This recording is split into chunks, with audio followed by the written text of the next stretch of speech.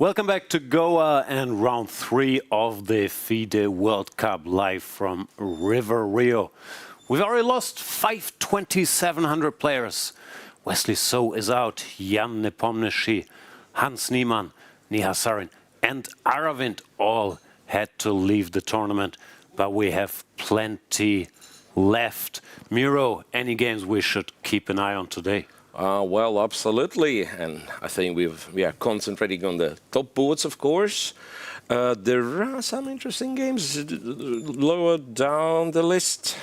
Personally, will be rooting for my new compatriots, Yazkan Erdomush and Mustafa Yilmaz made it, so 2 Turks in the mix. So, yeah, quite a lot to watch for. Wait a second, so your boy, well, one of your boys, Frederik Svane, gets to play the world champion himself. Yeah. So, of course, if I wanted not to watch this one, you will insist on the opposite. Okay, Sport 1, so they will probably wait to see it. Frederik Svane, not to be confused with Rasmus Svane, his older brother, who won the Armageddon yesterday and also made it to round number 3. But yeah, for the top guys, these are already serious challenges. Players rated around 2,650. We've seen with Praggnanandhaa, anything can happen in a 2-game match, not to speak of Wesley and Nepomniachtchi, but we got Vokhidov against Erigaisi, Prag against Robert Hovhannisyan, Donchenko Giri, Stremavicius, the hero of last round, takes Wesley So's place and faces Pranav. But before we get to today, let's look at yesterday's highlights.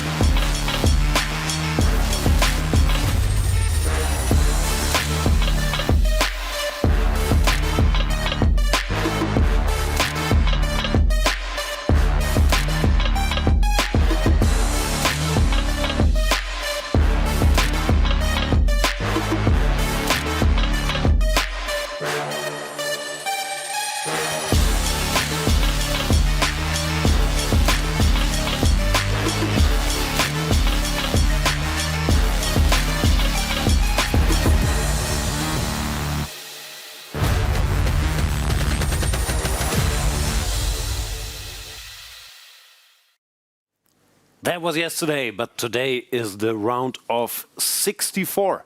And to remind everybody of the format, we have 2 classical games. One is today, one is tomorrow. If the score is tight, 1-1 then, we are going to tie breaks, where matches of 2 games with increasingly shorter time controls will be played until we find a winner or get to the Armageddon. For today, it's business as usual, classical chess, 90 minutes. For the first 40 moves, plus 30 minutes after move 40, you get 30 seconds added per move that you make. Right, so now we're down to 32 games, still too many, I believe, to try to cover all of them. So we will once again be concentrated on top 12 boards, but if a brilliancy played somewhere lower, we can still follow it. I'm not sure if... No, it cannot be. I'm just saying that Rasmus Svane against Evander Liang, E4 is played. Can That's this too be early. right? That's not allowed. You can't pre-move in this tournament. What you can do is you can make a bunch of money. And the guys in the round of 64 already made some. Let's have a look. So if you've gotten there, what does it mean? You get... So far they've made 11,000. 11,000 if you win this guaranteed. round, it's 17, then 25, and so on and so forth. With the winner getting 120,000 US dollars. And more importantly, a seat in the candidates, which in poker you call implied odds. There's more money to be made in the candidates. And you could also qualify for a World Championship match against a certain Gukesh. The top 3 players, of course, go to that candidates tournament. Yep. So, well, so that means if Gukesh makes it to, okay, I have a very strange potential scenario. If both Gukesh and Prague make it to the semifinals. Let's not get into who qualifies how. So It's who too plays complicated for for me. the fifth place? What I've happens, seen man? rules where someone from the FIDE Circuit 2024 can make it in. I do not know. Like, you need a Yeah, but degree seriously. in physiology to figure that out. But we'll climb that hill once we get there. Yeah, true that. And for now, let's hear from Charlize from the playing hall. Are the players ready for the start of the round 3? We are back and live in the playing hall. As you can see, there are way fewer tables as tables have been removed and shifted up as we are losing our players in this knockout elimination tournament. The stakes are high. We had a very, very exciting tiebreak yesterday, and today it is going to be the first classical game of round 3 here at the World Cup. We've lost some top players. We still have a lot of them here. Let's find out by our Indian players how they're feeling for today. Hi, gentlemen. Just want a quick question. How you're feeling for today? Made it to round 3. This is big. Yeah, quite all right. I don't know how to feel exactly.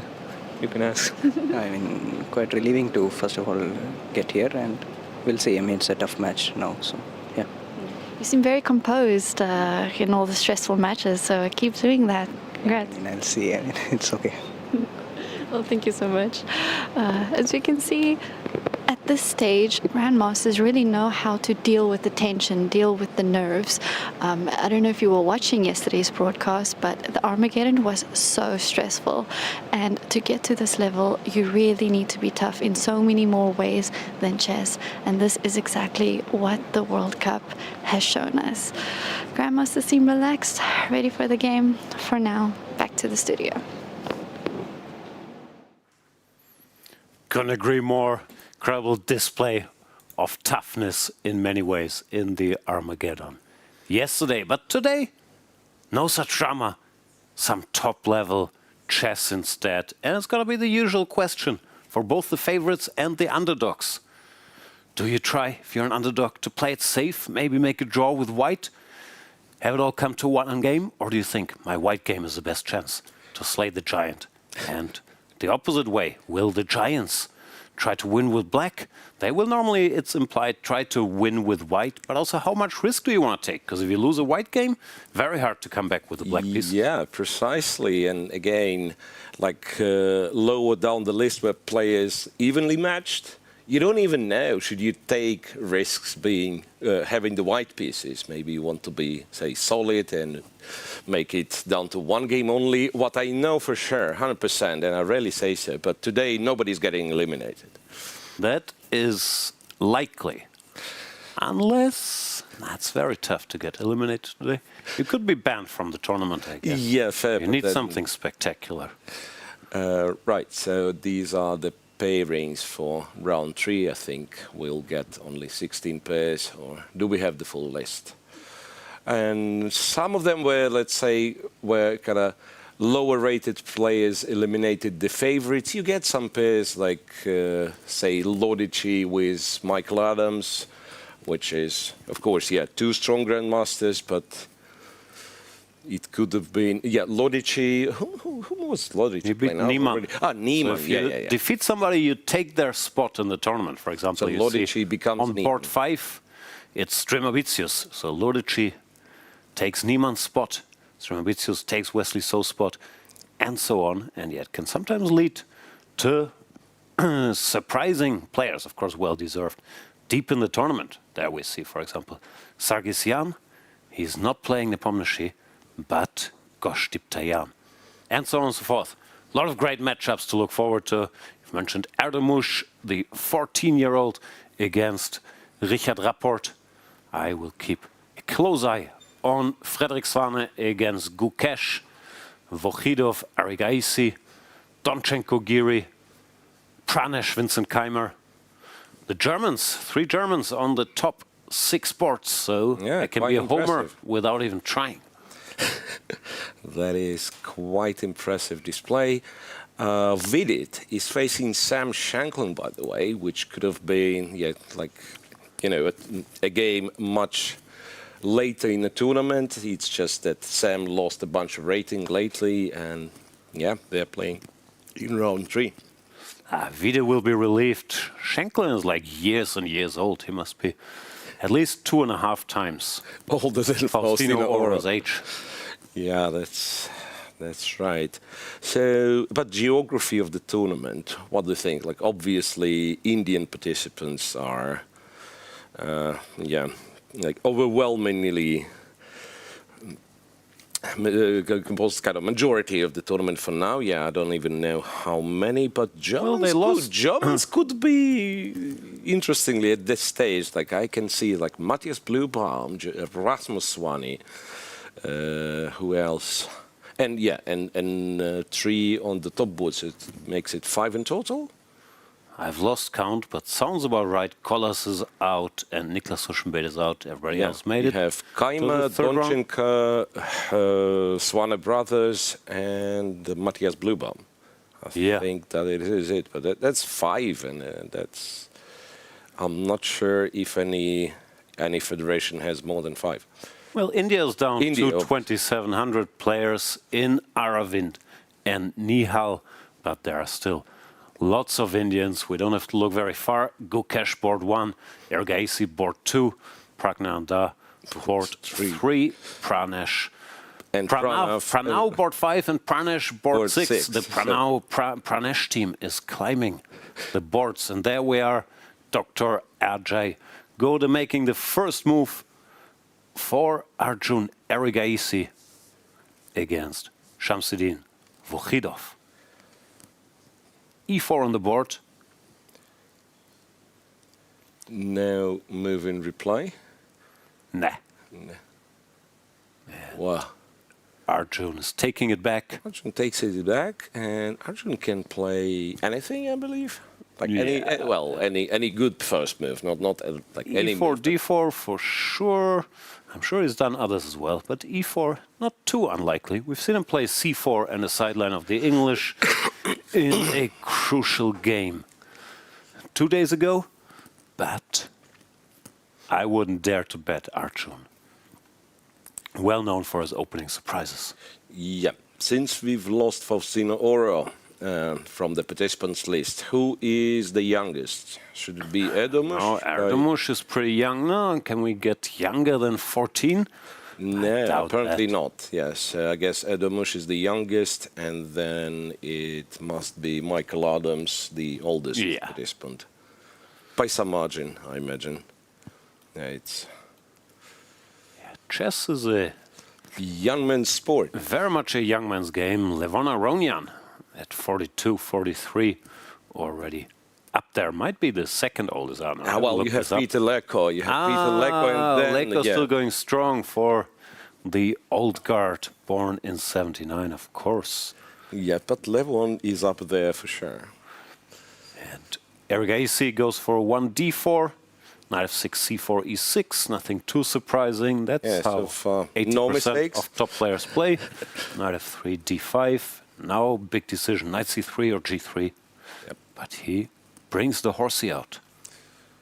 Now, what are the options? c6, dubious move. c5, good move. Bishop b4, good move. Bishop e7, also good move. I think even c6 is a good move nowadays. But yeah, I like to draw arrows here because you can play c6, knight bd7, c5, bishop e7, bishop b4, a6, maybe b6, h6 people do. Knight e4 h6, I've seen played. So, bunch of options in this very position, or as Grishu calls it, the position. Because there are so many choices, so it's a staple of modern chess. Do you allow this? Which move do you choose here? You could take the pawn as well. DC4, we forgot. I've played this hundreds of times. Vokhidov also seems a bit unsure what to do with this. Maybe expected the Catalan. But against Arjun, you typically expect everything. Right. Taking a moment. I've seen him So walking around town earlier this morning, but he made it to the board in time. Okay, let's do quick tour through the top boards. start with board 1, I guess. Frederik Svane with Gukesh. Gukesh, back to his old tricks, is playing whatever, the Sveshnikov. Of course, you get the Rossolimo. G6, castles, bishop G7. What is this move D3? Yeah, Which Svane, is somewhat very hard worker, always has some opening ideas, but I am not into details here. I've seen, I think, even him do this, D3 and C3. I guess the point is if knight F6, then you go E5 and you get small concession. And if black plays E5, which is kind of normal, then white goes D4, even losing a tempo, and this is surprisingly a bit awkward for black. yeah. So Frederik knows what he's doing.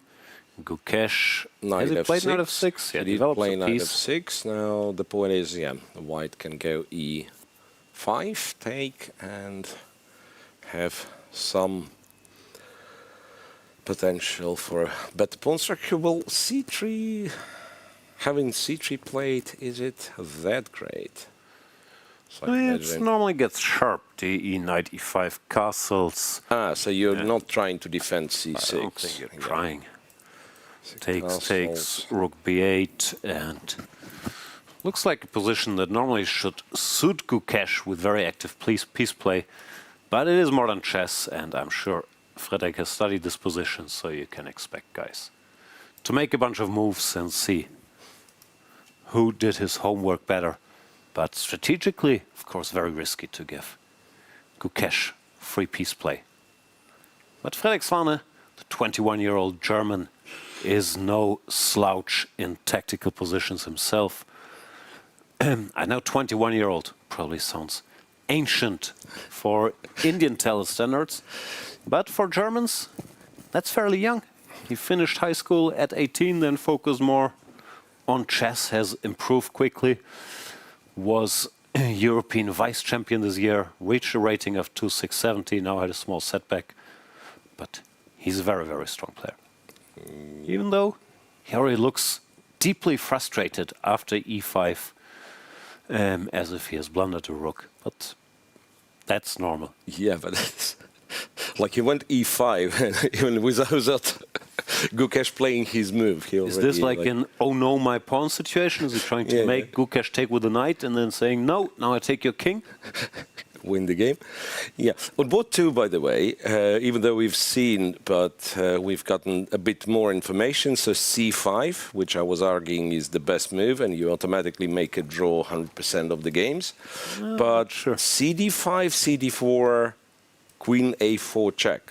Yeah, that's one of the main. That is like you win the pawn this way, which you probably don't take. Yeah, I'm referring to, of course, the line was Bishop D7, Queen D4, ED5, Knight D5, which is, I believe, No, you can't take. playable. You're not worse with white, but No, like- people do this. Queen A5 check, Knight C3, Knight C6, Queen D1, but it's also quite far analyzed, all this type Yeah. of business. I've seen a couple games here, but it's not supposed to be the most critical test. So curious what Arjun has in mind. Bishop D7 played. Vokhidov doesn't seem too surprised by this turn of events. We'll keep an eye on it. yeah, and we all know like Arjun's ability to prepare some sort of sidelines and everything, but here it's such a natural play for black. I mean, for black, if you try to sacrifice the pawn. Yeah, does take. He takes D. Will be played quickly. Boom. Now we'll see if he wants to take the pawn. Yeah, he does take. Queen A5 check should also come quickly. Okay, we can move on and get back to that theory discussion. Robert Hovhannisyan, that's how I like chess to be played. Play the dullest line there is and tell the favorite, you know what, if you want to complicate something, be my guest. I'll play h3, queen f3, bishop f4, bishop g5, put a rook to the middle, maybe bring my knight over here. Yeah. You can complicate things at your own. Prague's move 9 maybe has to be addressed a little. Like so CD5 is of course the most natural, right? But some people play bishop to G4 and claim that this is... No, not here normally after castles. Castles, bishop G4 is a move. Like No, but castles. move 9, yeah, precisely. Castle's castle and then move 9. He took CD5. Yeah, that's what I mean. So instead of CD5, bishop G4 is kind of a latest... Okay, maybe not the latest, but like it was trendy at some point. And Yeah, like a couple of years ago it was a big thing. It's a playable move, bishop G4, but it's not necessarily better than yeah, CD5. there is Like people nothing have wrong fun with ways. CD5. Knight e2 takes h3, bishop h5, c4. White keeps a little pressure. Like it's a cool move. You see it for the first time, but the fashion has shifted back a little bit. C takes d, h3, and here Queen f3. bishop e6 followed by c5 is a trend, but Prague just plays very classically. This is the old move, pawn to c6. Queen f3, and what are you supposed to be doing? Bishop d6 or broad one choice. of the rook Rook moves? e8, bishop d6. But if rook b8 was also played, I'm not sure how good it is. Yeah, rook e8 played. That's supposed to be the most precise. And White where does he go? Bishop f4 or bishop g5 are both legit. The driest is bishop g5. Bishop g5 and just take on f6. If h6 you can take. But here it doesn't seem that you're like really playing for a win. It's more of a like just let's just make a draw. Because bishop f4 was, well, at least like some years back, it was considered to be somewhat venomous.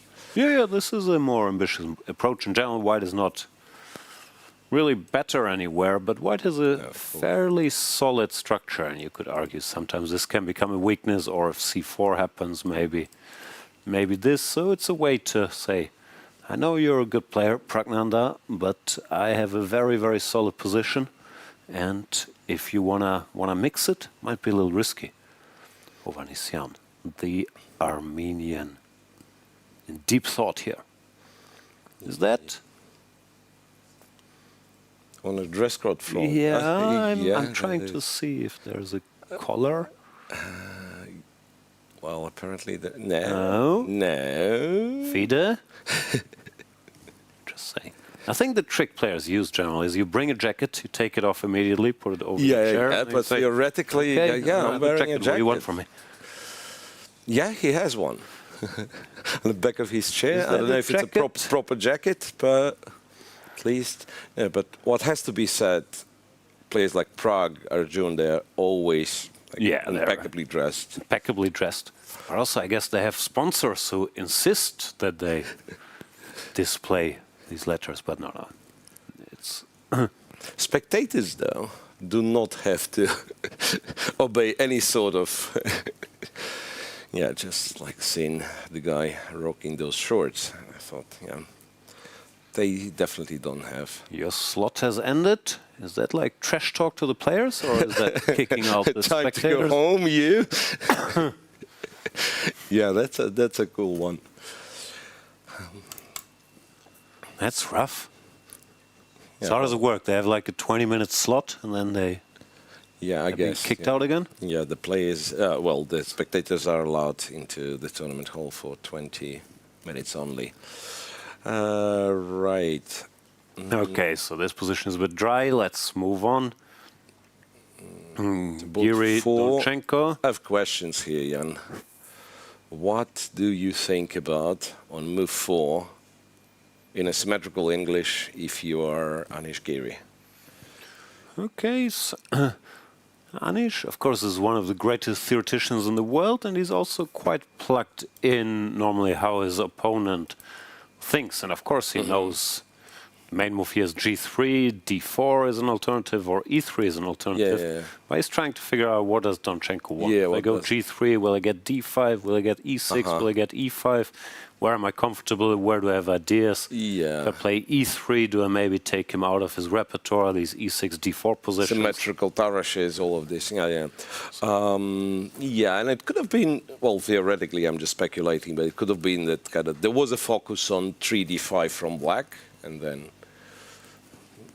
like knight c6 came like as a bit of a surprise, maybe. So d4, cd4, knight d4. Yeah, that's a bit of a, not a sideline, but Anish has played this before with mixed results. He lost to Nepomniachtchi in the candidates tournament in, I think, Yekaterinburg.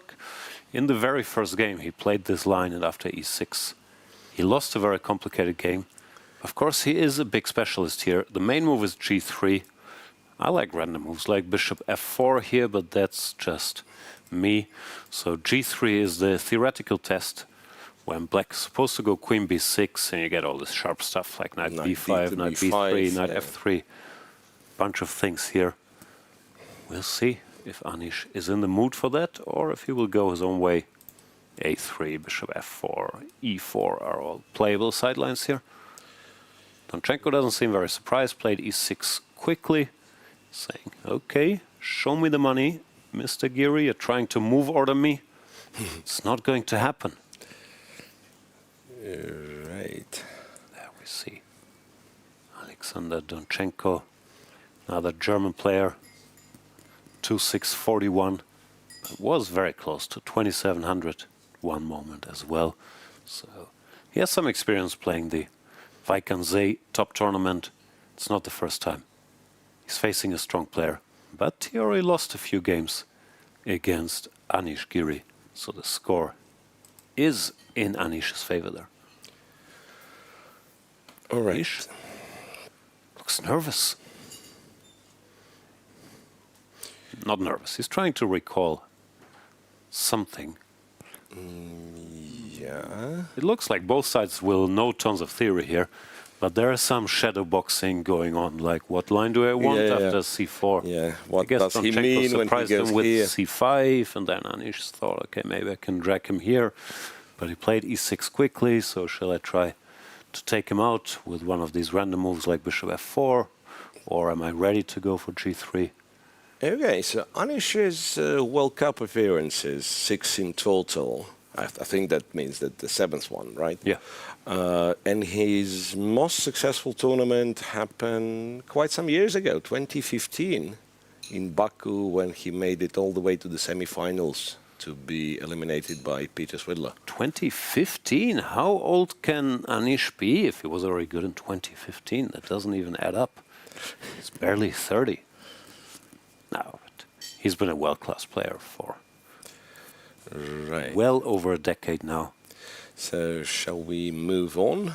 Pranav with Stremavicius. I do not recognize this position. Also, if you're Pranav, are you unhappy that you're facing Stremavicius? No disrespect, instead of Wesley So all of a sudden? No, probably you're not. Probably you're not unhappy. There he is. Yeah, so a French defense, knight d2, c5. What do we know about that one? We know knight d2 is not supposed to be. It's not supposed to be the critical move. But No, it's sometimes No, I mean, played it is if playable, people of aren't in course. the mood for knight c3 and complicated stuff. But yeah, black's supposed to have a slightly easier time equalizing, both after knight c6 and after knight f6 here. Knight f6, people usually play e takes d5, and you get knight takes or even queen takes and some more straightforward structures.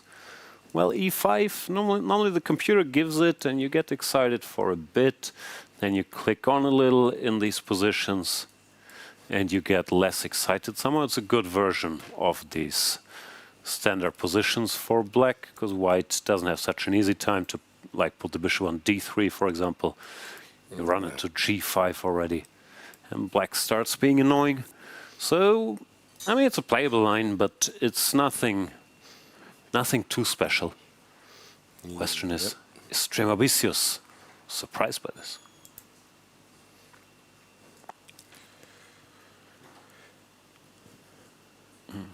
Right. On board 6, we have Pranesh with black. Not to be confused with Pranav. Yeah, facing the German machine, Vinny K. The Yeah. highest rated player in the tournament. That is true. Rating number 1 by the current ratings. And what did Vincent do? He went for knight f3, g3. And Pranesh went knight c6. That seems to become a thing. I'm old school, so blocking your c-pawn after d4. Yeah. I'm never into it, but of course, it's very close to the good old Jobava London, which is also becoming popular. With colors reversed. e6, castles, knight b4. That's one trick. Knight Here, e1. if you're feeling yourself, you can play c4 here. When you get fun lines like knight c2, c takes d5, knight takes a1, let's say e4, bishop takes e4, d takes e, f takes e, knight c3, with chaos that usually ends with computer equality, but for now, white would be a rook down. But Vincent is saying, okay, I don't want to go too crazy just yet. I'll cover the pawn, then I'll go for c4 business later. So, what happens? Black spent a couple of moves with the knight, a couple extra moves with the knight. Like in comparison, he could have gone, say, knight b8 to a6 in this setup, right? White will return the knight on f3, obviously. So, on a tempo count, it's more or less like, okay, you could argue like a3 is not the greatest move. But basically what we get is white is playing something d4, g3 shaped, and black went for the London setup. With somewhat weird knight on a6. Yeah, but if black manages to stabilize, get knight f6, h6, castle, it still looks fairly healthy. Yeah. Although the knight typically would rather be on d7, I guess.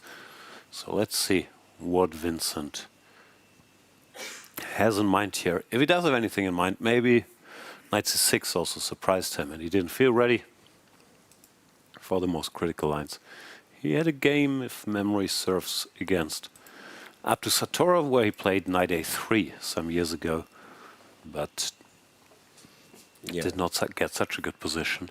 Knight on a3 is typically misplaced in this.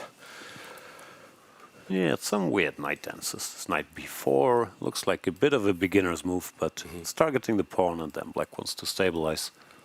The thing is, of course, you could say black could just play c6 now and not do any of this, but then white normally doesn't go pawn to d4. Yeah, sure. Then you stay in this reti opening, or sometimes even like the reti gambit when they take your c4 pawn. Yeah. So in a way, you play knight c6 to more or less force d4, because if not, black goes e5, and then you try to correct this knight's position. Unless, you play d4, d5, knight c3, then I can't help you. Okay, moving on. Wei Yi against solid Hungarian. Benjamin Gledura. Some Karlsbadian, but what is a3? Yeah, 3a3. That is like playing the Petrosian Queen's Indian without the knight on f3 and without it being a Queen's Indian, in fact, right? Like black didn't even play b6. No, I'm sure you thought about this. Some sophistication there. c5 or d5 look like natural reactions. Wei Yi says, okay, no nonsense, d5, takes, knight to c3. c6, bishop f4. For comparison, after knight c3, d5, c, d, e, d. White typically doesn't play a3 in this position. Right. So I go here. If you wanted to go bishop f4, you could, but yeah, like a3 sounds a bit weird. However, if, say, black was to play bishop d6 and we get this Karlsbad, still, it doesn't change an awful lot. Okay, you have this, wasted a tempo on a2, a3, but it's not like it's a weakness or something. So you're probably like less likely to get even a minimal advantage, but you can still play it, right? Yeah, of course, I'm curious what his point is, though, because normally if black gets bishop d6 and, I don't know, white plays e3, black also gets bishop f5. Bishop f5, yeah. I mean, if black solves both these problems, this structure, of course, it should be equal, but it's not like drawish. And here, typically the stronger player is very happy because white will either go for this minority attack, but then Without the bishop, c4 Yeah. squares. Yeah. black always has some counterplay on the queen side. So, no, Gledura is a good theoretician, so I'm sure he will have something up his sleeve, but I do not know what it is. There we see the Hungarian after bishop f4. Thinking, waiting. Okay, we will do a tour through the first 12 where we have cameras, and then think about what to do next. Yeah, okay, we are getting to some funsy stuff now. Nodirbek Abdusattorov against Martinez, Alcantara, Jospem, Jose Eduardo. What do you call it? The Philidor defense. This is not even the Philidor. This is started with d6, e6, d4, e5. Ah, Who plays e5 like without this? knight f6. I mean, this is surprising. Yeah, knight f3, e takes d. Now Now we're we're sort transposing of back into to normal. I guess this point is that after e5, d takes e5, d takes e is actually not terrible for black, this endgame. You go f6, c6, and probably it's not too bad. Now it's transposing to a normal line that is supposed to be better for white, however. Should be 7. White can play boring stuff here like g3, or more aggressive stuff like h3, g4, bishop f4, also one of the main moves. Yeah, so bishop f4 castles, queen d2, and knight c6 apparently is the main. I remember there was some like debates in this d5. Does it work? Does it lose? It wasn't great if memory serves, like d5, knight db5, and you get some 6 stuff, I don't know, bishop b4 or some nonsense. Yeah. But no, knight c6 apparently is how they play. Castles, trades the knights, a6, f3. f3 not the only move, but played b5, g4, c5. And it looks like Martinez has prepared this at the very least. And I wanted to mention that, yeah, like you don't want to be moving this rook from d5 and then absolutely immediately Nodirbek plays bishop to c4. Yeah. Instructive, forced, but also instructive. And I'm curious if Nodirbek knows this or if he's playing this by ear, because bishop c4, yeah, looks like the only way to play. But it would be brazen to go for this if he doesn't know this. There we see. Yeah, for now, the compensation is quite apparent, right? The bishop on d5, one could argue, you don't even take the rook if it doesn't move. Right? Maybe not. Yeah, and then, you want to expand g5, h4, and play for the checkmate. So the question remains if black takes on d5. Or just what does I mean, black do if he doesn't you end take, up, I guess, taking on d5 sooner or later, nonetheless, right? You have time. The rook is not threatening to go anywhere, but white can just continue doing his stuff. Yes, I guess. Takes. What do you do? a5, or you move the rook? Yeah, I don't know. Because I don't know, optically it looks very dangerous for black. If you It looks bad for black, of course. Computer's not concerned, he never is, because he can defend any position, but it doesn't look fun to play at all. And sometimes that happens too, if you prepare some slightly shaky lines and you see, okay, computer says it's not too bad, but you end up in spots that can be hard to play. Yeah. And I guess like true professionals, they actually try it on the board, like play some training games and so on, but it wasn't like at least handful of times where I would analyze something, sit at the board, and then my opponent plays something that I did not particularly looked in, and I thought, okay, what was I thinking? Like, now I'm supposed to play this position over the board, and I have no clue how to continue. No, also chess is so big, you can't play training games on everything, on every position. True that. Okay, anyway, Jaspam looks unhappy now after bishop c4. And maybe he thought it was already game over. The guy will move the rook, I'll go queen a5, queen a2. And then I'll take on a2 and then checkmate the guy. Yeah. Not how it went down. True that. And when I was talking about like some fun openings, I also meant Grandelli's Mamedyarov position, which is like, in reality, it's not that fun if you know that it's like just a theoretical position. And what is this stuff? This I don't think I know. I mean, I've seen it for sure. It's the open, what do you call it? Open Spanish, Mamedyarov, one of Mamedyarov's specialties. Yeah. And I think there was a game not so long ago on all this rook ad1 night before. It looks like completely crazy. Let me think. There was a game in Grand Swiss, I imagine. Okay. It was a game in Grand Swiss. And somehow it was even like related to Mamedyarov, but I'm not sure if it was him playing it or... Firuja Yakuboyev in 23. That's what I see. Abdusattorov, Navarra. So it's a rare line, and of course you have a correspondence game. And whenever you have a correspondence game, that's so knight to d5, queen c1 castles, h3, g4 takes c6. Yeah, 1 second. So basically the main move here is d3, after which you get some... And Shah, of course, played it many sharp times. stuff, and Mamedyarov has lots of games here. If black tries to be even more solid, sometimes they play d takes c, offering this type of endgame. Bishop e4, queen d7, and yeah, it looks like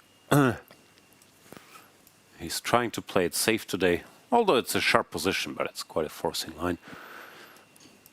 h6, and white sacrifice a piece, which, as you mentioned, has been done before, but it's still funny-looking stuff. Yeah. Rook ad1, the queen can't move because this gets taken. Knight d4 doesn't work because you take, I guess, the rook. Right, so knight to b4. b4. Hitting the queen. And again, like, it's very hard to exhaust all the kind of tactical possibilities, but basically, it's an established line. So white's forced and black's forced to go for it, like from here. Bishop f2 is the only move. Cannot take with the rook because the other rook hanging. King f2, knight to d5. Oops. Here there is some variance. Like you could go queen c5, you can go queen c1. I guess these are both sides playing quickly, so maybe Nils prepared this as well. Sometimes you just pick the third computer move with queen c5 or queen c2, whatever are the first two, to try to surprise your opponent a bit, but so far Mamedyarov keeps blitzing. Long castles, h3. I'm not sure what this position is. What's the material? Black is a pawn up or something, yeah? Yeah, but he returns it back with g4, a4, and c6, okay. Weird stuff. I don't like either side's position at all. Black king looks weak, white king looks weak. I resign with both colors. Yeah, this is just an unpleasant position for both. Knight d4. Computer gives white smallest of advantages. Yeah. So looks like home cooking. King b7. There we see Mamedyarov, 10 appearances in the World Cup. Started in 05. What's the deepest run he had? Nothing that deep. Yeah, some quarterfinals. Quarterfinals against Karyakin in 2015. A he couple lost of to quarterfinals. Rajabov when Rajabov won in 2019. 2 times quarterfinals, right? Yeah. And both times been stopped by Sergei Karyakin. What a coincidence. Yeah, Karyakin, Rajabov. Certain people have a way of stopping him. Yeah. Let's see if Nils Grandelius can be Ever added appeared. to that list. Adams against Ludici. Both weren't. Was Mickey a rating favorite against Chiparinov? Or maybe he was the smallest of rating favorites. Yeah, but like by a few points maybe. Lorenzo Ludici, the man who eliminated Hans Niemann. He said afterwards he had a feeling that today was going to be a good day. He was proven right. What happened to Indian chess fans? There's 2 ladies in the playing hall, that's it? Yeah, where's the crowd? Okay, we just saw them being kicked out. I think if they allowed everybody in, there would be much bigger crowds. But here, it's small groups being let in for limited amounts of time. Okay, so Lorenzo goes for, what would you call it? Not so piano. Gioco not so piano. D4, not D3. I don't know. I'm always confused with the names. Isn't this still the Gioco piano? And if you go D3, it's pianissimo because it's more piano, or it could be. No, my idea was like piano? D3 was piano, and then D4 wasn't the piano. I mean, no, I think you're right. I'm Italian. always confused. But I think D3, C3 is maybe pianissimo, and D3, knight C3 is piano. I don't know. Anyway, these names, the ancient names, are very confusing. Yeah, okay. ED4, Bishop E2, bit of a sideline here. Not a total surprise, but a small sideline. Bishop B5 Bishop is B5 the main move. being the main, yeah. Bishop E2, I think Jobava, one of his many contributions to chess, was bringing us this move. And as far as I know, and I know far here, D3 and knight E4 are both fine. Mickey, no nonsense, goes for this type of structure. Castles, F6. So you can have precisely the same position with the bishop on B5? Or... No, I know, they don't go with the check, right? They play bishop don't give B6. checks. Yeah, they play bishop here. I think knight B2, maybe also bishop D2, and with if white is his option. Yeah. It's a bit unpleasant for black. Yeah, true that. So they go bishop B6 in this line. After bishop B2, Mickey went with a check. Yeah. F6, A3, bishop A5, bishop B5 now. How clever is that? Isn't that clever? The knight goes away. Also, fun line. I mean, Luigi is blitzing. I'm sure he's prepared this, but fun little line here was to sacrifice a piece. Which computer kind of tends to like, at least for now. Says it's equal, but it's not something Mickey would do if he hasn't checked it, or anybody would do, but interesting. And especially against the opponent who's blitzing his moves, right? So bishop f5, bishop traded the bishops. Still looks quite even, to be honest. Yeah, not that much to see here. I don't really understand these structures, like who wants what, if white wants to take, if black wants to take, if nobody wants to take anything. It's a bit complicated.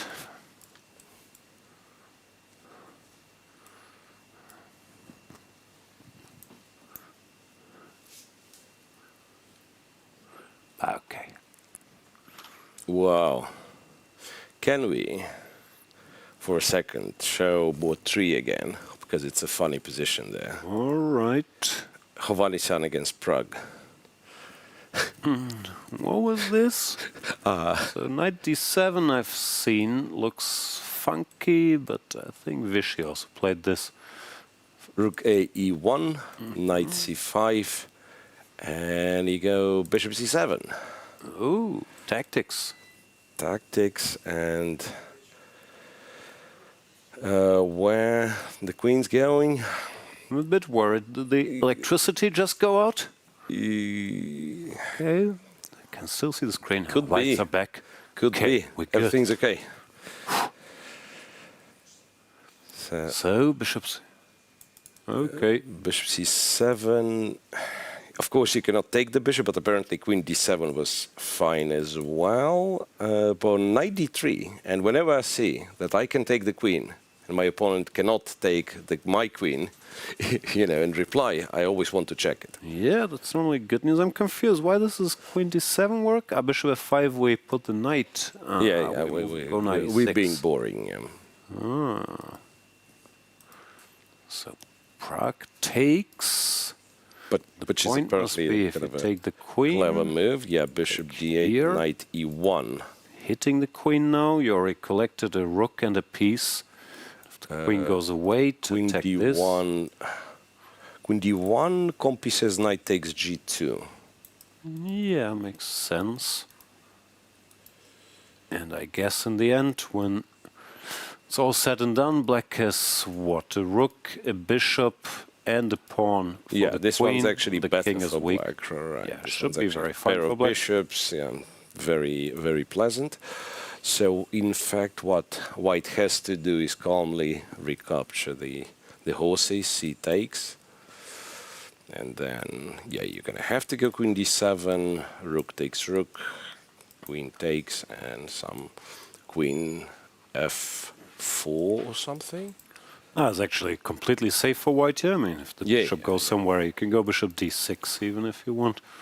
Or d4. Okay, no. Yeah. I mean, it looks spectacular, but in the end, Hovhannisyan is executing his game plan to be very solid. Yeah. Yeah, I just thought Although it was thinking now. Was a fancy position. Yeah. Maybe he's a bit tempted by the queen. Yeah, because like capturing the queen is not as straightforward. Knight g2, white. I mean, if you get to this line again, knight e1, queen d1, knight g2, white's supposed to go. There is like knight takes d5 for white, for example, and I have no idea what it is. Like, I mean, it's some crazy stuff. Like knight takes, pawn takes, queen d5, and then apparently knight f4 is what you do. Queen takes rook and rook d8, and this is zeros. I mean, which is quite obvious to anybody who played chess. I mean, it's such a... No, but just looking at the position, I'd rather not take obvious black. at all, I mean, right. the weak white king and three pieces. Not obvious at all. And I guess for a practical game, you're right, because like for us, like at least that's my feeling, that for us humans, it's very hard to play with the queen against the pieces. Like computer does a spectacular job, like, you know, attacking stuff, like finding those like quirky double attacks and so on. For me, I'd be scared. Like the king's weak, and enemy has a lot of stuff to throw at my king. Yeah, no, computers have shown how strong the queen is in some of these positions, which in the old days we thought were terrible for the queen. Actually aren't, but with puny human eyes, this looks very unpleasant. Okay, I don't think any of this is going to happen. He will take his time and goes, he takes d3. We'll take on d3. And He did put on the jackety thing after our complaints. yeah. Okay, shall we continue our tour through the top 12? Of course. Yeah, yes, of course. Almost made it. Vladislav Artemiev against MVL. Somewhat surprising to have a 100-point rating difference in this matchup, but That's where we are. Is also, I don't like MVL's position. So Castles, H5. This looks a bit like So that over-the-board inspiration. I'm sure it's not terrible. used to be the line which was considered to be somewhat more pleasant for white, and now you have an inclusion of H3, H5. Yeah. Yeah. So In general, like this stuff you played G6, Bishop G7, Knight C3. If you don't go D5, you're supposed to suffer a little bit. Maxime, of course, is very tricky, and we've mentioned the French school of suffering. He doesn't mind too much, but I don't like this a lot. H4, white goes G4, and with his bishop here, normally it's just a bit unpleasant long term. Artemiev also rocking a new suit today. shows some confidence, no? If you break out a new suit in round 3, saying, okay, guys, Now it's didn't the need time, this right? for the first 2 rounds. Yeah, Here now we it's go. the time. Now we are playing a serious tournament. Right, so potentially some pressure for Keymer, and also he's quite good in this, like, you know, somewhat So thing, some English positional. hovering around and no straightforward tactical lines, but like, yeah, I put my pieces this way and then I go the other way, and eventually you blunder something. That is Keymer's plan for this game and most of the games here. Yeah, Maxime doesn't blunder, but there's some positional pressure he has to deal with. And finally, to round out the top 12, Sargsyan against Diptayan Ghosh. Diptayan Ghosh in the top 12 on the top 12 boards because he took Nepomniachtchi's spot, as we've mentioned. If you eliminate a high-rated player, you become that player for the rest of the tournament. Right. Sort of So a this one talented Mr. Ripley situation. this one is like very, very classical Carlsberg, right? I know, it used to be, and then they went h6, c5. The talented Mr. Ghosh. Well, Talented. Bishop f4 is sort of, yeah, a bit of a trend. In my days, we used to go here when this bishop was attacked, but nowadays they are saying, there's all these knight e4s, and the bishop has to get exchanged, I don't want this. So they go bishop f4, arguing whatever, rook e8, h6, not ideal here. Typically, now black changes tunes, doesn't go c6. Mostly Goes for c5. c6 you can do, but then h3, horsey here, and white gets something to work with. Right, so instead it's c5, traded knight c6, rook c1, obviously knight a4, bishop g4. Do we like all that? I don't know, was the move order precise here? Like, you can go here directly, there's no punish. reason to go away with the bishop just yet. I'm not sure how big a difference that makes. Here after bishop b6, knight a4, compy, at least like this not so powerful compy, argues that knight h5 was possible. So you no longer can take on d5. There is like this tricks that, knight d5, queen d5, bishop h7.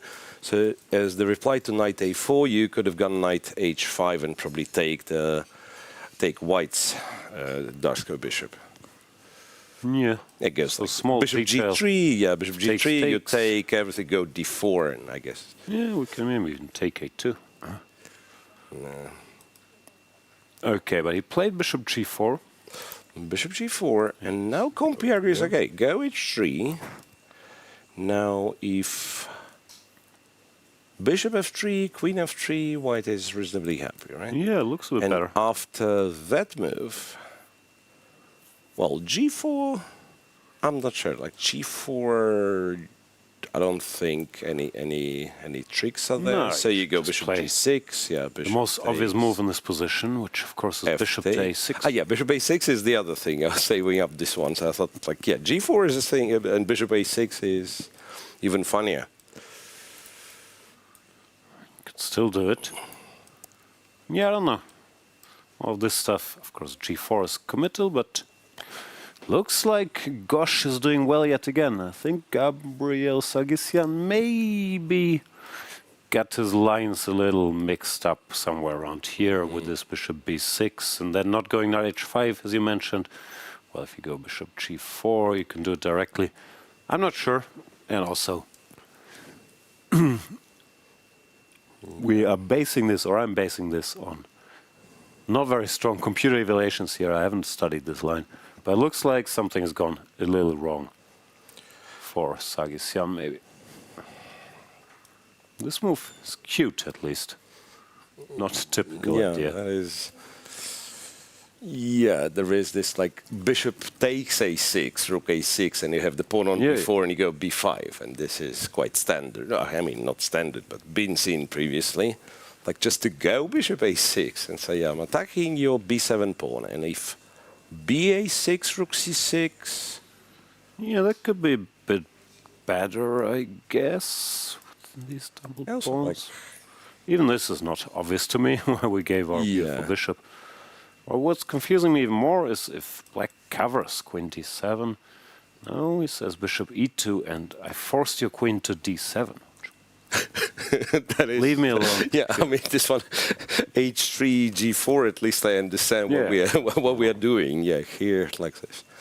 That's kind of ungodly levels of sophistication. Yeah, it's way too much. There is Gabriel Sargsyan, another veteran in the field, legend of Armenian chess. Okay, we don't have cameras, but we might as well do a quick tour through other notable boards, like Rapport against Erdős. Yeah, but we had such an advertisement for this one. It's one of the dullest positions so far. Yeah. Rapport can, of course, play very, very exciting chess, but sometimes he also feels like, okay, let's keep it dry, technical. He's good at everything. Yep. Okay, Aronian against Salem also could be an exciting matchup. Salem with a spectacular combination in round number 2, which I think we didn't get to cover, or chose not to cover all that much, but he won a very nice game with the black pieces to make it here. This looks sort of technical, however. Yep. All right, what else do we want to see? FIDE Schenkland. Nah, too boring. Again, Sorry, FIDE guys. Schenkland. Too boring. I guess Schenkland. Slightly better. Rasmus Svane, after yesterday's Armageddon.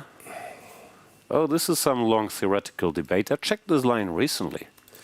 Boring players think alike. Knight a6, queen e7. Yeah, but this particular line with knight g4, you go rook a d1, you give the bishop, and you go back, you go c5.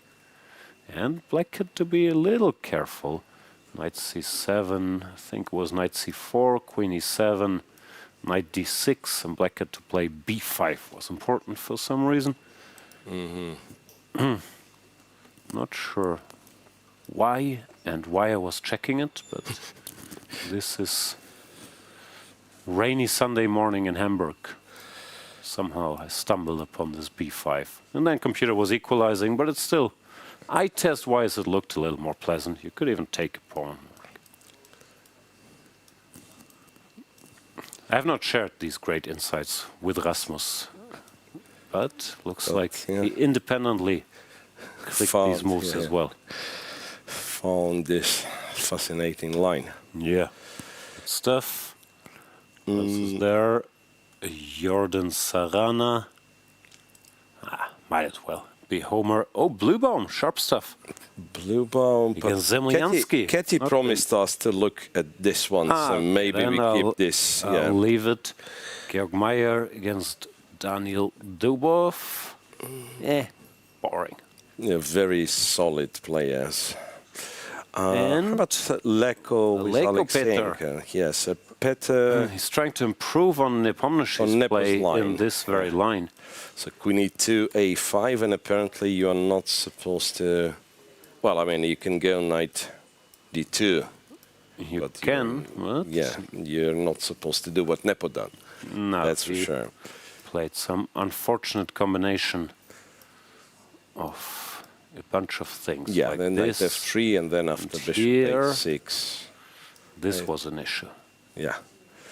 Okay. So rook d1, bishop a6, queen f3, queen e8, bishop to g5. Peter was already big specialist on all this.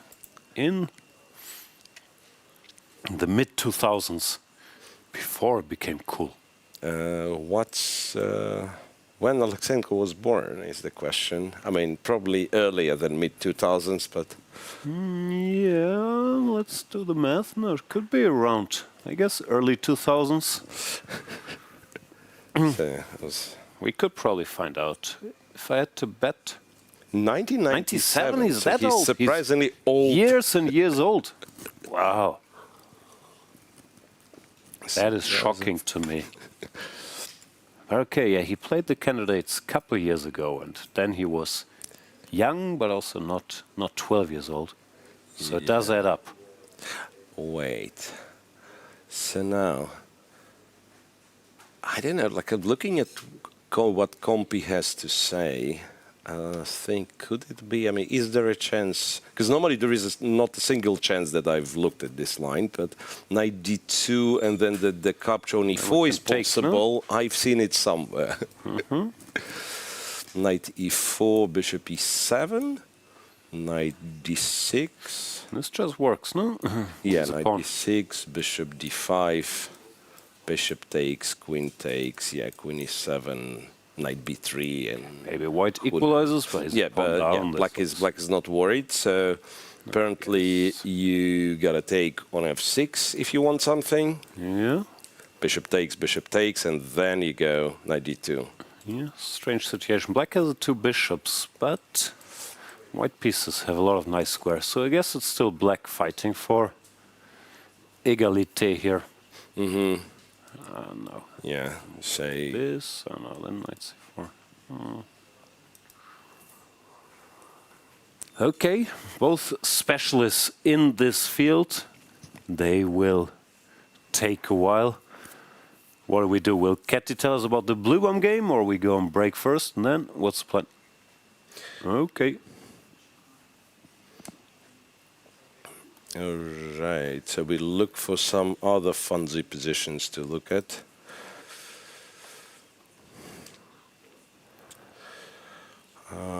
Did we check Harikrishna Darda? No, Harikrishna still have his queen. Ah, yeah, queen's still there. Harikrishna, all of a sudden, maybe also because of the Gukesh match, has become a scary theoretician. Ideas everywhere. And looks like he's better yet again. Yeah, but I just wanted to mention that, like, as somebody who has played the Rouser, like, for years and years, you look at it and you would think it's a beautiful, beautiful center, and yet it's a nice center, but it's a bad position apparently. Looks right. bad. White is f4, f5, knight a4, this bishop. Yeah, none of the bishops is great. Yeah, Comp even goes to b3, which I guess makes sense. Yeah, I don't like it, but yeah, you could see some old textbooks explaining pair of bishops, center, 18 pawns there. I guess king safety is a bit of an issue, and also lack of plans. Yeah, normally you can't open the position with d5. Well, white can do this, but yeah. Harikrishna doing well. Let us see. Yeah, let us see what Ketty has brought us. Ketty, what's happening out there in the world? Yeah, Mira, I think this game is very interesting, starting from the very beginning, Zemlyansky against Bluebaum. Here we started peacefully, but after h3, Black decided to play knight to d7, and in the database that I have an access to, the move is bishop to e2, and there are a few games in this position. But White decided to be extra and went for g4, kicking this bishop back, and that's not enough. Now he goes with h4. I thought, actually, I saw this game when I was in the playing venue, and I thought, how about we get greedy and take the pawn on d5? Sometimes it can go right.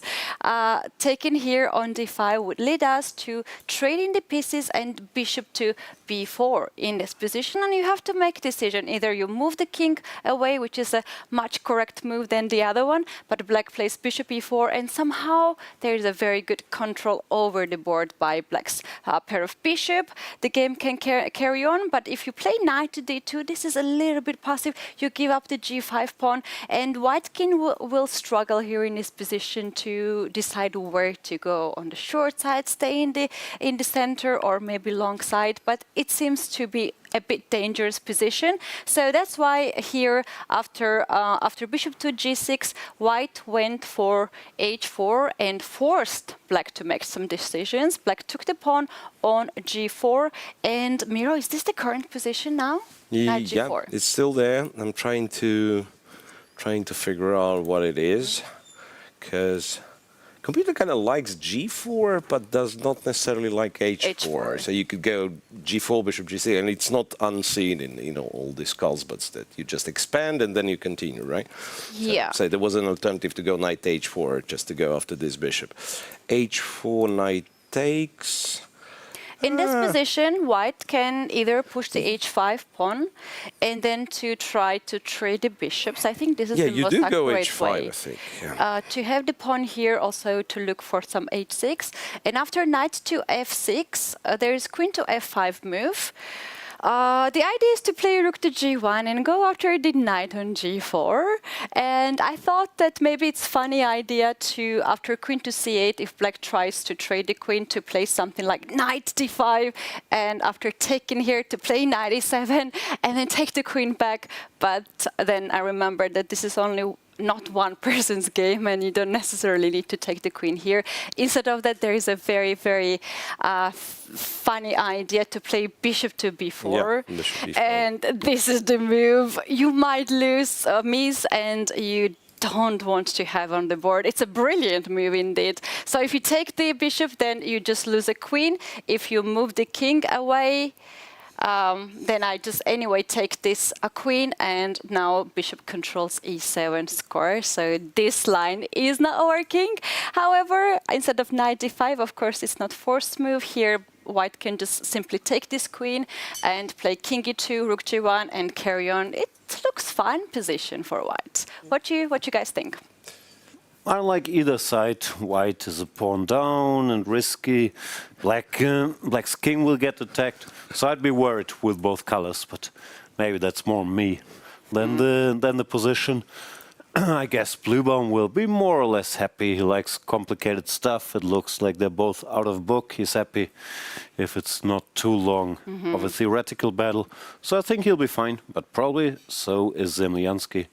Will be a sharp game. No idea what's going to happen. H5 just happened. Mira, do you have anything else to add? Not really. Like, I personally think that it's like quite an interesting idea to play it with white. I mean, it's not very often that you get this type of sharp positions in the Carlsbad.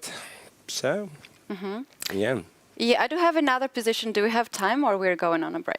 We have to you. Show us. All right. The board 2, very important board. Arjun Erigaisi against Vokhidov. Here we have this current position, but there was a funky line here. I just want to show you guys. In this position, when knight went on d6 with a check, black had an option to move the king on f8 or to play king e7 to pin the knight and try to win this knight. Now white has this funny move, queen to c1, and if you take this knight, I have this rook to a3 and queen is trapped on a2.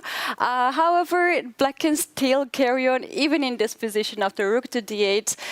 We have here this possibility to play, but yeah, who wants to play without queen? Nope. Bishop e2, and white will then castle, and yeah, obviously it is one-sided, and white will just either win or make a draw. Yeah, this is all theory. King e7 is sort of a known blunder, but I think Vokhidov probably knew this as well and went king f8, which is supposed to more or less equalized, but we'll see what Arjun has in store, because now queen c1, you go queen a4 for some reason, and there's queen e4, and now white is kind of forced to trade the queens, because if you play rook to e3, then I play queen b4 and knight is hanging on b7. If you play bishop to e2 to cover this check, then knight gets on d4, and that's a really ugly position for white. Bishop is hanging, so here white has to go here instead of bishop e2, and we might have this endgame, and maybe it's not enough for Arjun to win the endgame, and that's why after king to f8, his decision was to keep the queen on d-file. Queen to d2 has been played, and I think that's currently the position. Yeah, so this one's current position in the game is equal, and maybe we should, if we go through these lines, can we get there once again? King e7, the quote-unquote blunder. Queen c1. And why can't black play queen a4? Yeah. Because the answer to this is actually beautiful.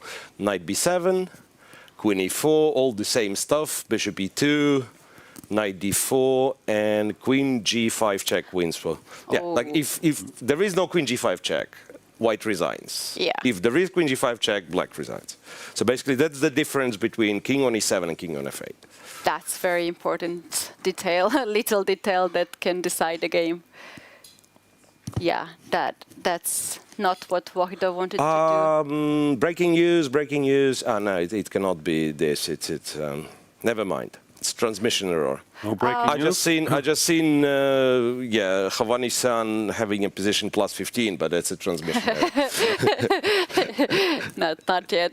But here, guys, I think Arjun is very comfortable. Seems like he's in his home preparation. He's still with 1 hour and 30 minutes. No, he's in book for sure. Yeah. Queen d2, No, I think, is his planned surprise, because queen c2 was the first line.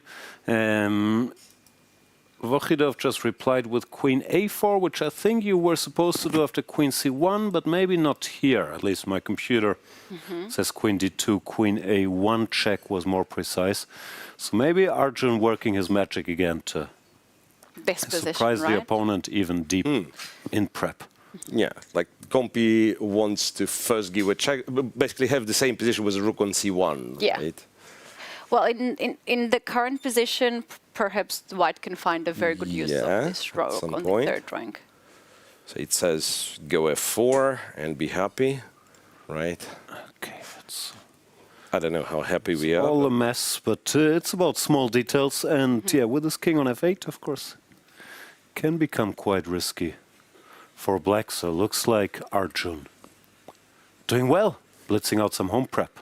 Yeah, he looked to be very in a very cheerful mood when I was in the playing venue. He was walking a lot during the game and kind of showing his opponent that you just walk in my home preparation, and I was ready for it. And he kind of enjoys today's game. Very much looks like it. All right, thank you so much, Ketty, for the update. We shall go on a quick break, and then we might be back, maybe even with a special guest. Who knows? See you then. Are you ready to witness the most intense and unforgiving format in chess? A knockout, where one mistake can send you home. This is the 2025 FIDE World Cup. From October 30th to November the 27th, the chess world gathers in Goa, India for 1 month of chess. 206 players, 8 single elimination rounds. With a $2 million prize fund, every round is a test of nerve. 2-game classical matches, rapid and blitz tiebreaks, and even Armageddon if needed. For the top 3 finishers, the prize is even greater. A ticket to the 2026 Candidates Tournament. This is the chance to earn the right to fight for the World Championship. The FIDE World Cup 2025. Only the strongest will survive.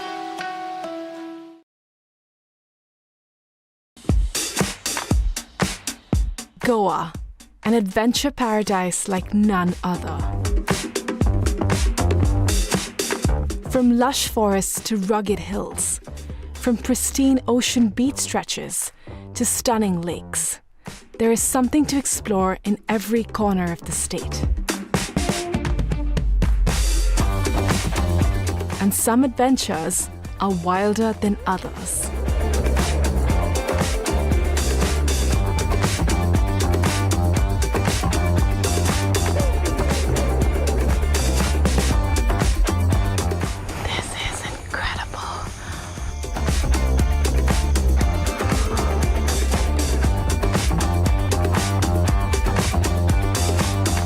Watch postcards from Goa on National Geographic.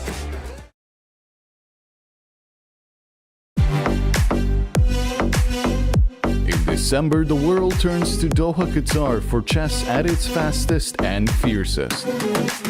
The 2025 FIDE World Rapid and Blitz Championships bring the globe's elite to battle under lightning time controls. December 26th to December 30th, rapid and blitz formats designed to reward precision, courage, and creativity. In the heart of the Middle East, Doha offers more than a board, a world-class venue, a cultural backdrop, and a stage worthy of legends. With a €1 million prize fund on the line and the title of world champion at stake, The 2025 FIDE World Rapid and Blitz Championships, the ultimate test of fast chess.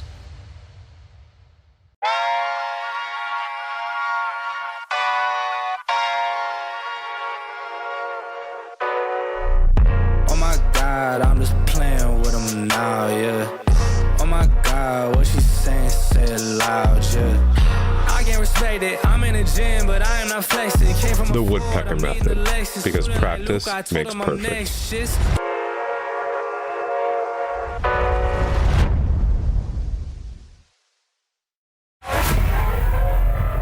Move by move, the world changed. City by city, the league grew. United Arab Emirates, United Kingdom. Now, the pieces take position again, this time in India. Not just another move, the mega move. Tech Mahindra Global Chess League Season 3. December 13 to December 24, 2025. The most prestigious tournament in chess has come to India, the home of chess. अरे यार देगी अरे क्यों चालियो घोड़ो Yes! Yes! Yes! Yes! Chess, chess, chess, chess, खेल ये हमारा है। आओ दुनिया वालों ये वेलकम तुम्हारा है। अपना गेम भारी है, हैंडशेक की बारी है। अब इंडिया बोलेगा। It's your move. It's your move. Goa कर रहा है wait. It's your move. Come, don't be late. It's your move. ए तो कोई खोर। चतुरंग के सारे रंग सदियों से हैं अपने संग। शतरंज बिछता है हर आंगन, विश्व को दिया हमने विश्वनाथन। डंका बजा है, गोवा सजा है, खेल जमेगा खूब। It's your move. हो न जाए checkmate. It's your move. check में भी होगा just. It's your move. Goa कर रहा है wait. It's your move. Come, don't be late. It's your move. इसको करो. It's your move. एक दो ढाई. It's your move. It's your move. It's your move. It's your move. It's your move. The FIDE World Cup 2025, starting from 31st October to 27th November in Goa, India. It's your move.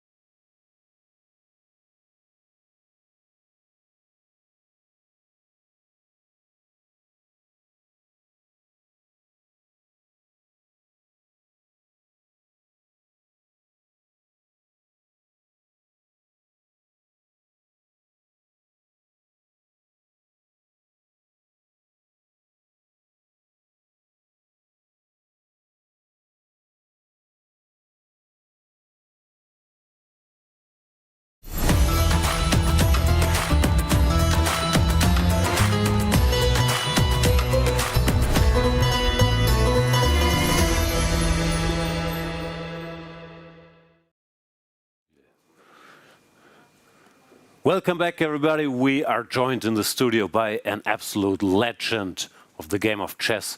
The great Vasil Ivanchuk is here with us to take a look at the games. And we were already talking about the Erigaisi game, so maybe let's jump straight into the action and see what Vasil can tell us. Okay, I'm happy to be here. Okay, I would prefer to play, of course, but okay, I didn't play well. How did your match go against Sam Shankland? Okay, I had very good position with white after the opening, but suddenly I started to play it really bad, and in second game after the opening I didn't like my position, and probably I didn't have any real chances to complicate that game. But okay, so Queen B4 already played. Okay, well, let's jump into the action. Queen B4, okay, so today's game. Erigaisi is thinking, his choice is E5 or Rook D3. It's very easy to see that white has no another moves. More natural looks E5, but probably not so clear after G5. Probably takes Rook G8 or even Rook G8 immediately. White has problem with his knight. So probably not Rook G3, okay, but and probably not G3. And okay, Rook D3, it's also reasonable choice for white instead of E5. But okay, if E5, G5, I suppose it's idea of Vokhidov. Okay, let me hang some pieces. What about Bishop B5? Yes, it's for sure possible, yes. But now, maybe Knight D4.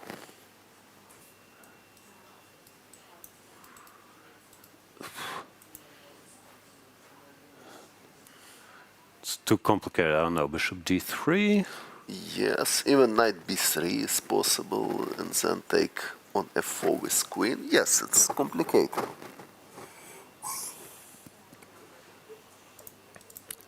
Maybe not only movement. Yeah, this was a long theory battle, and it looked like both sides knew. Arjun was blitzing out his preparation, and yeah, we've mentioned before that. So E4, Rook D8, Bishop takes C4 doesn't work for some reason, or what?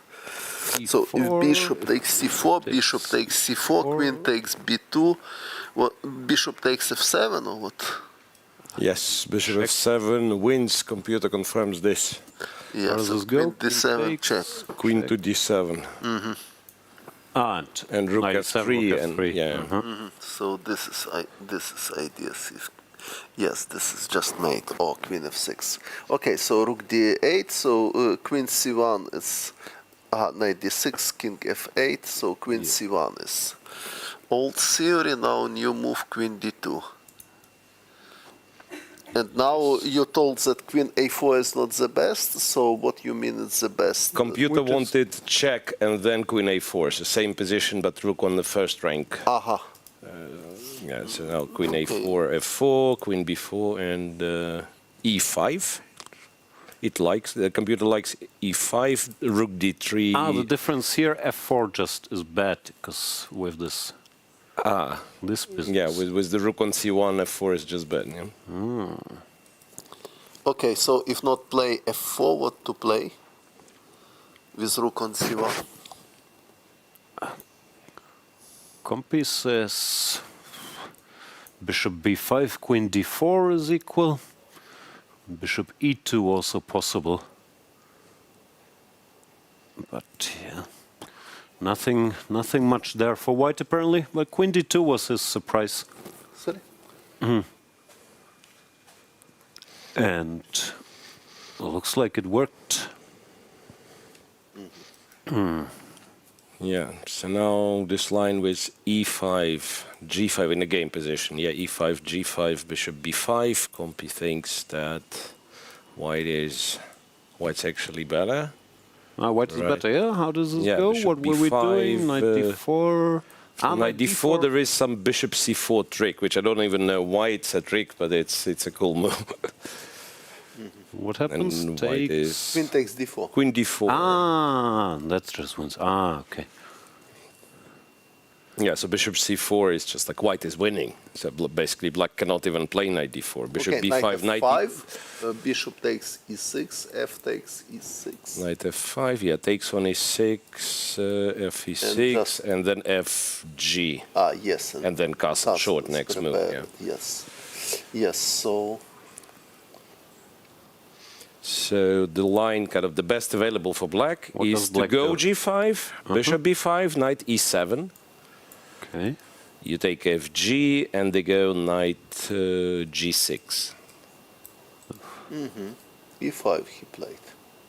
And that is somewhat tricky. Then white goes... Yeah, I think we go for the same position. Rook c2, rook d3, and black trades on d2, rook d2, white slightly better. Okay. I don't know in reality how much it is. Maybe it's like, you know, better that you will have difficult times winning. Looks like tough spot for Vokhidov now. He was surprised. He's down on the clock. Very hard to calculate all this. Ah, yes, he has only 39 minutes. Yeah. Okay, let's have a look at some other games and get Vasily's opinion. What's going on? May I suggest Abdusattorov's, because I'm still puzzled what is this exchange sacrifice game? Abdusattorov with Martinez, board 8. Okay. Which opening it was? Now this was, what do you call this, Philidor? Some strange move order. Played this. Okay, this is sort of normal stuff. Queen d2. Here d5 is some old line, but I think it's bad. Knight db5. So he played here.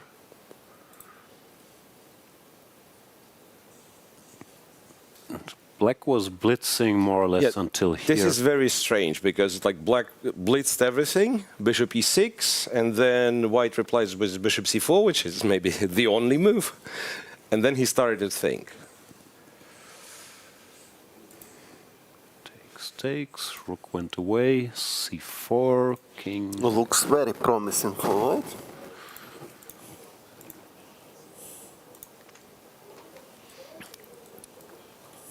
What does black even do?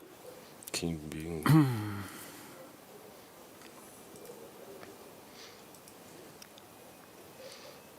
It's not clear at all. Like for white, it's so obvious. Yeah, you push the pawns and.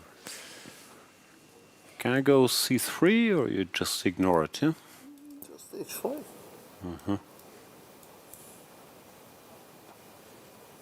Okay. We would ignore it. Compy would go b3. b3? Ah, wait, 3 bishop c1 is not even... even but why not h5?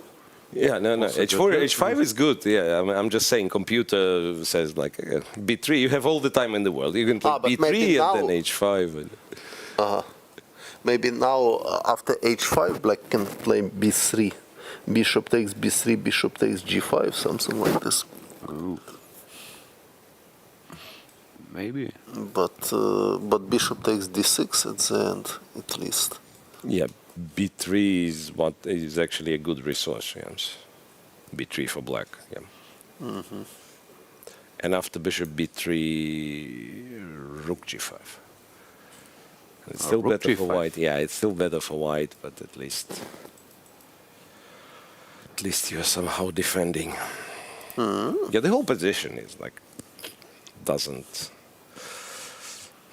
look nice, and well, this probably even stronger. Nice. You say it? Yeah, well, computer says this. Like I don't know. Yeah, basically. So h5 g6 is coming. Not so easy to understand where is contraplay for black. No. Okay. Maybe was bluffing a bit in the opening here, playing all these moves so quickly, but after bishop c4, such an ugly position. Okay, Martinez, Alcantara in trouble. Do you play on the internet? You sometimes play these guys? This Martinez is a big legend of blitz play, but here? I'm not sure. Probably just one game in titled Tuesdays, something like this, but... Jospim, very famous, but maybe struggles a bit against the top player here to get out of the opening. Yes, many people do. Would you guys be interested in a game where black apparently is already better? If it's not Keymer Pranesh, then yes. It's Jeffrey Chong against Liek Wan Glem. Okay. That is what? That is both 13, so right after our TV boards. What happened here? D4, D5. So far, so good. Carlsbad. G6 they play here, yeah? H4. Old series knight G3. H4. If we take Queen B3, or what's the point? Yes. And then some A4 or something, yeah? Yes, it looks like unpleasant. Okay, so G6. G6. 5. G6 looks so strange. Thought I had seen something, maybe H6. Okay, but he wants to play after H5, G5 to block H line. And that's what happened. Bishop H2, knight here. Knight C1. Yuyan told me that. We were talking the other day. Giri's move. Knight to C1. Okay, here's different, but knight C1, normally it's always nonsense. In these Carlsbads, Giri fooled me, putting the knight here. Yes, but this is strange. Yes. Once again, the knight is stupid. Apparently, it's already better for black. It's not, not as bad as the present position on the board. But F5, F4. I believe it's a what was mistake? H5 already, what? H5 is already a mistake. Yeah. G6 and you're not supposed to go H5. So what was better? Bishop G3 somehow and knight F4 probably. Knight G3, Bishop D3, something like that. That's what it does. Keeps offering the H4 pawn. Yeah, Knight G3, Bishop goes, Bishop D3. Why can't I take? Queen B3. You can. Queen B3. D3. And same ideas. If Knight B6, then A4. And if I take here, it's just Bishop takes. Probably long. Actually, Queen this A3. one it considers to be just much better for white if you take on Queen G3. A3. Queen A3. Yes. Okay.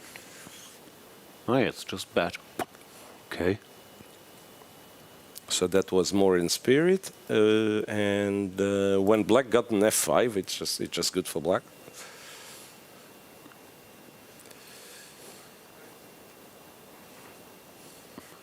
And there was more to it. Knight C5 is another not so great idea. And now this is just much better for black, you say? It's unclear what to do. Rook E8 is a big threat. Like you can't castle either side.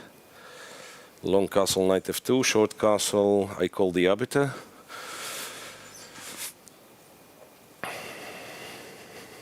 Okay, opening disaster there for Jeffrey Chong. Jeffrey Chong. Anybody you're rooting for, or any games you want to see, Vasily? Okay, let's check game of Mamedyarov. Mamedyarov. Where is Spanish. he? Yeah, we've seen this one. Not a lot of pieces left. It's already end game. Where's this drawish? Or does white have something? Looks white to like move? Pretty drawish. White to move, but looks like pretty drawish. Miro, what does computer say? Is this King 0-0? Point King F2, seven. Yeah, King F2. Vasily finds the best computer move. But okay, we're also very logical, I imagine. And actually, Compy doesn't like it for black. Doesn't like it for black. So if check some king just clear. goes, this is a problem. Yeah, like Rook C2, King G3. I don't think. Yeah, Rook B2, Rook F7 +3. Okay. So you cannot go for this one. Probably pawns will somehow promote. So King F2 plays moves like King to C8, you know. King to C8, stuff like that, but it's 0.7. Okay. And at 0.7, 0.8, it's actually likes white in this all of these positions. So easy. But can we check the opening phase, because Vasily is known to be a specialist in this open Spanish, so maybe you share some insights. It was game in Samarkand. Yeah, but I couldn't remember which one. Yes, Vachier-Lagrave. Ah, right. And this is the tie to Mamedyarov that I've mentioned, because Mamedyarov sometimes works with Erdogmush.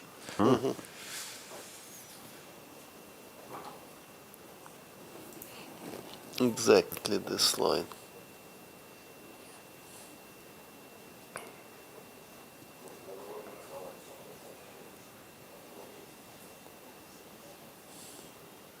So this was all played before, and where's the surprise? It's Queen C1 or what? I'm not sure. Is it Queen C1 or Queen C5? Okay, probably Queen C1 was played, but I'm not totally sure. If it's possible to find game Vachier-Erdogmush to compare. Can you look it up, Miro? I don't have any. Okay, let me check here. So long castles.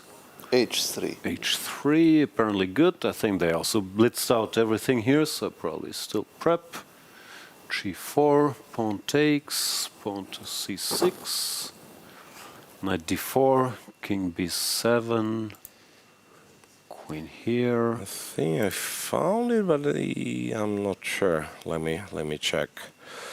So after H6, yeah. Queen C1, precisely the same thing. Castles H3, and F5 was the move from. F5 was played previously, but apparently. F5 and F5 is not the greatest move. F5 played Erdogmush, yes. Yeah. And how continued? EF, GF, Knight D4, Rook H4, FE1, check on F4. I don't know if any of that is good. Bishop F3, Bishop takes H3. Whoa. Queen to C6. Rook F3, GF3, and somehow white's winning. So Mamedyarov trying to improve. Yeah, he was still blitzing here, so I think they were both prepared for a while. So G4 is novel. Yes. And C6, but okay, objectively doesn't look promising for black. It's a novelty, but it's also a first line of the computer. Yeah, computer said this was more or less okay, but Rook C8 it seems to dislike. Yeah, jumping from the bar jumping there, Rook C8. And prefers instead Rook to D7. Yeah. What is correct? Wants to play Rook here, D7. Apparently. And then if Rook C1, bring the other rook.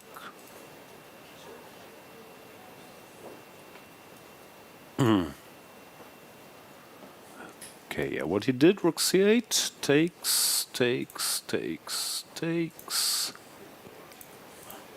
King F2 played, or no, maybe. We did King F2? Not yet. Oh, no. He is thinking, but after King F2, not so easy, because King F2, King G3, white can improve his position in King's flank, and black has no counterplay. Yeah. You could even go all the way to G5, maybe. Yes. With the king. Yes, I'm not sure that this is a great idea, because Rook H6, Rook G6. That's right. Niels Grandelius well prepared. I don't know how he does it. He's always at breakfast at 9, then he's at the gym at 11, then he has to take his nap. I don't know where he finds the time. It looks like both players did a lot of homework here, and Mamedyarov made the first mistake. There we see Shakhriyar Mamedyarov.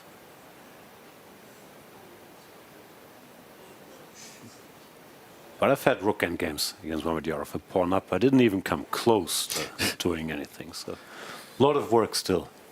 Yes. For Nils. Work for Nils Grandelis. Yes, but also a lot of work for Mamedyarov. So rook c8, so rook d7 was correct. Yeah, rook d7 and just keep position. Okay. Rook c1, then bring the other rook, and I guess nothing collapses.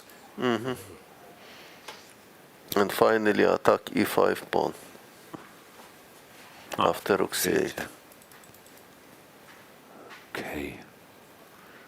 Let's check with the world champion against my compatriot Frederik Svane, Rossolimo. He played d3. Do you know this line? This yes. strange rule? Yes. But usually white is playing after d6, bishop takes c6, b takes c6, e5, this idea. e5 is also option for black now, instead of d6 to prevent this. Right. Idea knight g7 and then castle. Yeah, now that you mention it, yeah. Now bishop c6 and games. e5 is I've possible. seen before, that's true. Okay, many games. Take, for example, Erdoğan won against Rapport with white in Malmö tournament in this variation. Yeah, it's funny how you mentioned this game, Jan, that Erdoğan won against Rapport in Malmö. You've mentioned the results. I say he previously beat Rapport once, but we didn't recall what line it was. Svane played something else. He played c3. c3. Knight f6 was played. I guess we looked earlier if e5. Also looks very logical to play bishop d7. If d4, knight f6, it will be my game against Michael Adams from a different move order. This is like 3c3, you get the same position here? Yes, because bishop e2 and bishop b5 check.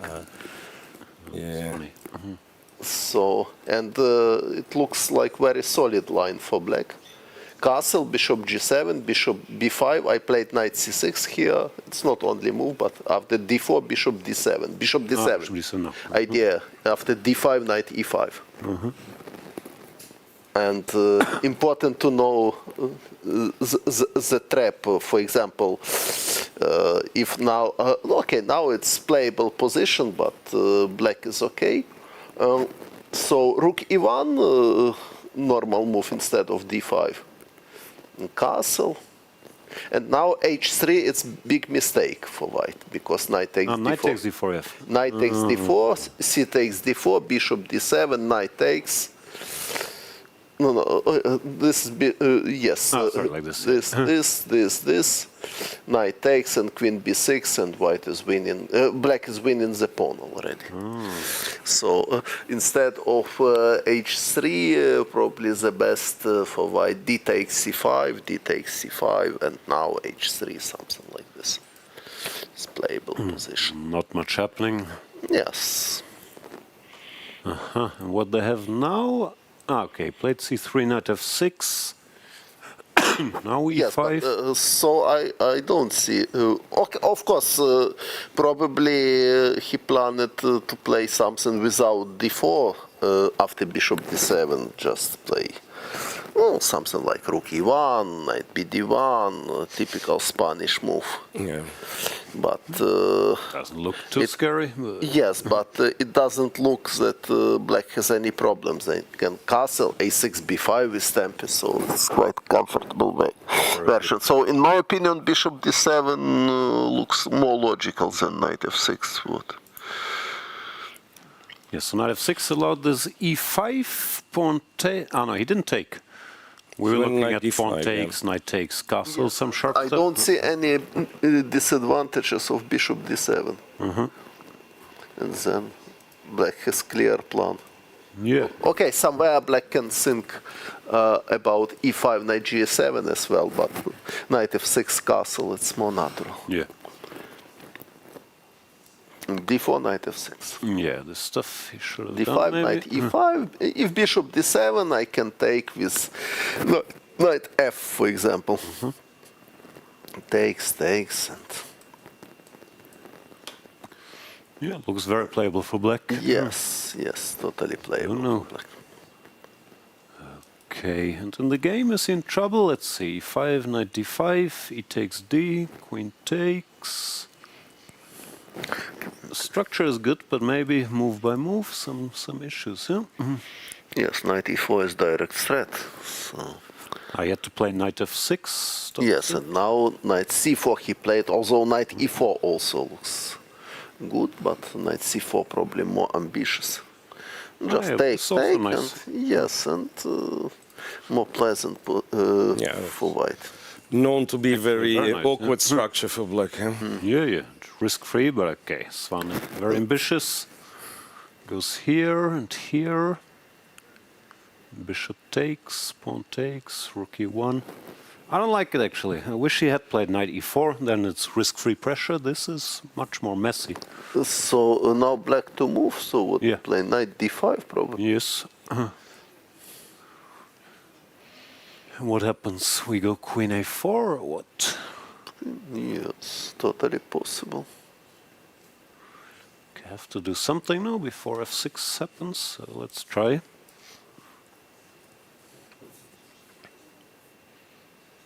Bishop f5. Amazing. What is this? If I take everything, takes. Knight c e5, yes. Knight c4 e5. Knight here, Yes, but I don't know what is this. Bishop. Maybe I can take now. No, maybe bishop a6, for example.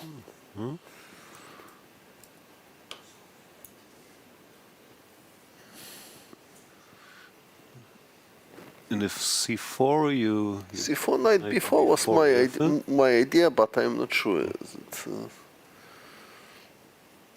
Should be okay, right? What does knight takes pawn takes? That's you've pretty much found the first line of the compute. C4 knight b4, knight takes pawn takes, bishop d2, and I guess we agree a draw in the near future. You take on e5, you take on c4, and okay, some point 20, but yeah. Okay, should be draw. And white can't do anything else, yeah? If black can do, so Gukesh is thinking, so for him probably not knight d5, not so obvious, but not. Yeah, that's the position he's thinking before knight d5. So, which, what else he can consider? Probably bishop a6 somehow. He can consider this idea of queen a4, bishop b5. If bishop f4, knight h5 probably. It's possible. This square looks a little bit strange, but...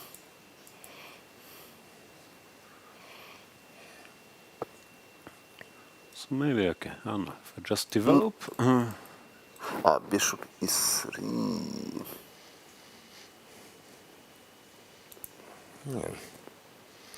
Yes. Knight d5 is actually good for black. Knight d5 here? No. You mean immediately. instead of bishop a6? Yes, at least, like, computer tells me that you shouldn't really experiment. Yeah, there is knight d5, there is knight h5, which is the second best move, and going knight h5 already feels like it's very strange. Who does that? Knight h5 is... If queen f3, bishop b7, and then f6 somehow. It's very strange. White can always... No, it's already, like, I'm mentioning it's a second possible move, but it's already much worse. So you pretty much have to go... Knight d5. Okay. Yeah, you have to go knight d5. And white is also forced to go for this queen a4 business? Yeah, he played knight d5. It says bishop d2 is equal, but like allowing f6, e5 from human standpoint is strange, right?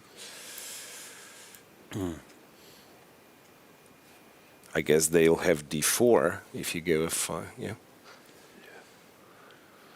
Frederik shaking his head, but he usually does that no matter what the position. I told him to stop it because it makes me very nervous as his team captain, but he's not listening. Uncontrollable. Yeah. Is it possible for black to think about queen a4, f6, queen c6, queen c6? Knight takes c6, e5, this kind of pawn sacrifice. So this doesn't work.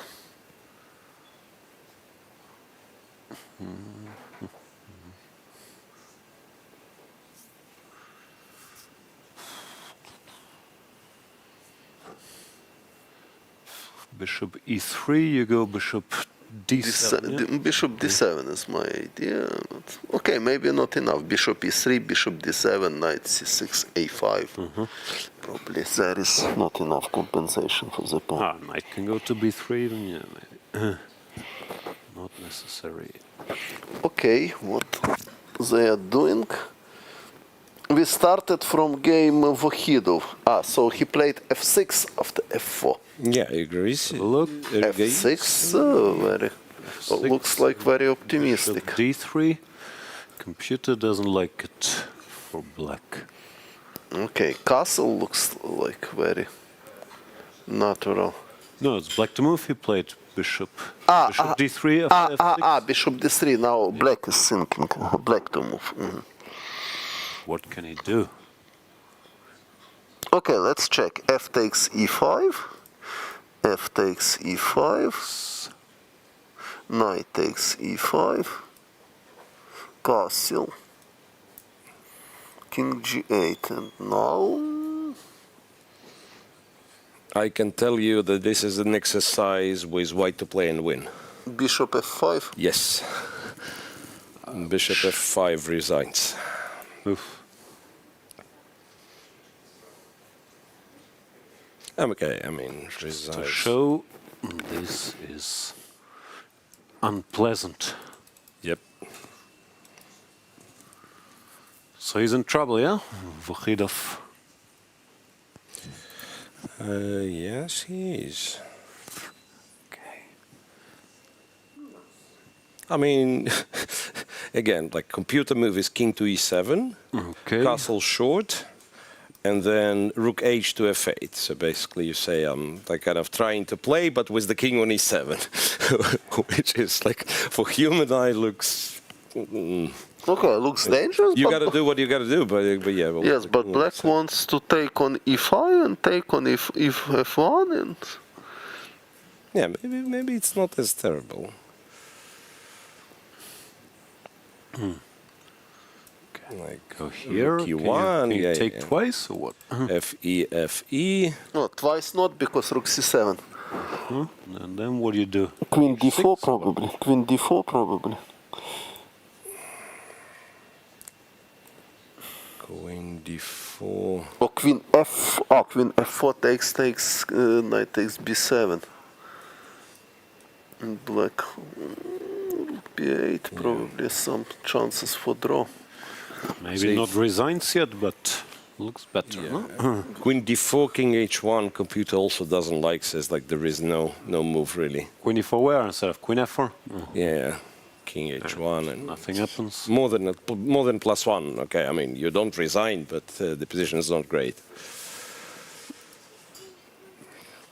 But okay, practical game not so clear because white need to calculate as well. Okay, Yeah. what else? One, Rapport Praggnanandhaa. Erdogmush. Yeah, we'll get there. Okay, Prague, nothing happening. Where's Richard? Yeah. Yeah, at least something started. Okay. Some subtleties. Looks boring. Queen a4, c5, d4. And he went ed, cd, d5. Okay. Very sharp.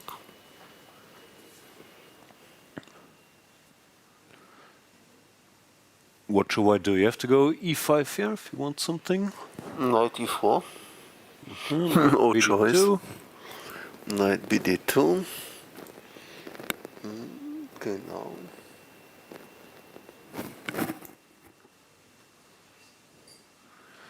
What's... I guess takes a knight c6 or what? Knight c4. Very likely. Can I go knight Yes. c6 directly, or I'm just losing it? Pawn takes take twice, and I don't see serious Takes compensation. Queen d5. Queen d5, d takes DC, c5. yeah. Yeah, not enough maybe. And suddenly queen on a4 is very good. Yeah.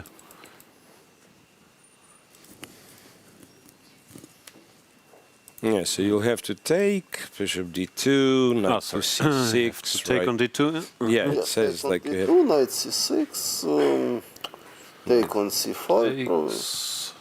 bishop takes. And somewhere black wants to play queen b6.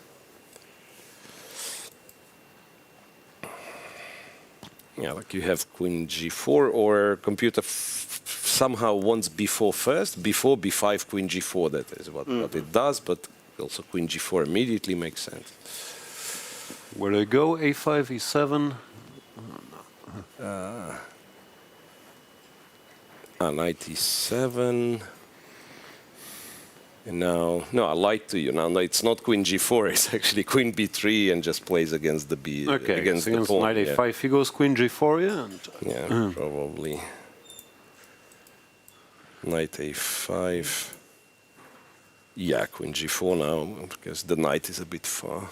Now, all of those like slightly better for white. You know, 0.4, 0.5, 0.3. some pressure for Rapport. What do you think about Rapport? Okay, very creative player. But okay, I'm thinking now probably knight c6 was alternative. Where? Instead of e takes d4. Then d5 isn't white better? d5, knight b8. And, okay, yes, of course, it's more pleasant to play with white. d5, c4, knight c3, okay.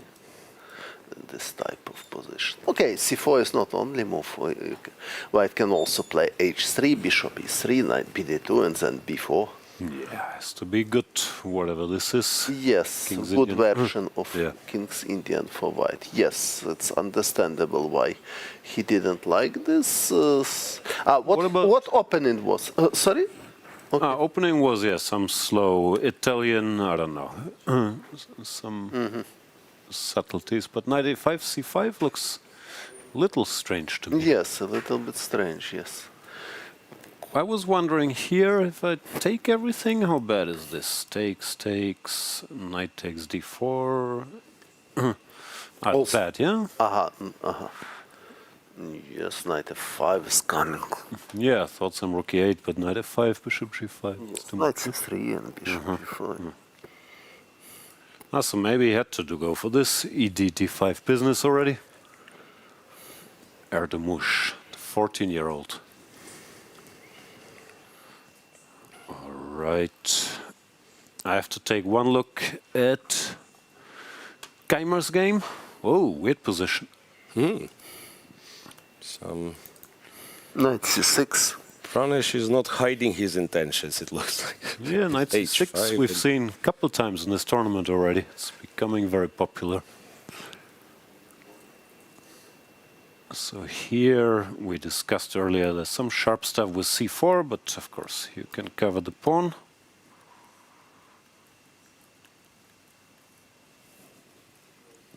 Knight f3, now it looks kind of normal. Knight e4. F6. Okay, knight e4, it's not just active move, he just won't stop knight h4 probably. Yeah, I thought you'd just play h6 or something, but... Yes, h4, h7, but yes, h6 probably knight d2. You go for e4? e4. Maybe. And there's knight on a6, maybe slightly strange. Yeah. Okay. Yeah, okay. And then 4, 94. 5 for some reason. F6. Back. Again, knight h4 is ideal. Who needs Tempe anyway? All very strange, but yeah, f6. I guess it all makes sense. Threatening knight h4, takes, bishop e4. Bishop h3. Here, if you take, it's just bad, or what? Some knight d2, or what's going on? Knight h4 probably. No, knight h4. Bishop g4 also. Okay, maybe not so bad, but certainly white has compensation. h3, bishop h5, g4, bishop f7, e4, and then f4. Something like this. Could you go, Jan? Could you go queen a4 after bishop g4? Queen a4 now? No, after bishop g4, right? Isn't e2 hanging? Yeah, rook e1, and now maybe take on c6. No? Or takes on e6. I have no idea if it's any good, but like, takes. At least like there is no king f7. You'll have to go king f8. Then I get the knight back. Why am I not winning with black? I don't know. Maybe you did. Maybe you are winning.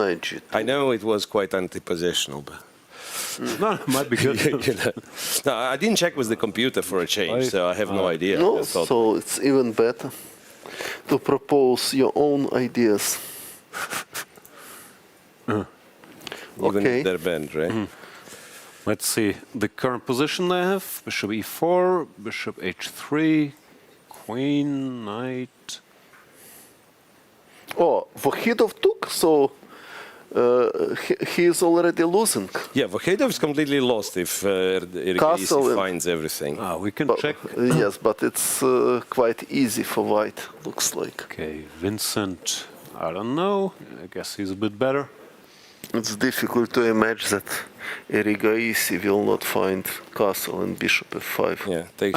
Okay, I mean, you play castle first of all because it's a castle with a check, right? Yes, and king e7 not possible because rook c7, so king g8. Okay, knight f7 also not possible. 7, just knight f7.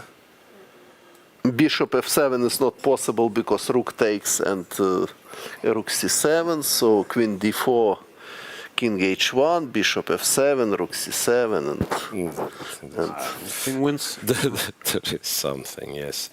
Knight e5, so castles. Rook king f7. g8. Now, bishop f5 is the only like convincingly winning move. Knight f5 is white is just much better, but bishop f5 he will find, of course. Of course, he'll spot this. But does it continue somehow? I don't know. Bishop f5? No, I don't think. a2? I mean, bishop a2, rook c8, or b3, or I imagine. Oh, rook c8. Rook c8, yeah. I mean, Queen b6, king h1, there's nothing, yeah. Check, you move away. And there is just no move. Rook c8, knight c8 then. Yeah. Yeah, didn't go well. Arjun makes it look so easy, no? Goes for some mainstream line, plays one new move, queen d2, and the game is over 4 moves later. Of course, risky position, but still.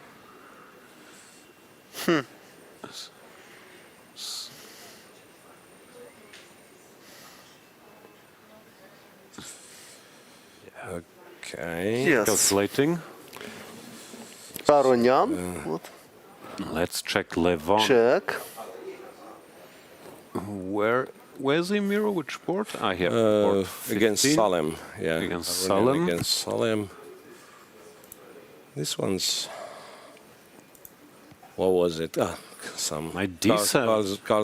Okay, knight subtleties. Yes, it's possible. Knight c3, knight f6. It's against Catalonia, because knight c3, knight f6, you get the same, but maybe after g3 he wants After some other g3, move. probably he wants to take on c4 and rook b8. Probably. Takes. And okay, at least it's a mess. So Salem not entering this, goes cd, ed, knight, queen c2, knight b6. Yes, knight b6. I was doing something similar, like creative. Here. Yes, knight bd7, cd, ed, queen c2, c6 is. Here it's also good. Knight b6, yes, it was. Just remember Kasparov and Gorn game. Some old. First game was Kasparov and Gorn in 1988 Soviet Championship.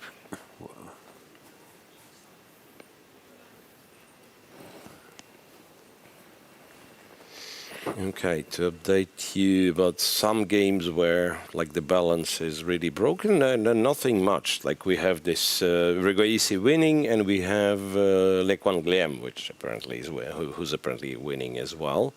But I guess we'll talk about this in a couple of minutes, or maybe less. So Levon, what is this equal roughly? Yeah, computer has something like 0.3 for white, but okay, not the end of the world. All right, we will hand over to Ketty, who will update us on what happened in the Jeffrey Jean game. Yeah, you guys mentioned about this game, and in this position, white allowed black to play d4, open up the center, and in fact, after trading, now black can push f4. Cage this bishop on h2. Now white bishop gets into the game, controlling all the light squares. Rooks are getting also with a check. And after bishop to g1, that's really sad move to play. We have rook to e8. Giving a check, white's king has to move on d2, another rook gets on d8, attacking the pawn is hanging with a check, we have f3, yeah, this bishop is guarding the pawn, but this is the only thing the bishop can do here, but after knight to e3, still all the threats remaining on the board, bishop finally got traded, but with this pawn on e3, as Miro mentioned, black stands really good, almost to win. What is your call, guys, in this position? I can just agree with you. Thank you very much. That is your bad. evaluation I mean, looks like totally correct. This one's just bad, right? Yeah, something went very wrong for Jeffrey early, and he's been punished ever since, no? Nice move, this d4 by G6 was quite interesting idea. G6 here. Yeah, we looked earlier, h5 already seems to be somewhat of an inaccuracy. Yes, but that was easy to play for black somehow. h5, it's, yes, it's very strange. h5 already very strange. And now... So knight g3 or probably bishop g3 was logical. Bishop. Bishop g3 and then knight f6, bishop e2, knight f4, and then bishop e2 and probably castle bishop e2, for example. Yes, yeah, and the game is on. Certainly it was better than he has in the game. Is there any practical chance here for white, or it's just so unpleasant? No. Sometimes your best practical chance is that your opponent hangs a rook. Which is It also looks so easy to play, no? You take on d1, you go rook d2, and you just like play all the natural moves. And the time is also quite comfortable here for black. There's not also a time issue in this position. I do have second one, also very interesting. Board 26. We do have here Parham Maksodlu against Ivan Saric. The position itself is, what we have. It's interesting. So it all started, maybe I can just show you from at some point from here. I don't know how much you guys covered this game. Not at all. Not at all. So here we had this opening and, we had this continuation with g4. The knight went on e5. Here we have a trade. At some point, black decided to push g5 as well. And after all these moves, knight e5, knight e3 is a threat. So queen e2 has been played, bishop d6. And here Maksodlu just decided to go for a walk. Castle on the left side, king c2 safely goes there. He wants to play king to b1, and seems like he has enough time, even though there's open c file here. He feels that his king is safe. And what can be our evaluation in this position? I'd say it's around -0.4. I'm not an expert, but my eyes are still good. Black looks fine, no? Put the knight on g6, castle. Where's white's play coming? Now knight h4 probably. Also, yeah. And white has some problem with his bishop. Is it a slightly not better but pleasant to play here with black pieces in this position after king c2? Yes, I think so. It's more pleasant to play with black. Yeah, also somewhere it's important plan. Well, for example, if knight g6, if rook h d1, d1. Oh, sorry. I think maybe even not both, but okay. Somewhere d4 is possible, and e takes d4, knight f4. It's queen f3 and knight d5 somehow, and king b1, castle just played this position with very strong knight on f4. But another logical idea after rook h d1 is to play, for example, just castle, king b1, queen e7, with idea bishop a3 to exchange. Rook c7, rook fc8 looks pretty comfortable for black now. Yes, it's also possible. Yeah, with the idea bishop. But my main idea was to play bishop a3. Okay, but it's still playable for both. Yeah. Parham always capable of mixing it, but for now, nothing special is happening. Okay, we have to go on a break. Such an honor to be joined by an absolute legend here. Vasily Ivanchuk was also with us in the studio, so thanks to both of you. And we'll go on a break. Thank you so much for joining. Till soon.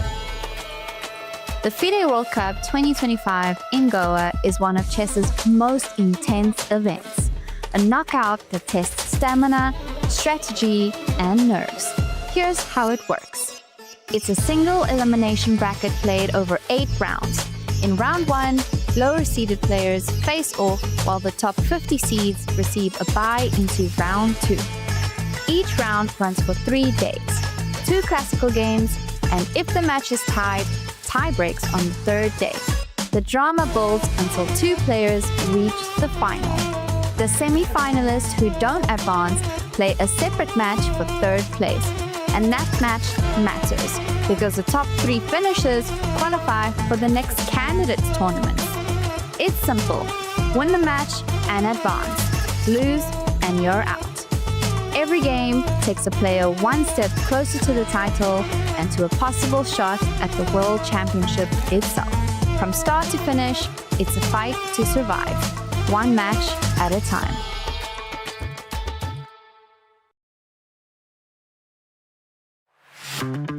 Goa, a food paradise, both steeped in historical culinary tradition and at the forefront of a modern-day food revolution that is fresher, more local, and more global than ever before.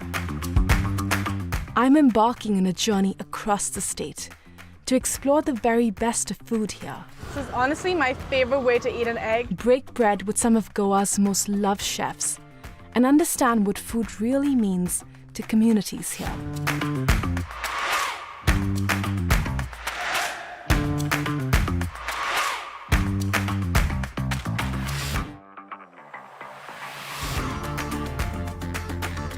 Watch postcards from Goa on National Geographic.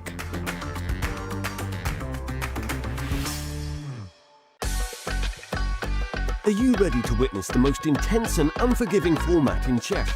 A knockout, where one mistake can send you home. This is the 2025 FIDE World Cup. From October 30th to November the 27th, the chess world gathers in Goa, India for 1 month of chess. 206 players, 8 single elimination rounds. With a $2 million prize fund, every round is a test of nerve. 2-game classical matches, rapid and blitz tiebreaks, and even Armageddon if needed. For the top 3 finishers, the prize is even greater. A ticket to the 2026 Candidates Tournament. This is the chance to earn the right to fight for the World Championship. the FIDE World Cup 2025. Only the strongest will survive. Chess is more than just a game. It's a tool for empowerment, connection and transformation. In 2025, FIDE is proud to launch the Year of Social Chess. We believe in the power of chess to bring about positive change from therapy and education to rehabilitation and inclusion. Social chess is our way to build a better world. The Year of Social Chess will introduce groundbreaking initiatives across the globe. Monthly themes will address critical social challenges: chess for protection in refugee camps, chess for cognitive health among the elderly, and even chess for addiction recovery. Through this initiative, we are mobilizing communities, conducting research, and creating opportunities for all to experience the joy and impact of chess. Join us for online chess events, global conferences, and even a documentary film festival that will showcase the power of social chess. Let's make 2025 a year to remember. The Year of Social Chess is here. Let's change the world, one move at a time.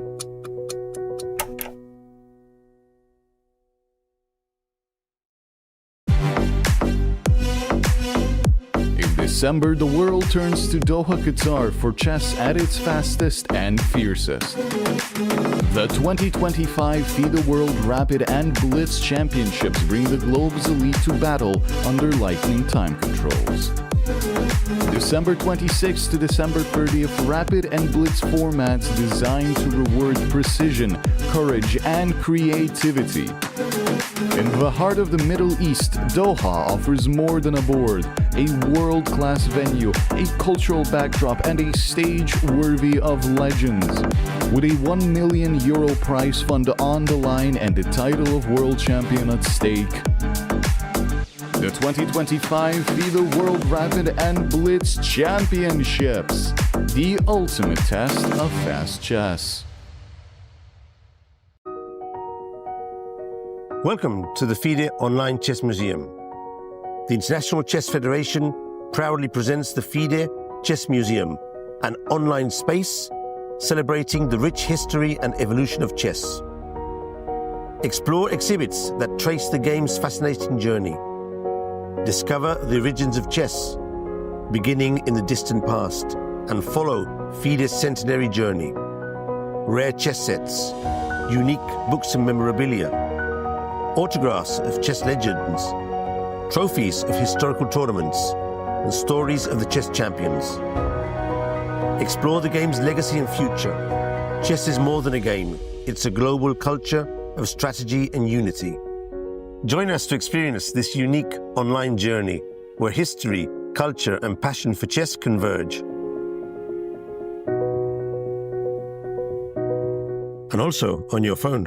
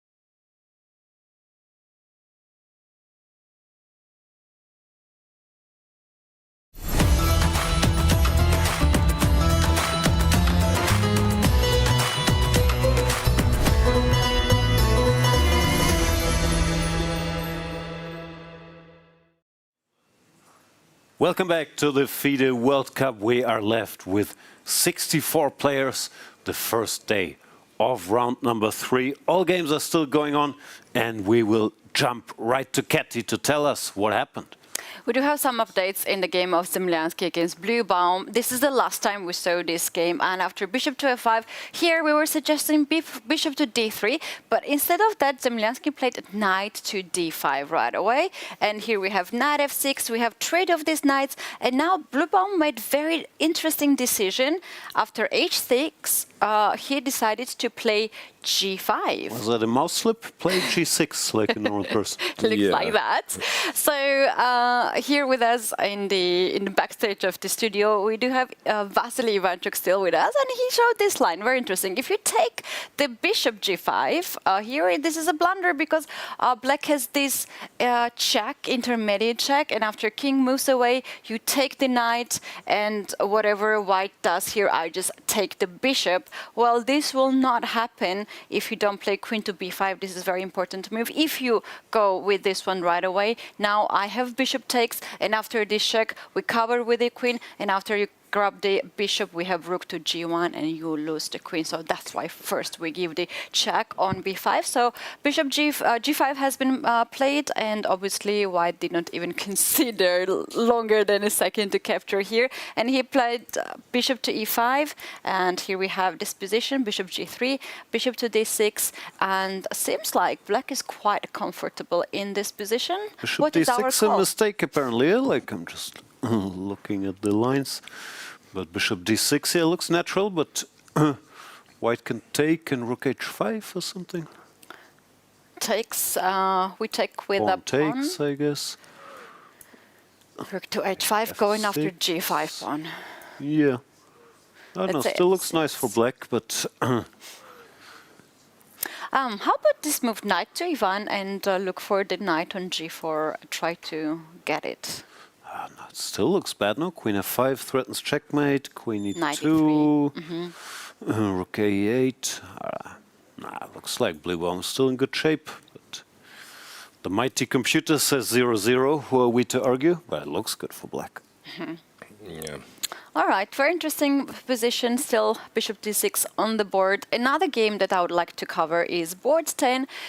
Here we have very nice tactic, and obviously we don't want to miss Mickey Adams against Lorenzo Lo-Dici. Here we have currently this position, but all of this started when black played move a4, a very sneaky move, getting more space on the queen side, but the idea is bishop a5, kicking this queen, queen to g5, checkmate threat is on the board, and when you play g3, then we have knight to h3, and then rook to f2, this small tactic. Point is that after taking on e3, knight to g4, attacking the queen and the knight, but here we have the key move, queen to e6, scanning this diagonal, and when you take the knight on h3, there's h5, and you are losing the knight here with white. So, okay, I figured this out, guys. Jan, you were right. Bluebaum had to play g6. It was stronger than g5. Here, however, after queen g5, g4 was the better move than g3. It looks stupid, but it keeps h4 protected. Such a sad move to make. Maybe you have h3 protected. It's still, black is still better, but g3 just loses, g4 will still keep, you cannot go knight h3. Such a sad move, whatever. Okay, that's a move. Like, okay. g4, you'd be surprised, but it's only 0.4 or 0.5. Yeah, I'm not surprised because it says there, but I struggle to. Rook e8, knight df3, white is better. I'm sorry. No, you gotta take on d2. Yeah, you have to take the knight on d2 first, because otherwise, like bishop left outside. Oh, okay. You have to take here first, and then to play rook to e8. Yeah, you take, and then you go. Okay. Yeah, with this pawn on g4. No, but Lo-Dici looks like he's losing. Yeah, and sometimes it's tough after he had this big success yesterday against Niemann, then to play the next day, and of course, Mickey has been around the block a few times. So, Adam's going strong. I don't know how you guys felt about this, but myself, I really felt tired after yesterday's tiebreak, and I thought, like, why we don't have a day off today, not after round 3, because some of the players actually had really tough day yesterday, like Praggnanandhaa. He managed to come back from lost match like several times, twice at least. Yeah. Also, Lorenzo had really long day, very tense day, and it kind of affects today's game. No, but this is a tough tournament. I think only 2 rest days total out of the 27, however many it is.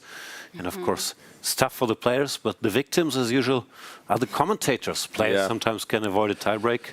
Commentators don't have such luxury. Believe it or not, but when this whole knockout thing started, I believe they were playing tiebreaks on the same day as game 2. No. Really? No, I always had tiebreaks the next day. Oh no, that's against the human rights to play so many chess in one day. No matter how much we love chess. Yeah, it's very, very tough tournament, this knockout. Emotionally also for the players, because I have seen some of the players losing yesterday and already booking the flights and leaving the same night. So okay, if you're out, at least you get to go home. But also I was having dinner with Rasmus after his Armageddon. And of course, he's happy and exhausted, but then today you have to play a 2700 player and ideally prepare for the player while you want to recover a little bit. So no, it's a very, very tough format. It's tough format. I have seen some of the players who got knocked out from the event, but they are still sticking around. And Ivanchuk, the best example. My point was that they are now seconds of the other players. Their friends or that sometimes happens. Yes. Okay, guys, that's it for what I have for now, and I'll come back with more updates. Thank you so much, Katie. Sure. What do we do then? We do check Abdusattorov. Now we're told. We're told to check Arjun, but we already know he's winning. He's completely winning. So Bishop F5 he did find. Rook C8 he did find. He found everything. Some tactics. You cannot take the queen because you can, but you get checkmated. Yeah, you're allowed. It's a free world. You can take the queen. So he had to give this check to cover the rook. King goes, but then black is still not in time. Yeah, like if you think of it, for only one pawn, you have like rook on h8, king checkmate, pieces hanging, everything. No, seriously, I suggest we check Abdusattorov because he was at some point completely winning, it seems, and now he. Yeah, like move 22, for instance. If you go move 22... Oh, something happened. Yeah. E5, bishop f8 on move 22. And g6 was crashing through. Jospin returned the exchange. Yep. Getting rid of the strong bishop. Yeah, now g6 was crashing through. H6 is not bad, and I blame AlphaZero. No one's trying to checkmate anymore. All they want to do is put a pawn on H6 whenever possible. Okay, Queen C5, Bishop B4, G6. Now White's still better. Bishop B3 is correct, and now he had to go Queen to D4, and again it's quite sophisticated. Bishop D4 seems to be an attempt to just finish the game. Queen F4, Queen F6 resigns. And Rook E8, the move Jospin played, you can go Queen F4, but resigns part is hard because Black has F7, F5. And it's a very cool move. Takes King F7? No, takes Queen takes D5. And somehow Black is go either way, back in the business. This guy, Martinez, he's tricky. Like if he survives the first onslaught, this is a dangerous spot for Abdusattorov. Yeah, and Comp even claims Black to be slightly better. Yeah, I believe it.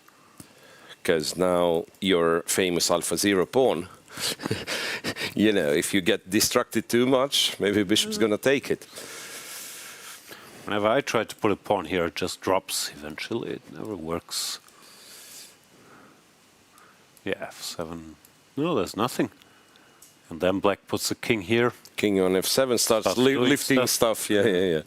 Rook E6, Queen F5 somewhere, and the endgame is potentially dangerous for White. No, Nodirbek in some trouble. He mentioned he was a bit worried about his form recently. Hasn't had good results for his standard, and also here. No, of course, never to be written off. Great sportsman, even if things don't go so well. He's always fighting, always very, very focused. Nice posture at the board. But here he let Jospim off the hook. Okay, let's get to the player of the round, number 2. I'm not sure if we get to announce it, but Titas Stremavicius eliminated a certain Wesley So, and here he is fighting against Pranav. If you're wondering why are two such quote-unquote low-rated players, quote-unquote on board 5, it's because if you eliminate a high-rated player, you take this spot. So now Stremavicius has the spot of top player Wesley So in the knockout tree. Yep. As for the position, I can't count. Is White a pawn up? Probably. He should be a pawn up with all these G pawns. Black seems alright, no? Even the end game. Yeah, kind of originally White was better, Compy tells me.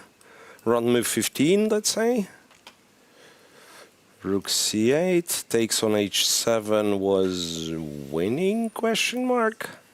Bishop b5, and then, yeah, after bishop b5, a3 is like slowish. And instead g6 would have pretty much won. I don't know why. And he just runs to safety. Yeah. Okay, not that surprising actually. So what was he afraid of? Takes, queen takes, king d7. King is not like afraid of, but... Yeah, maybe he thought this wasn't that clear. No, but what's amazing with Compy that it doesn't even bother to go king f2, king g1. It like says you can go g4. Ah, yeah, it doesn't even care. Yeah, with the king on e1, you just get... Queen from g6 defends the rook, rook defends the b2 pawn, king can go to g3 if needed. c2's covered, yeah. So this is what computers do to us. You look at this and you say, okay, probably it's dangerous. I have an important question. I'm not sure if you know, but I'm out of touch with this young internet generation. Why is he called Buddy Pranav? Is that a nickname? Is that his actual name? What's the Buddy thing? I have no idea if he's called this way. I think so. I've heard a lot of Buddy Pranav. I will have to ask. Yeah, you some young have people. to ask some young people precisely. All right. Yeah. Not sure this is a budding friendship, but Stremavicius once again hanging in there. No, but now, yeah, like with the queen on b3, I imagine some, well, yeah, black to move. Even queen c2 is fine. Queen c2 is fine now. The white king still looks kind of safe here, but the end game. I mean, I just realized you're 2 points, 2 pawns down. Yeah, 2 pawns down, but still. Yeah, still with the rook on c2 and pawns being tripled. King apparently, even this one's okay. All right. Moving on. After Pranav, you gotta cover Pranesh. Those are the rules. And Pranesh looks like he's stabilized. Not sure if Vincent did something wrong. Queen d3, rook c8, bishop d2. Computer does not enjoy. g6, horsey here. Okay, still very sharp, yeah. White wants f3, e4. The knight on a6 still there. Yeah, still a bit away from the action. How does Vincent look? Is he wearing the turtleneck? Queen to c6 has been played. Keeping an eye on the e4 square. But sooner or later... Yeah, you still try like f3, e4. There he is. There's a turtleneck. Yeah, queen c6, I imagine you defend the b7 pawn to play maybe like knight c7, e6, somewhere to greener pastures, but still. Yeah, not the most pleasant of them all. f3 played. Gledura, Hungarian School of Chess, expertly exchanges stuff. This looks very safe for white. We have a draw. Praggnanandhaa, Hovhannisyan, which frankly was a big favorite ever since. We've seen this position in the opening, but there was some intrigue along the way. Not that much. Not that much. Okay, this looks very solid. Yeah. So the first draw of the round is in. Might be soon followed up by the first victory of the round, because Arjun is completely winning. He went rook f2 instead of king h1, but that's just as good. And the black position is just defenseless with his rook on h8. Yeah. Moving on. Is Gukesh in slightly unpleasant and more than slightly unpleasant position? Typical Frederik Svane stuff. Some sharp opening, and then you get some endgame, which he can grind, but apparently it's not beyond repair yet. What happened? They played all this stuff. Yep. We looked at knight e5, and Compy was favoring bishop a6, right? Is not beloved by computer. Knight b6, rook b1. Frederik, very precise so far. Take. Yeah. But okay, it doesn't look beyond repair. I'm actually surprised computer gives that much to me. It looks sort of equal, like c4 would come and get rid of the weaknesses, but apparently there is stuff to play for. Yeah. Yeah, some rook e4, I don't quite get it. Like, okay, a4 is like a move in itself, and I understand it probably works, but yeah, like rook e4 to stop c4, and then bishop e3. It's nice once you see it, but it's not the most again, natural not setup the most, in the world, like with the Yeah. knight here. Doubt it, but we'll see. I agree.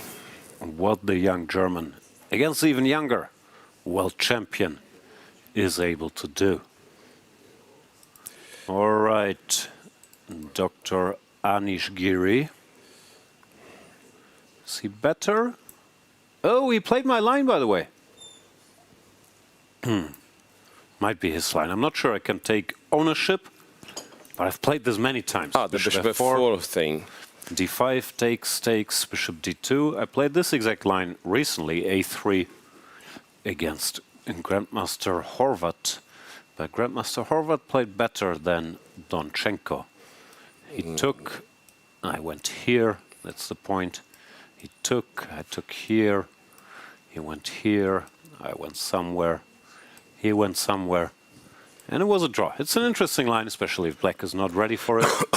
But bishop a5 is not supposed to be the way. Not that it's losing or anything, but all white wants to do is stabilize and then enjoy. It's a more pleasant structure. Yeah. So if he manages, which Anish did, you're supposed to suffer a little bit. Computer, as usually, not very impressed. But for humans, it's a bit unpleasant. And rook f8 Rook f8 looks a bit excessive. Yeah, I guess check the is point something is that doesn't like. Queen c2, you're still being asked to do it. Okay, now white defense, and we have a slightly passive rook. Then you go h3, and then try to make something happen.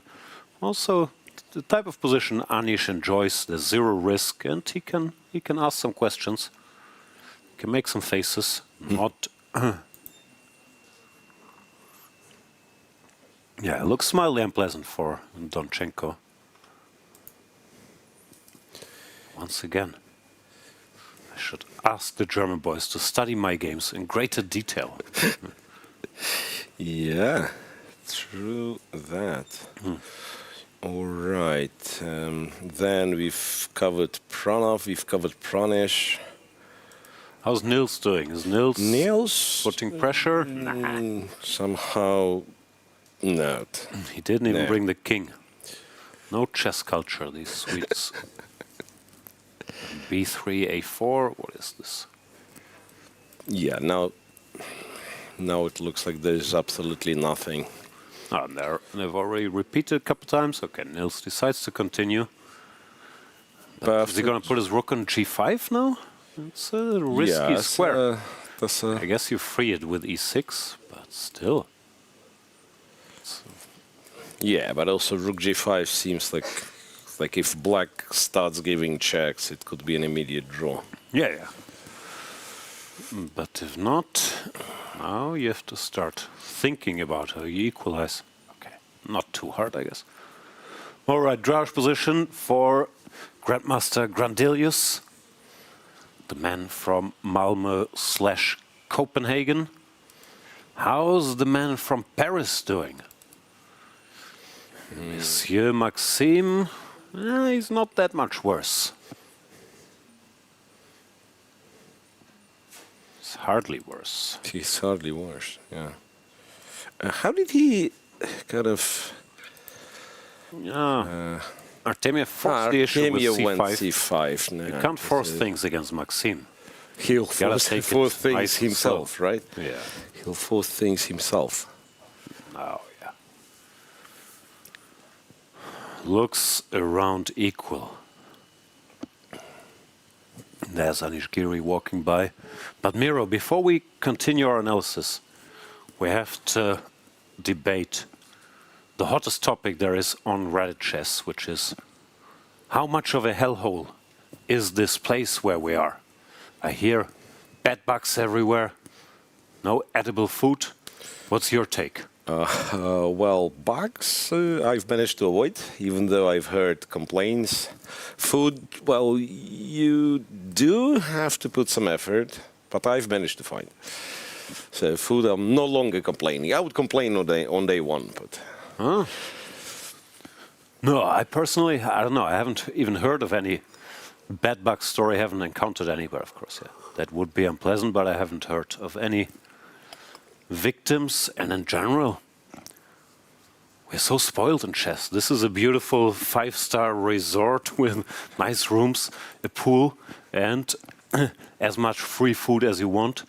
I mean, there's a lot of Indian vegetarian stuff, which I like, and I don't think it's particularly spicy, but even if you don't like that, there are normally other options, and you can get some Western stuff. You can get your omelets. So overall, I quite like it here, and also from what I've seen, the organizers are doing what they can. There are many people working on stuff. The playing hall is very nice. So I was very surprised to read on Reddit Chess. Oh, that there were Reddit complaints. Chess has a lot of hot takes, though. I don't know. Everything I read there, I believe. And therefore, not my impression. This is a 5-star resort with fantastic weather in November, which for Northern Europeans is not always a given. And pretty much everything is taken care of. So I'm sorry if there were, or of course, it's bad if there were victims of bed bugs or whatever.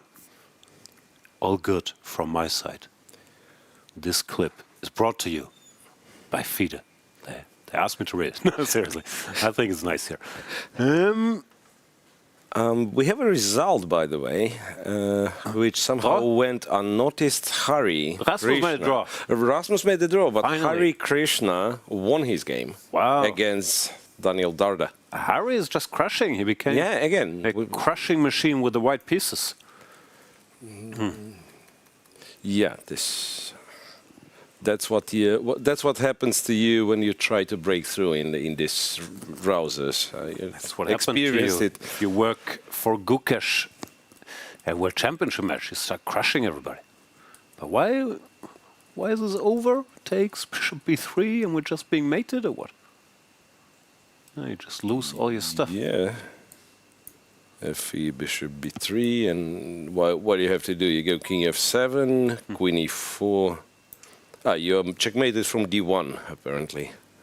Right, king g7, queen f7, king h6, queen f6, king h5, bishop d1.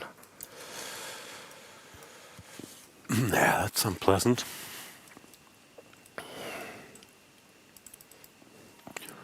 All right. Rasmus Svane, after yesterday's troubles, today not that much happened.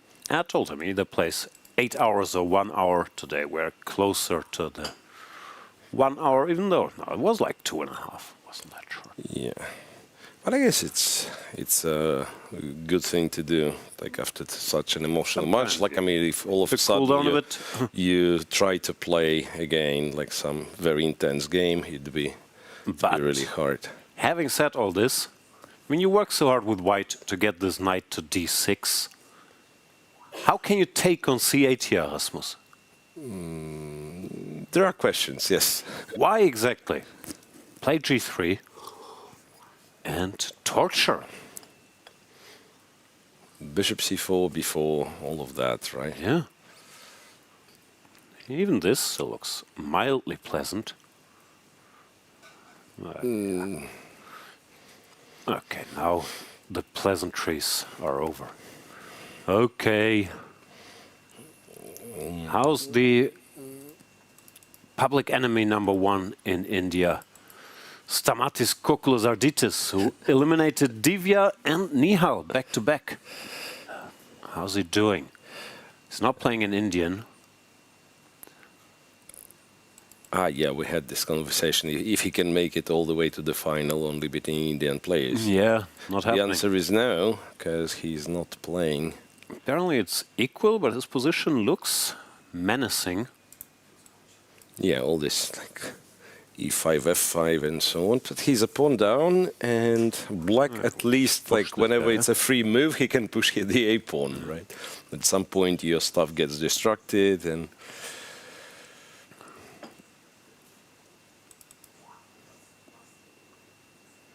how do we crush through with white? Maybe you don't.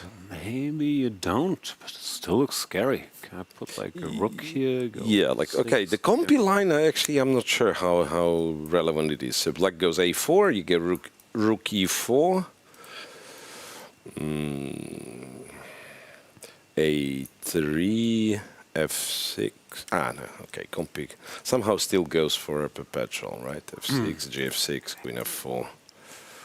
Looks a bit scary. Here, rook e5, and we're on this diagonal. Okay, apparently equal. And there we see Stamatis Koklosarditis in deep thought against Alexei Gremyov. A lot of hair. Both. Okay. A friend Grandelli has made the draw. Nietzsche. All right. Sam Shankland and Vidit also made a draw, as did Svane Evende and Dubov Maya as well. Dubov, once every 3 days, he wakes up, he goes to play the tiebreak, he tries to win the tiebreak, and if it works, the whole cycle repeats. Yeah. Not a bad game plan, as long as you keep winning the tiebreaks. Yeah, but if you don't win the tiebreak, also the whole cycle breaks, you go home, so it's a win-win. It's a win-win. Okay, not much happened here, apparently. Petr Leko against Kirill Alexyenko, and Leko apparently got something to work with. Weakish king. AKA an extra peshka. He has more pawns? Yeah, he has more pawns. 1, 2, 3, 4, 5, 6. Oh yeah, he does have more pawns. It's probably not that trivial to convert this extra pawn, but it's kind of the pawn is the pawn. Yeah. You could go all the way to c6. You could consider putting on c4, I guess, like queen d3, knight c4, make a luft, and then start trading the tall thing is rooks and queens. No, and potentially, whenever stuff disappears, this pawn will be weakish. So Kirill Alexyenko here under some pressure. Did you know that in Hungary, if you're asking somebody if they know Petr Leko, they will have no idea. So you have to say, do you know Leko Petr? Then they will understand you. That's the famous grandmaster. Famous grandmaster Leko Petr, but I was not aware that in Hungary, really? like in China, you say the family name first, then the first name. Important knowledge for the viewers. Yeah. Of course. Also, it's Leko, not Leko, because there he has a little accent on the E, so it's a different letter than the regular E. I know all this because he told me. Right. Anyway. Leko Peter, former vice world champion, had the infamous match against Kramnik in Brissago 2004. Feels like in a different life. 2004. Yeah. That is. It goes by. It was a long time ago. Yeah. It was definitely a long time ago. He was 25 years old then. Yeah. He's older now. Speaking Still of strong. Man, speaking of older players in the tournament, I just realized Evgeny Nair, as much as he's ever young, right? I mean, he could be. Okay, we have Adams, we have. Nair could be the second. Nair, yeah, he's older than Leko for sure. I guess Nair is born in 78 or 77. 77, Leko I want to is say. 79. Yeah. Mickey, of course, is 71 or something crazy. And yeah, I don't know who's next. Maybe then we get to Levon already. Yeah. Mamedyarov. Mamedyarov's younger. MVL, they're a bit younger, right? Yep. MVL is much younger. He's a kid. Someone who we will never ask for her age is Ketty, but she has more fun games to share with us. Thank you very much, guys, for being so kind not to ask me the age. But you can obviously ask me to bring you an exciting game. And this is the one. Esipenko is struggling in this game against Idani. And here he played d4, which looks so natural move to be played. And now I decided to ignore this threats that black just created on the board. And he goes knight to f7, piece sacrifice. When black captures this with the king, now we have rook to g6. Both rooks lined up on the g file. You have to watch out here, bishop is hanging, and then the queen will be lost. And after rook goes on g8 to guard the bishop, we do have these trades, and now white plays this beautiful move, queen to f5. Empty the square on f3, knight f3 comes with the threat, e5 pawn is hanging, knight g5 is also the square that this knight can go, and seems like here black is struggling. Knight f3 is already on the board, queen is under attack. It gives the pawn on f2. It's possible to go to this line, obviously, with white, because we have here rook 1 to g2, covering the check, no more check, queen is hanging, and again, knight g5, knight e5 are on the board. Looks crashing.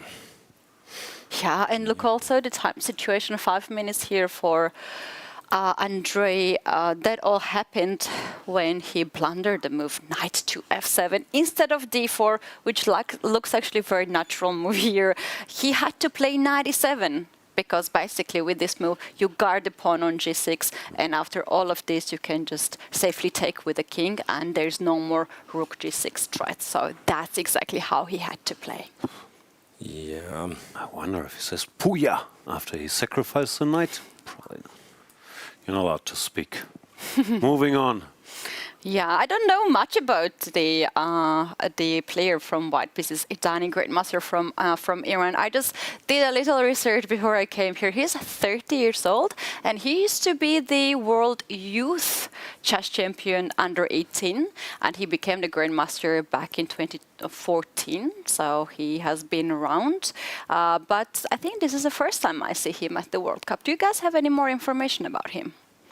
I don't know him well either. Obviously, we have a generation of very strong grandmasters from Iran now with Tabatabai, Parham, and all these guys, and he's part of the gang. But no, I don't know him well at all. Yeah, he's a bit older. I've been to Iran a few times and even played the tournament. I played the game against him, 2016, if memory serves. He's a bit older than the kind of quote-unquote the main stars, right? But I've been told he was considered very talented, and he could be, again, don't quote me on this, but I think he went to, get formal education and stuff, and that's maybe he's logging. Common mistake among chess players, yeah. Going to university. Right, but anyway. Yeah. So is there any chance here Black can just find some tricks? over. Is there anything? How does the line go? I forgot already. Queen f2, rook Queen f2, d2, rook queen g2. b6. How do you win? I don't know. Even if Black's position would be objectively winning, it would not help because the game is over. The game is over. Oh, we have a resignation here. All right, 95. And if you go here, probably knight to h7. Yeah, I thought king e7, but then you king just e7. You still go knight h7, yeah? Yeah, let's sack the queen somehow and...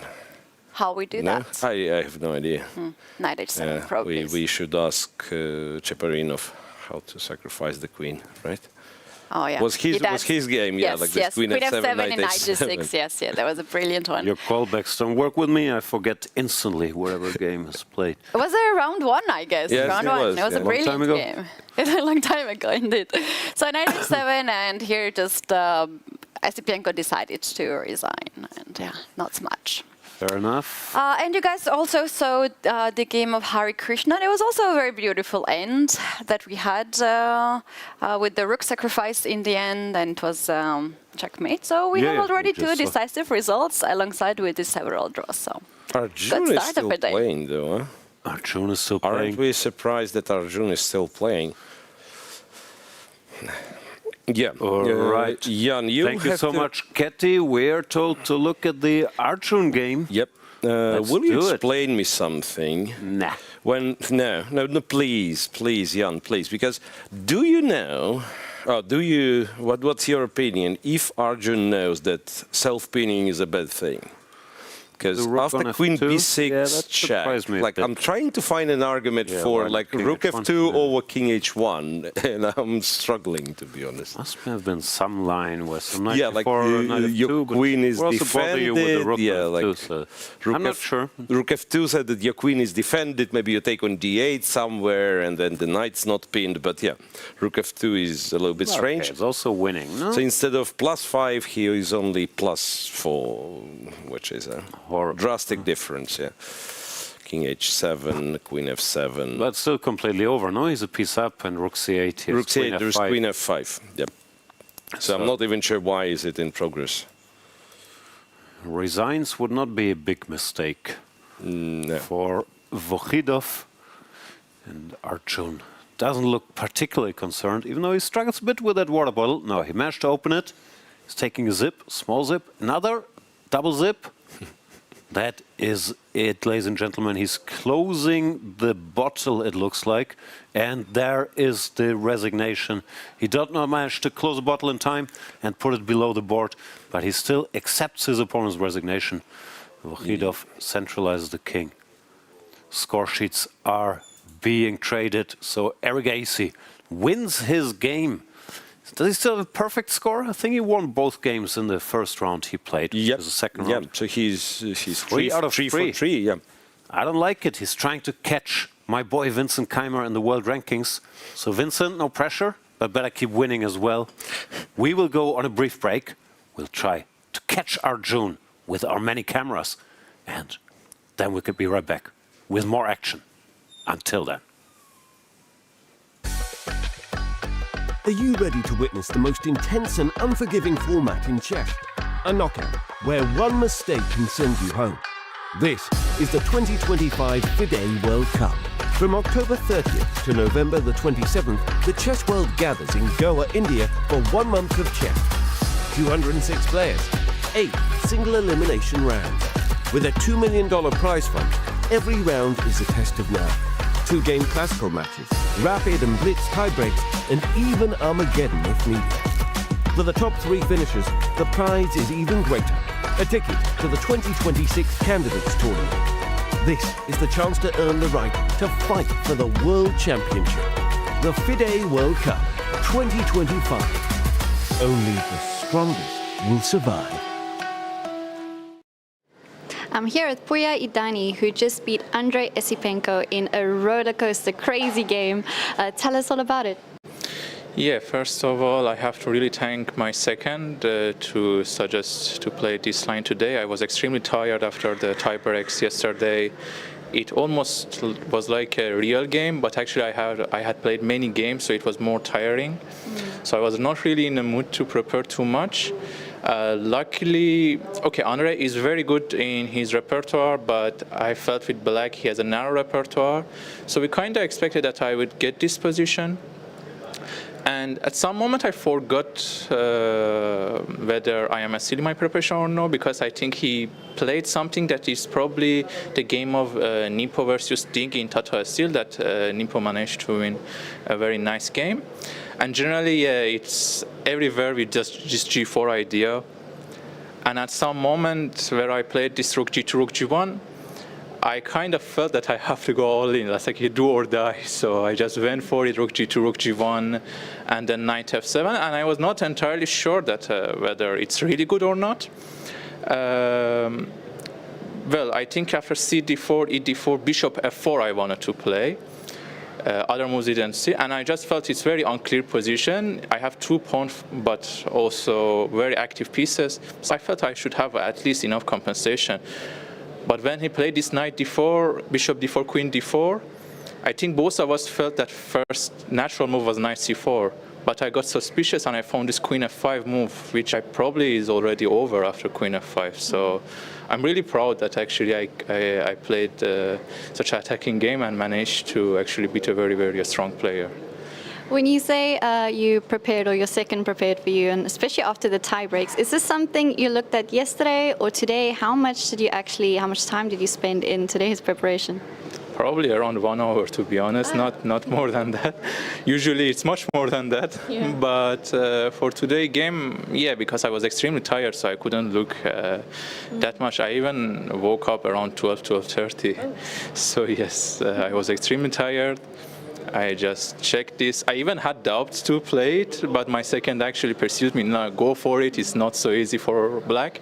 I don't know what is the evaluation, whether all these sacrifices were correct or not.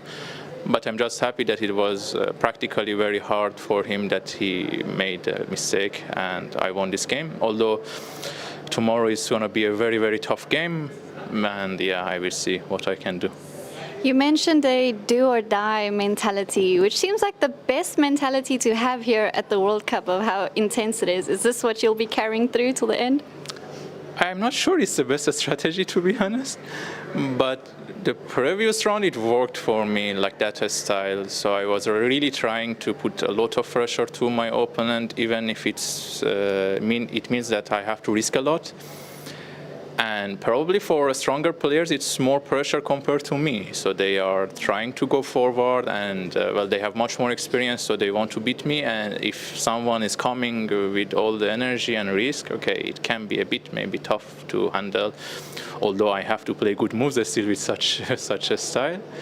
But I'm happy that probably at the moment I am managing to do that. Well, Puya, this is a very exciting tournament to watch, and your game's one of the most exciting ones. So thank you for that from a spectator's point of view, and good luck for tomorrow. Thank you very much for having me. Let's see how many World Cup winners from 2005 you can name in 30 seconds. Ready? Okay. 3, 2, 1. So it's myself, then Gelfand, Svidler, Karyakin,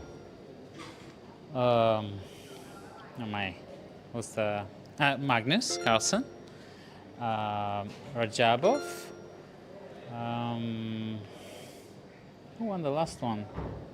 Now I already forgot. Yeah, I guess that's it, yeah? Good. I missed a couple, yeah? Yeah. Kamsky, my. Duda, and Kramnik. Yeah.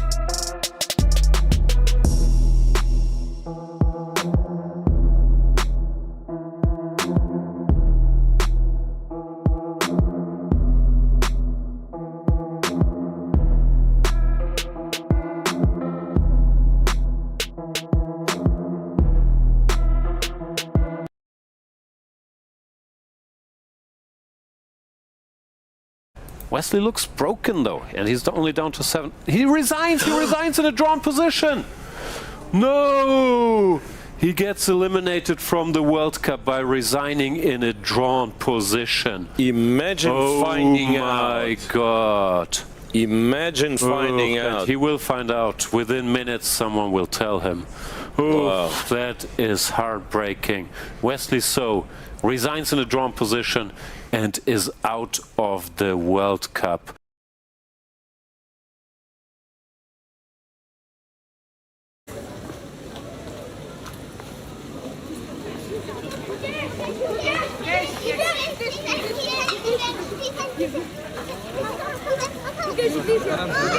Thank you so much. Gukesh, please. Gukesh, this way. Gukesh, please. Gukesh, I came from Karnataka. Gukesh, please. One more. Gukesh, select. I'm here with Arjun Erigaisi, who just beat Grandmaster Vokhidov in a very nice game. Arjun, tell us about it. Yeah, this is supposed to be one of the solid openings, but I had this interesting novelty with Queen D2. If Black doesn't know, it can be quite tricky, like what happened in the game. I think he went wrong fairly early. Like I think after F6, Bishop D3, I'm already better, and yeah, taking on E5 was just suicide. So how well prepared were you up until which point of the game? Had you looked at everything? So I remember till E5, and yeah, I think their G5 is the best move, like G5, Bishop B5, Knight E7. And I didn't remember F6, but over the board F6 looked quite natural. And I guess he was expecting Bishop B5, F5, F5, Knight E5, castle, and now he'll block on F7 and there's nothing here. So it's important that I go Bishop D3. And yeah, he should have fought with Knight E7 or something of that sort. You mentioned this novelty, which is interesting to me. When do you decide who to play your novelty against? Because it's kind of like a secret weapon that you've been working on, right? So what makes you decide at which point in a game to use that against who? To be honest, I have this since a while, and I was planning to play it against Wei Yi in Norway chess. But I thought he would know, so I thought I'll play it in the Armageddon because it would take time for him to recall. But in the Armageddon, he went wrong with King E7 instead of King F8, so I didn't get a chance to play. And after that, this is the next game I faced this line. Wow. And Arjun, aside from the game, we've got so many fans here for you in India. How are you enjoying it here? We've been hearing different opinions from different top grandmasters about the conditions here. So tell us your side. To me, it's nice like that there are so many fans rooting for like all the top players, but especially Indians. And yeah, I'm totally satisfied with everything here. This is a very strong start for you, especially winning the first of the two classical games. Do you feel like you've got a good momentum going on now? Yeah, I think so. Okay, it's still too early, but yeah, so far so good. Well, thank you so much, Arjun. Congratulations on your wonderful victory and good luck for tomorrow. Thank you. Welcome back, everybody. There we've seen Arjun Erigaisi winning his game, maintaining a perfect score. Gukesh, I believe, will not win his game, but it does look like he's out of trouble against Frederik Svane, where a draw is probably imminent. Praggnanandhaa already made a draw. Other than that, we don't have outcomes on the very top boards yet. Mamedyarov also drew his game against Nils Grandelius. And then, scrolling down a bit, Yash Erdemush managed to draw his game against Richard Rapport as well with the black pieces. Vidic-Schenkland was a draw. Avonda Liang against Rasmus Svane. So some results, nothing unexpected 3 hours in, but a lot of the action is still going. So Miro, anything that has caught your attention? What do you want to see? Yeah, maybe let's revisit Abdusattorov, even though there is not much development, but it's a funny pawn structure, if you will. Okay, back to Nodirbek. Yeah, back to Nodirbek. Isn't it almost identical setup? Okay, not really, but like white having pawns on h6, f6, and black has a3, c3. Which should start falling at some point, one would think. Black looks comfortable still, no? His king looks safer than the white king somehow. Yeah, so Nodirbek played, somehow played a very good game up to the moment he allowed this f5 trick. Yeah. Somewhere around here, he set a foot wrong with bishop d4, rook e8, queen f4, f5, and ever since it's been Jose Eduardo Martinez Alcantara taking over, but not taking over to such an extent that the game is over or that black is even remarkably better, but it does look like his position is easier to play now. There we see Martinez weighing his options while Nodirbek is probably doing the same. That's what chess players do. Weighing his options all the time, yeah. Something to maybe to pay attention to, Gledura against Wei Yi, because while that draw? Yeah, like computer keeps telling me it's a draw, but it's like a pawn endgame, and you know, Wow. like now for instance, this is losing. H4 and you've fixed up? Yeah. So H4 is the only move, and then which is kind of a cool move, but I guess some extra tempo will matter at some point. You will get zugzwangt, and here king c5. Okay, so H4 draws. I mean, H4 is nice structurally, but how do you hold after king b6? Or you don't even hold, you just win, yeah? Yeah, g5 and this probably double bathtub. As a kid, I have seen such ideas in some books. g4 takes f3, takes h3. Yep. And the pawn cannot be stopped. So h4, very important resource here. White is not losing, white can play g3 or wait with a4. And h4 plate, by the way. h4 plate. Wei Yi, good at calculating stuff. Probably also the only reason he allowed this was that he saw that resource. Right. Okay, so some intrigue still left in that one. Can we also check Adams's game? Because the compy keeps saying like black's winning, but somehow he did not win yet. And the game is still going. Game's still going, this, queen a4 takes king g2. Queen here, king f1, and here he missed a knockout apparently. Queen c3. Queen to c3. Ah, defending the bishop, and then the rook joins, I guess. Joins the party. And maybe just rook f8 next move or something. Yeah, rook somewhere, yeah. But he played queen d3 check. King g2, queen e3, king f1, correct. queen. Oh no, he had two chances. d3, still didn't do it. King g2, b6, which is the still apparently much better. Yeah.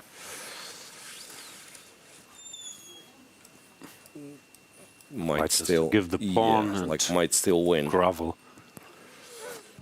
The problem with b6 is you never have bishop b6 anymore. Yeah, which would have been, after queen d4, bishop b6 would have been your easiest way to win. Now you'd probably have to play this position with an extra pawn after queen b3, queen d4, queen c2, queen d4. Yeah, queen b3, queen takes, queen c2. There we see Lorenzo looking for a way out of the spider's net.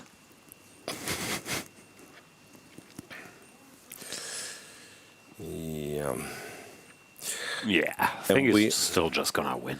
MVL is a pawn down, but it should be like a more or less trivial draw. Yeah, no problems. Sargsyan is an exchange down, but that's more I'm problematic. Not sure. No, it's not problematic at all. He has a nice pawn. Yeah, precisely. I thought maybe he's the one who's dreaming of somehow confusing his opponent, because it's black to move. Black can keep one pair of rooks on the board, and yeah, you probably don't win against like cautious opponent, but at least you are the one. You are the one kind of trying. Yeah, looks drawish as well. Who else we have? Lim was winning early on, and is still winning. Yeah, not a good outing for Jeffrey Zhong today. Another Greek, Teodoru, has been steadily improving. Just looks very, very strong. And here, making a draw with black against Sindarov. Not a bad result. For the underdog. Yeah. On the underdog, let's go to Bogdan. Daniel Jack. Maybe a little better, but not that much material left on the board. Still, I'd be unhappy with white. So white still has to be careful, you're saying? Yeah, a little bit. Not sure how careful, but yeah. Just laughing as usual. But Fedosev's in trouble against Wojtaszek, aka he's a pawn down. And Radek still going strong. The Polish Grandmaster. That might be just lost, right? Without pawns, much double of a pawn, chance. but especially this pawn is doing the heavy lifting, holding up two white pawns all by himself. Not sure how you win, but you might just win. I was taught as a kid that knight endgames are like pawn endgames. That rule has helped me not at all in my entire chess career. Yeah, that's true. No, but I think, like, I know it's a cool sounding rule, but then one has to have except, and then 3 pages of like when it doesn't work. Also, I have no idea what's going on in pawn endgames, so even if that rule applied, it would not help. But yeah, apparently this is winning. I guess the pawn endgame would be winning too. So d4, and you just wait. And then, rule confirmed. Rule confirmed. Yeah, Gukesh will be a draw any time soon. It's 3 pawns each. Rook endgame. Yeah, who's not offering a draw here, guys? Stop wasting time. And they've listened to you. They've listened to you. They just agreed to draw here. Yeah. Frederik is saying, "You were very lucky. You might be world champion, but I crushed you. You dodged a bullet. I just should have taken on e7, and you would have been in deep trouble." Yeah. Gukesh saying, "No. I could have done this." And yeah, maybe you were better with 10 in a row computer moves, but let's be real, you wouldn't find it. That would be a proper answer, right? Saying, "How dare you question my judgment? I will see you tomorrow, sir." And that is the only sure thing out of all what we said. Yep. Is we'll meet tomorrow and potentially even day after tomorrow for the tiebreaks. That's good to see. And also just the genuine passion for chess and the interest. No, okay, I could have gone here, you could have gone there. And Gukesh, be careful if you're listening. It's a big army of fans waiting for you out there, which I'm sure he's used to in India. It must also be thrilling.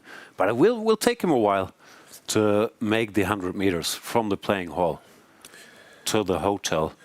Oh, right. Okay, let's watch Gukesh's walk. Okay, he gets up from the board. Someone follow him. Okay, so far so good. Headed for the exit. So we are Svane wisely following 20 meters away to let Gukesh deal with it and then just sneak by. There is the door. Did we get there? Svane changing direction. Someone held him up. Yeah, someone advised him. Maybe he's Don't checking try, on his don't try brother, right now. but his brother has been done hours ago. It was a draw, Frederik. You can leave. And there is the entry to the hotel. So, leaving the playing hall, Gukesh should enter our screen at any moment. Tough security, that's what they're called. And they look tough too, is there to keep the fans at bay.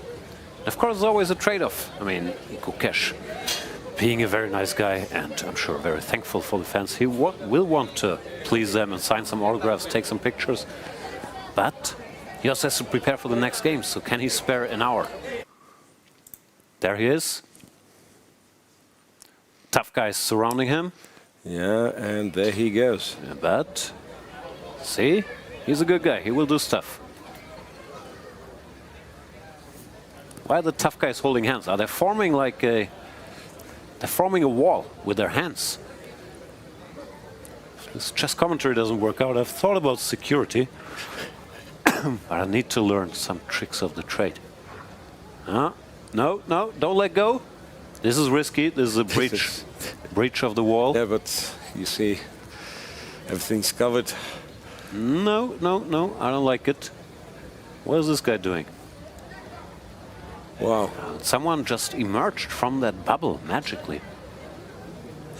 No, but in all seriousness, he's being very kind, signing stuff. Great, good. Yeah, it's the eternal trade-off.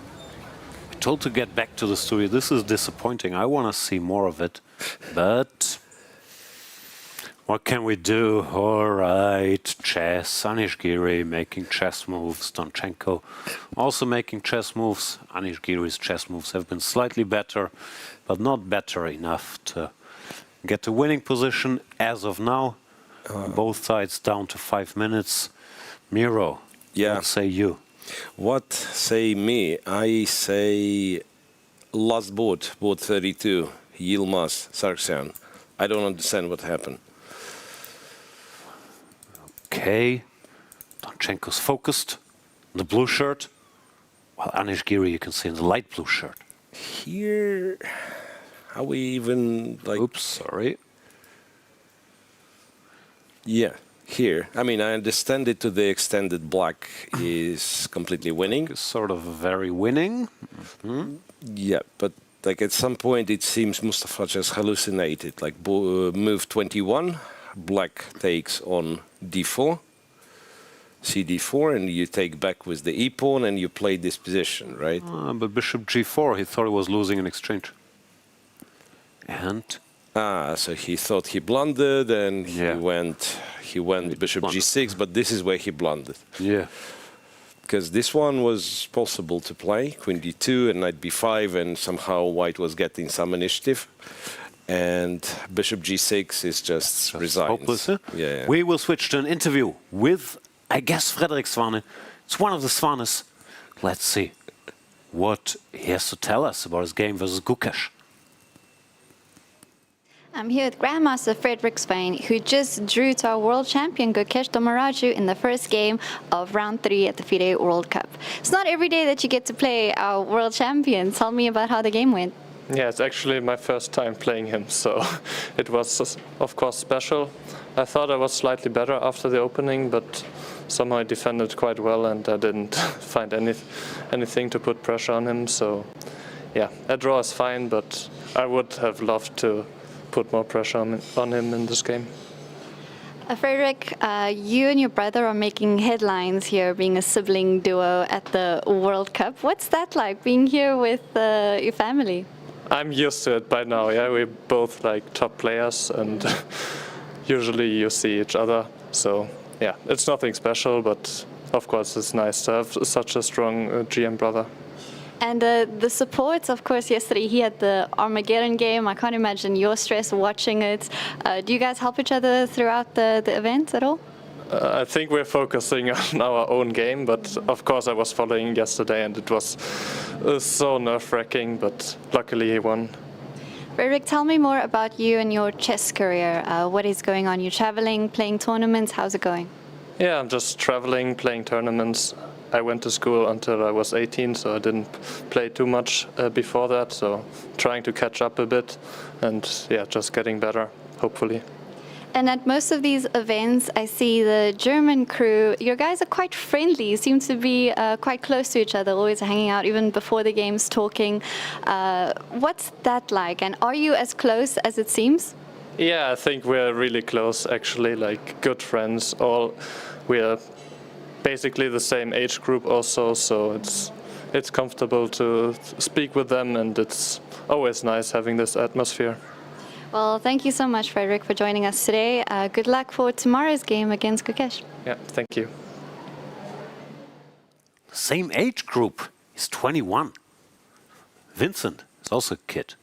But everybody else, including his brother, way older, way wiser, more mature.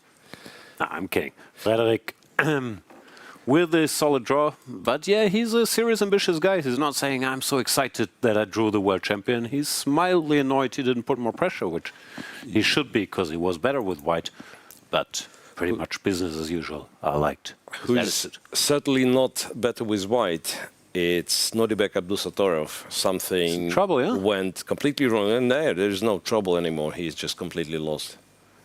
I mean, he lost control. Looks like the trend was not his friend. Yeah, lost control a few moves ago, and yeah, like when white played a4, it was already like suspicious. But when black played a4, a few moves later, it was a disaster. Yeah, check, rook b4, check, and d5, and not only he loses the exchange, but probably gets checkmated somewhere. And it's like resigns, no? It is. If he did resign, it is. And after a5, there were a couple of moves that would keep him afloat. Like, okay, realistically, one, I guess, queen f2. Rook h4 was somehow very, very, very, very bad. Because a4 you no longer can take. So basically that's the reason. Yes, you get some queen d5 even. Issues. Queen d5 even worse. Yeah, you go queen d5 and white has to take on a3 and something bad happens. Here and check. Yep. So yeah, this is a tough spot for Abdusattorov. Big fighter, of course, but losing the first game with white.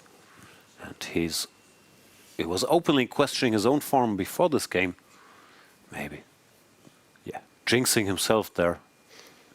Yeah, so from the top boards, that's the only kind of higher rated, the only favorite who seems to be losing.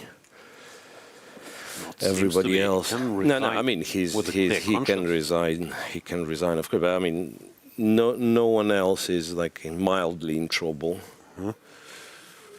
Well, I guess you could say Jeffrey Strong is lower rated in the two, yeah. I'm so used to Jeffrey being over 2,700. Been a while. Yeah, Nodirbek. It's not even clear what you do. Yeah, like having to resign. But he's such a great fighter. He's just looking for a that is denial stage then. I don't know. No, just seems like it's calculation stage. The problem is there's not much to calculate really. So Anish, you told me not much going on. Okay, he's putting some pressure, but apparently not enough. Now the situation is clarified a bit.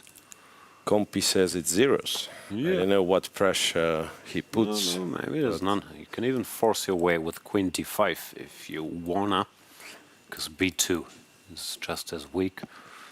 But Donchenko not the type of guy to look for immediate draws. He's normally fine, keeping the tension, if nothing too bad happens. Doesn't mind if the game continues. Okay. What can white even do? No, b2 is too big a target, no? Yeah. Yeah, good game by Donchenko. He's lost a couple games against Giri with the white pieces, so maybe Giri is thinking, even if it's a draw today, I'll get chances tomorrow. But so far, yeah, I'll see. Good outing for the underdog. Vincent, is he making progress? Vincent, okay, I mean, he's better, but... Still some work, but it looks like he's making a bit of progress, no? A5. He has this passer. Okay, computer is unimpressed, as usual. But to puny human, looks pleasant. Yeah. What do you say? The knight is like strangely placed on g2, which it is, but even if I could kind of if I had knight in hand, it's not clear where I want it to be. Like, I guess, like, yeah, c6. Yeah. But how do we get there? Yeah, so maybe Pranesh kind of holds his own. Yeah. At least for now. At least for now. Dealing with these top players, you hold your own for a while, but then they ask more questions and more questions. Yeah. So hard to hold your own till the end of the game. Still, Pranesh also doesn't look particularly concerned, just focused. Right. Okay, what else do we have? Arjun with Lithuanians. Salim. Titas, Stremavicius. Titas, yeah.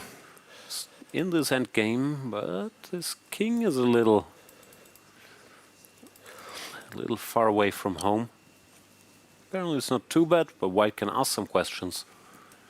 Compy says, check, go here. Keep pushing. Wait, but weren't we on e8 already?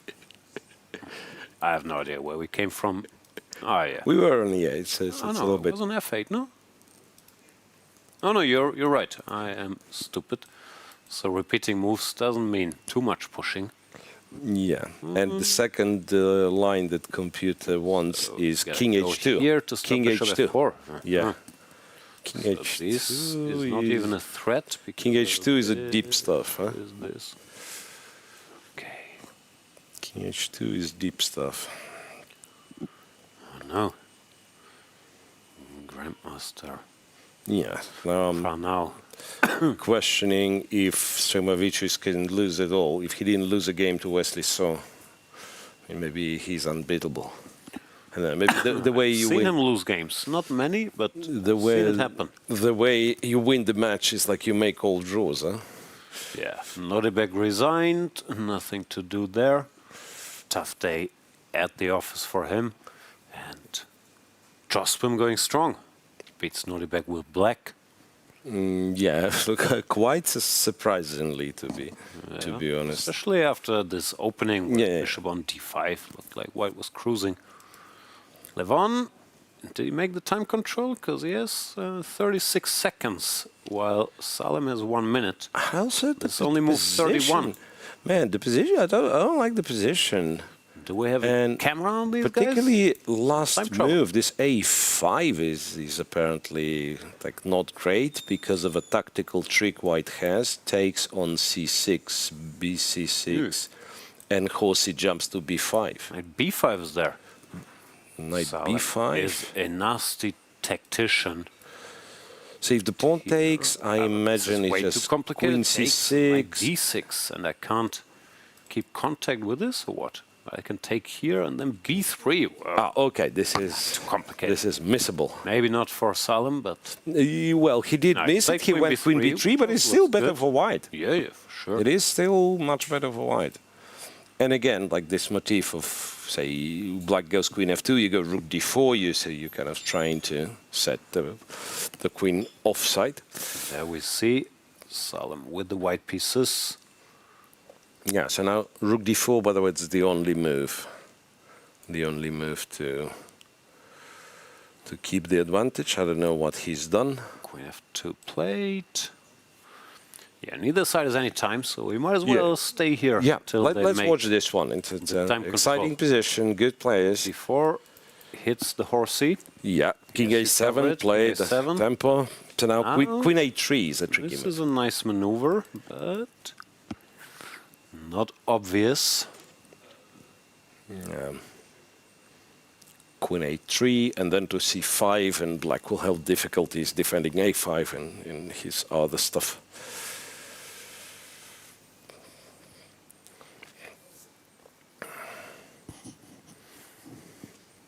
Queen a3 played. Queen a3 played. Well, or was it at least something in the neighborhood? King move? a2. No, it was king a2. King close enough. a2. King Natural move. a2. King out of the way. But then also with black, like if you, it's not easy to find moves. Like now, the best move is queen f4, and again, like it's not the most obvious. It's queen f4 to meet queen a3 with queen d6.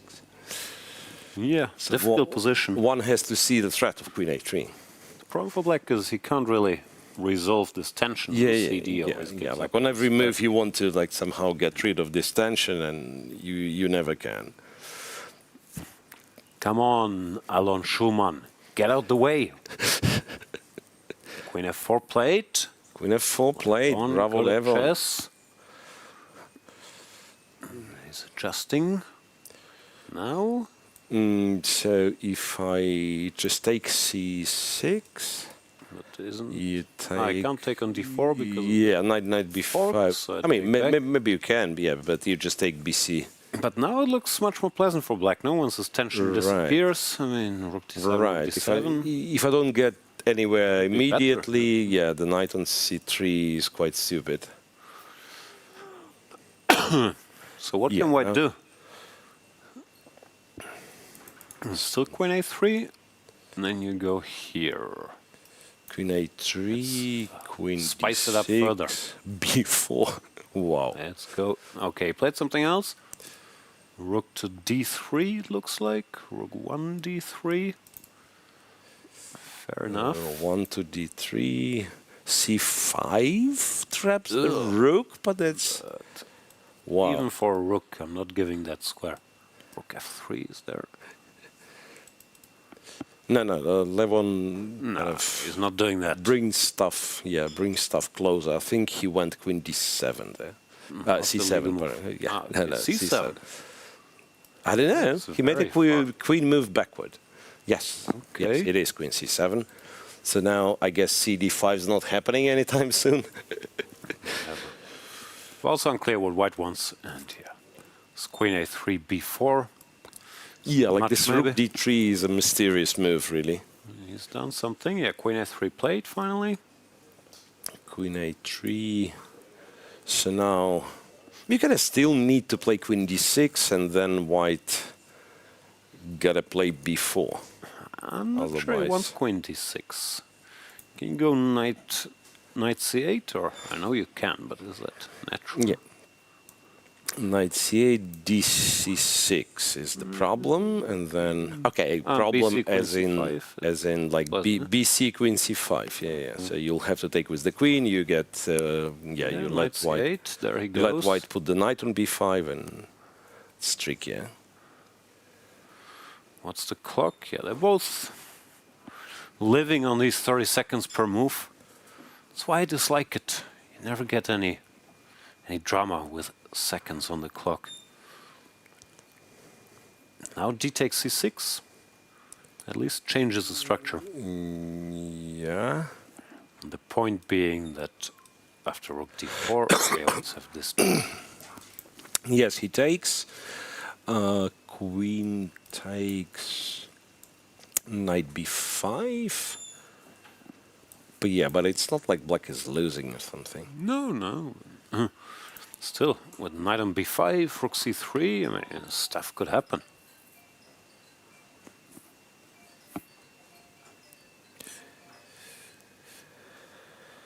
Right. Levon, I guess, thinking.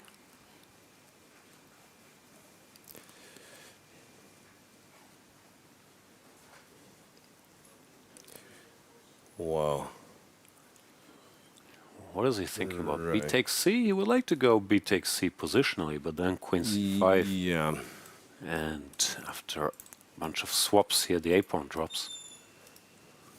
So yeah, he had to go queen takes. Still, knight b5, rook c3 are nice moves to make. See if something drops. Yeah, finally realized something that I probably should have started with, analyzing this position. Who has what many pawns? Black's pawn up, which is not that relevant, or was not that relevant, but it was all this tension was on the board. But now, maybe it's the time for was even aware of, but yeah. He went knight d5. Knight d5, surprising. Which is not a bad move. Keeps, more or less keeps the balance. So I guess he wants rook c3, so keep the knight on d5 and maybe like shift the rooks while kind of undercover. So f5 is a strong move. Queen e6 a good move. Levon played something. I couldn't see what, unfortunately. Was king b8, which is okay. Okay, it's time travel, so you try to keep your pieces close together, avoid any unpleasant surprises. Move 38, so a couple of moves more, and this is it. Queen d6, and everything's covered, no? Queen d6, queen e6, pinning the knights, okay. Now, I guess black is solid. Black is solid for sure, but I think if black stabilizes, he might even win. Easily. Yeah, like queen e6, queen e5, queen g5, back to e5. Yeah, maybe you can attack something, no? Rook c5. Target the a5 dude, yeah. Pawn. Now he goes queen c5 with similar intentions. But now knight e7 actually wins the d5 pawn, apparently. That's... Knight e7. I'm pinned. Many guys attack the d5 horsey. And if rook d3, what am I missing? Then some jumping, knight c6. Yeah, knight c6, knight b4, because the knight on d5 is pinned. Yeah. And Levon does play it. Knight e7, it's also move 40. So Levon... It's a good moment to deliver this nasty blow, and now he's much better. He is much better, and it's not even clear what to do for white. He's a two-time World Cup winner, the only two-time winner we have in the history of the World Cup, showing his class. Had a good year, Levon Aronian, with his triumph in the freestyle chess event. Yeah. So what? So these guys reached the time control? Does it mean everyone reached the time control? Well, they didn't have a lot of time to spare, so most people must have.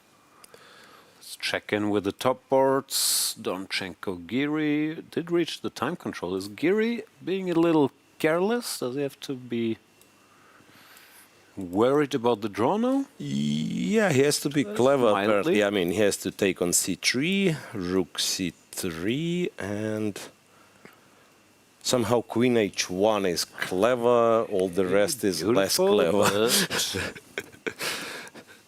All the rest is less drifted clever. a little bit. All this stuff, queen c1. Yeah, at least like it's 100% clear Donchenko is not in any trouble Donchenko is an at ambitious all. guy. If he smells any chance, he doesn't want to draw. Okay, so time control reached there. Pranav also reached the time control, took the pawn, found king h2. Yeah, in a good position against Stremavicius. Pranesh, on the other hand, he's also doing well. Yep. They're good. More or less. Now Pranesh tag team keeps rolling. Yeah. Vincent no longer better. Yeah, Gledura, Wei Yi, it's still, like Compi still says it's a draw, but now I guess, like there is not that many tricks left, apparently, right? You can just shuffle, no? And as we said, they do agree a draw, these two. Yeah. Martinez won against Abdusattorov. Mickey Adams still trying to win against Lorenzo. Still better, but it's been better for a long time. Yeah, somehow not the most convincing conversion, I want to say. If he manages to win, Mickey. he won't mind. There we see Michael Adams. Why just play day See the reigning 4? senior world champion? He's a somewhat rare case where he's still world class, but he enjoys playing these senior world championships, team senior world championships. He's terrorizing the senior chess scene. Right. Okay. MVL, draw. MVL. Is it draw officially or no? They're still playing, but it's expertly evaluated. True that. Yeah, 2 pawns versus 1 pawn is not enough. Especially here. Not enough. Diptayan Ghosh will be a draw against Sargsyan. Why? What? Diptayan is picking up stuff. No, but Sargsyan went to some like strange square. Yeah, but hang on, he blundered. He just blundered in one move. Yeah, that's fantastic. Rook C2 and the knight is getting knight F1, king F3. Yeah, king F3 and knight B3, rook C3. This is not where the knight wants to be. Knight A5 and then you just go like king E4, king D5. Yeah. Oh no, black. It's in time here, but king D4 was stronger, right? No, maybe you can go king E4, king F5 too. I was trying to chase the knight down. No, apparently it's winning. G5, king D5. And we just win the horsey. Yeah, these pawns are fast. It's a little bit study-like, but yeah, Diptayan Ghosh did go. Knight is just completely stuck. Yeah, rook B2 played. Diptayan Ghosh, after eliminating Nepomniachtchi, is he also gonna... No, but it was so careless of Sargsyan because he was never at risk. He was never at risk. And just go knight F7 and whatever, E6. Just don't go knight E4, which doesn't make sense to me even. Like what do you want with knight E4? If white passes, what do you do? Like take the bishop and still a draw. Maybe he thought white is to take the knight. I don't know. If you take the knight, here, I mean, you can sense you're in trouble. I don't know if it's lost or drawn. But, no, knight F1's draw lost immediately. Knight B3, yeah. Like why would you go for it, right? Like you never better, right? And you might be losing, which you are. Probably are lost, as it turns out. And also not in just one way. King E4 is also good. That's always king D5, and then you go pick it up. Basically you go for king D5, rook. Yeah, knights on B7 are usually not very good knights. I heard B6 or B7 are both bad squares. Yeah. And yeah, the knight can't even escape. Knight B7, king D5. King D5 and then rook C7. Wow. Here. King F8. Okay, let's try to save the knight. Yeah, like this, it's just rook C7, right? No, rook C8. Rook C7 probably also wins, but... and if you go king F8, it's here, and it's gone. G5, rook C7. King G6, but then you have the king like on D5. King is too central for any of these pawns to do anything, and here it's rook C8, rook C7 resigns. So now it looks like Sargsyan blundered on move 41 of all places. So he made the time control, move 40, F6, H4, and now if he goes anywhere, he's not really in trouble. Probably disliked having to give up this pawn, which wasn't a big deal because F5 catches the rook. Bishop D1 or G6. Maybe he thought, okay, the guy's going to take anyway, so I might as well simplify into something like this and make my draw. King I'm speculating, but I'm just wondering why he would have gone knight E4. Okay, more and more results. What do we have? We have this one running. Realize he's blundered, of course. This is a rough spot. Yeah, Lekwan Gliem has already won. Aronian better, but no moves since time control. Sindarov Theodora draw. Yu Yan Yi defends queen endgame.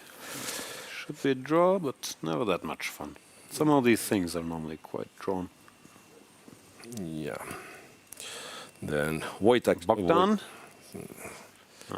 Still not much happening. Young master Jordan. He beat Sarana at the European Team Championship, but this time he's suffering. Pawn down. The bishop pair doesn't play a big role with these bishops and play on one side of the board. So no, this is deeply unpleasant for Jordan. Might survive with a reduced material, but might also not. Yeah, Kokulos Arditis lost. I don't know if you mentioned this one. That is not legal. That is the fall of a giant. Kokulos Arditis. Ah, yeah, did happen. Okay. It's not about how hard you fall. It's about how often you get back up. How's Bluebaum doing? I haven't seen anything of Bluebaum. Winning, losing, he's drawing. winning, I think. Better, at least. I think he's winning.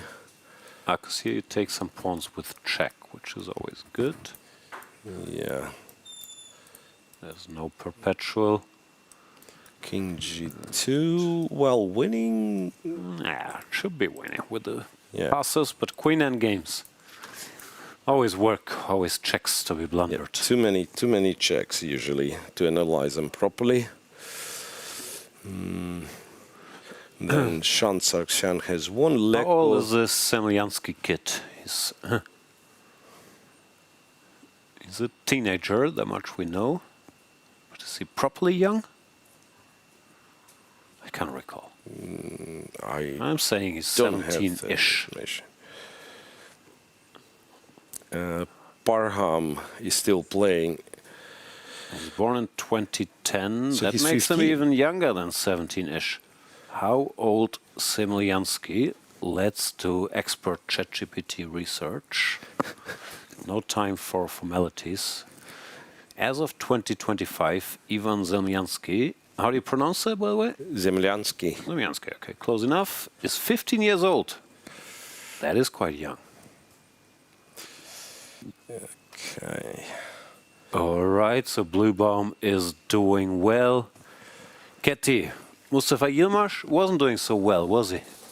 Yeah, he wasn't doing that well, and in fact, at this moment, he made the wrong decision after his opponent captured the pawn in the center on d4. Instead of taking it back and play this position with the knight here on e5, he decided to take the knight on g6, and there was a mistake, and everything started from here.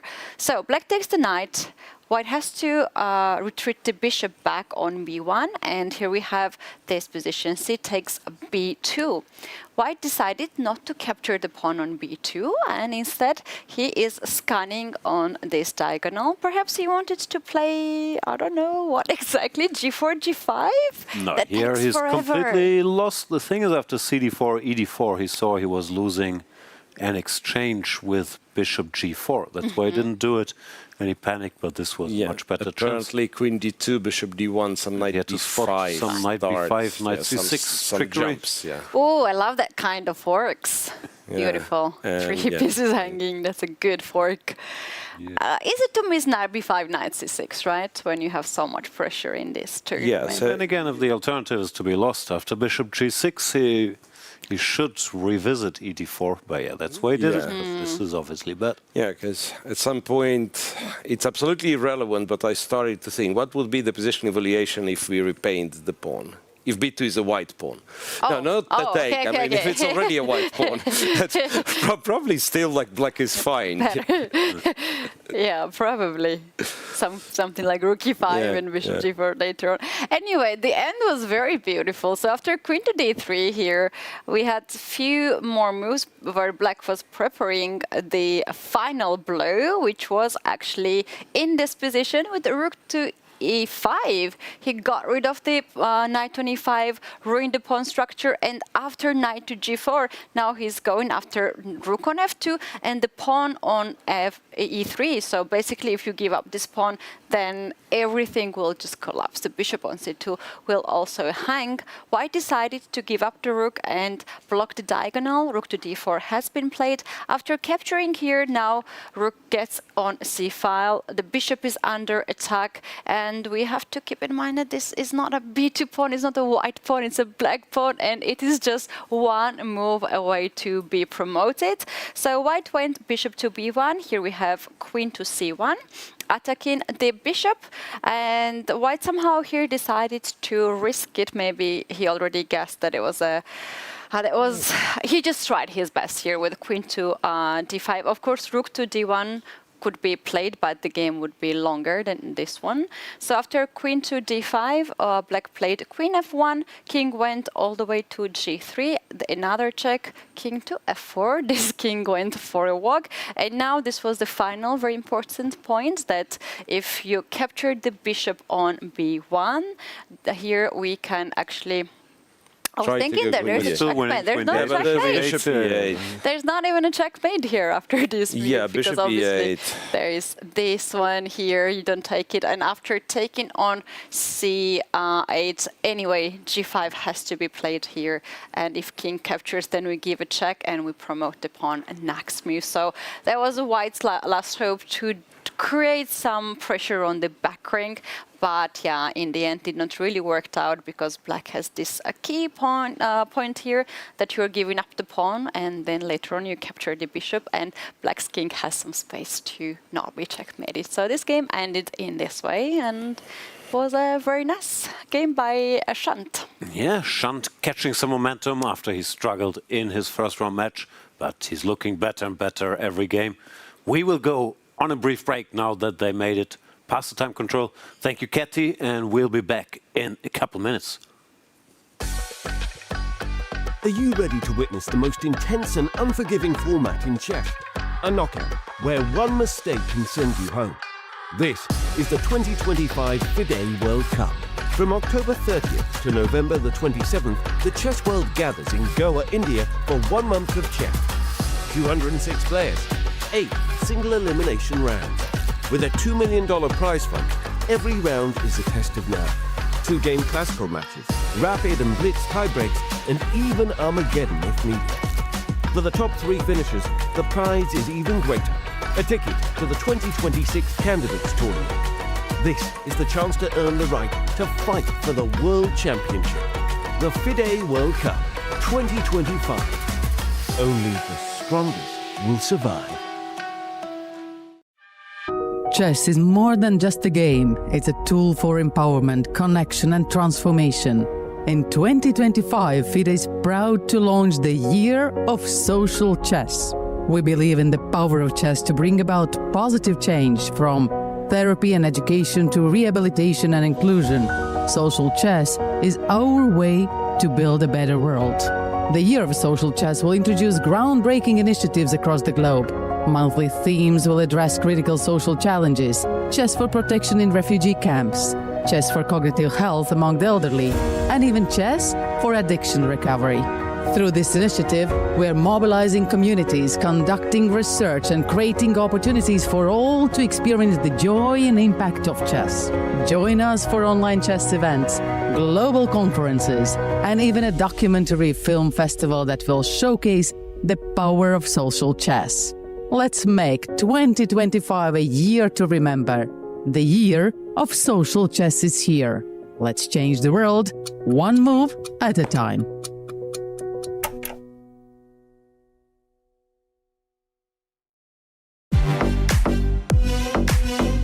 In December, the world turns to Doha, Qatar for chess at its fastest and fiercest. The 2025 FIDE World Rapid and Blitz Championships bring the globe's elite to battle under lightning time controls. December 26th to December 30th, Rapid and Blitz formats designed to reward precision, courage, and creativity. In the heart of the Middle East, Doha offers more than a board, a world-class venue, a cultural backdrop, and a stage worthy of legends. With a €1 million prize fund on the line and the title of world champion at stake. The 2025 FIDE World Rapid and Blitz Championships, the ultimate test of fast chess. Welcome to the FIDE Online Chess Museum. The International Chess Federation proudly presents the FIDE Chess Museum, an online space celebrating the rich history and evolution of chess. Explore exhibits that trace the game's fascinating journey. Discover the origins of chess, beginning in the distant past, and follow FIDE's centenary journey. Rare chess sets, unique books and memorabilia, autographs of chess legends, trophies of historical tournaments, and stories of the chess champions. Explore the game's legacy and future. Chess is more than a game. It's a global culture of strategy and unity. Join us to experience this unique online journey where history, culture, and passion for chess converge. And also on your phone.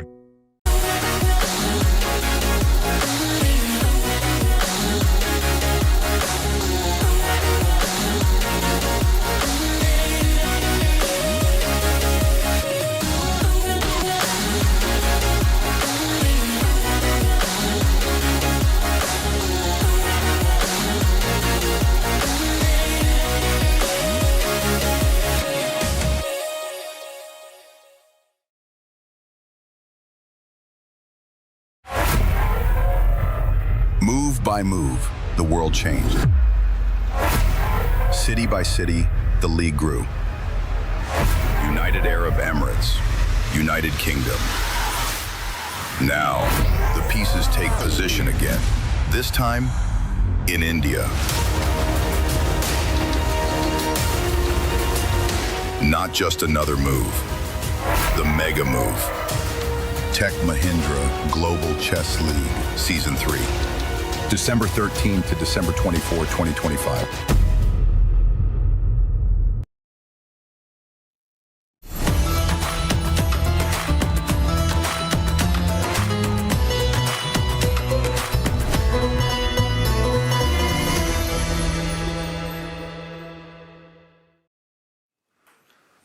Welcome back, everybody. We're past the time control, and we are joined in the studio by Jose Martinez, who beat Nodirbek, Abdusattorov, and Katie will ask him tough questions about how he did it. Exactly. Very tough questions are coming on the way. Jose, first of all, congratulations. That's very important victory indeed. How do you feel to start with? I feel I don't play a really good game, but okay, the opening, I know when I play this opening it could be wrong if I don't familiarize. He played an amazing sacrifice. At first sight, it's not the best sacrifice, but in practical terms, put me in a really bad spot, bad situation, and he was playing amazing, and I was not doing my best in this critical, unbalanced position. So it was your home preparation. You were prepared for this. I'm prepared with the. Okay, I have to prepare. How to say, analyze second Pierre Luigi. It's an amazing. I'm playing like a lot of openings. No one in the world will expect from me.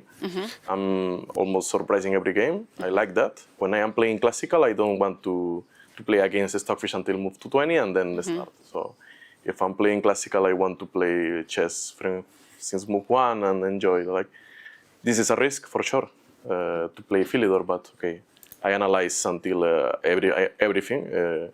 But Abdusattorov is find a nice sacrifice. Can't wait to hear your insights of this game. We were analyzing this one in the studio, and we know what was happening, but we need to know more from your side. Can you please take us through the key moments in the game? Yeah. So I think he knew what was the main line. So he played this bishop f4 in move 6, which is the most aggressive way to play. Okay, knight c6 maybe is only move. Actually, these following moves are only moves. If not, I'm in a strategy really bad situation. a6 and and f3. Okay, e5 is also another important idea, which leads to a slightly worse endgame. I should hold. Okay, I take. Okay, when I play this, I was prepared for suffer this endgame with e5. Okay, e5, d5, queen e5, bishop d6, queen d4, takes, queen e7, bishop c4, bishop e6, rook h1. Okay, bishop e6 is also possible, and rook d8. Okay, there are a lot of orders, maneuvers to know. There is an endgame. I should play like 4 only moves, but okay, to hold. But okay, this is could be interesting to play, but he chose a more challenging way to play. And okay, this was a normal position. And after before, okay, I know knight a4. This is the line I had in my prep. And knight d5. Okay, when I see knight d5, I was thinking what he's trying to do. If he takes with the rook and then come back, he's losing. And he takes with the pawn is a bad version of this type of structure. So, okay, then I realized when he played knight d5, okay, he wants to sacrifice that, and seems like he is dominating my position. Yeah, he's really smart because he knows that I just know the normal lines, so he decided to play an unbalanced position. Yeah. He should know something about here. He should okay, have this at least once. So he decides well. And okay, here in this position, okay, it's the thing is I need to play. I want to play bishop f6, but I need to move my rook. So he is in time to play g5. So my thought was, okay, I need to create some counterplay. I need to put my rook here and then give back the exchange in a good situation. But I never expect rook a7 was a possibility. And also, yeah, it's difficult for me because if you, okay, so engine suggests no sense moves for me. Rook a7, king h8, and a5, a4, a3. Seems like I'm going to be mated in 5-6 moves. Yeah. With h4, h5, g5, g6. What was your evaluation in this very position? Okay, I couldn't calculate because rook c8 for me was the only move. There are no other moves, and also after g5, c4, I didn't consider other move. I think c4 brings me a lot of ideas. Queen a5, attacking b3 ideas. At some point, I was calculating when I have my queen here and my rook here. If he plays h5, I will play b3, takes, and then I take. So he cannot play h5. But okay, he should not play h5. He can just play rook d1 and then start slowly improving their position. What he did it. Because here after h4, okay, in this position, I was just, this is the type of position I cannot know a lot. So I was just trying to find, how to say, concrete position to battle, because I know this should be at least worse for me, slightly worse. Because when I take the bishop on d5, he has the better bishop. My bishop on e7 doesn't have activity. My pawns here are weakness. I should play b3 to have some counterplay, some checks. But positionally speaking, this is not good after rook c5, d5. If I don't play this sacrifice, I should have something tactical or concrete, but I didn't see it, anything tactical or concrete. So I was trying to play something try to put my bishop in this diagonal, sacrificing h6 at some point, but to try some crazy ideas. For example, after h5, h6, and bishop f6, and try to go all in. But it's not a concrete idea. Okay. It's just at some point I can just, if I am almost doesn't have an idea, I should do that. But okay, I was feeling like bad in this position. I was thinking like, in practical terms, this is not just slightly better. This is a clear advantage and maybe a decisive advantage strategy. Yeah. Well, you were thinking like this during the game, and here we have the engine, which gives only 0.5 advantage. Like how you are finding this kind of evaluation that it's not really matching how you really feel during the game? No, okay. No, this is slightly better for him. It's engine size is. It's a bit weak engine too. For me, it's this was if I don't find something, it's clear advantage, almost decisive advantage for white. If my only idea to have a normal position and then evaluate is if I sacrifice on d5, then I can evaluate better. And I think should be at least a slight advantage to clear advantage. Like he has the better pieces and better structure, so I should. I'm always fighting for a draw, and it's also hard to fight for a draw. So that happens. Rook c5, and he plays queen d4. I was expecting to play rook d1. Okay, h5. h5. I was thinking about b3 somehow. After this. Yeah, he can take, because my idea was if he takes with the bishop, I can take here, and if he takes here, I can take here. But okay, maybe I just missed a lot of things now. Yeah. Queen d5, queen f5. Yeah, I was thinking about it, so this is my only idea to try to sacrifice and see what is going on here. But okay. That is the conclusion. Okay, I didn't have any other idea than sacrifice on b3. Whoa, we have to stop somehow. Yeah. Okay, after h5, I can also sacrifice directly and play something like, okay, rook e8, and king f8, rook e8.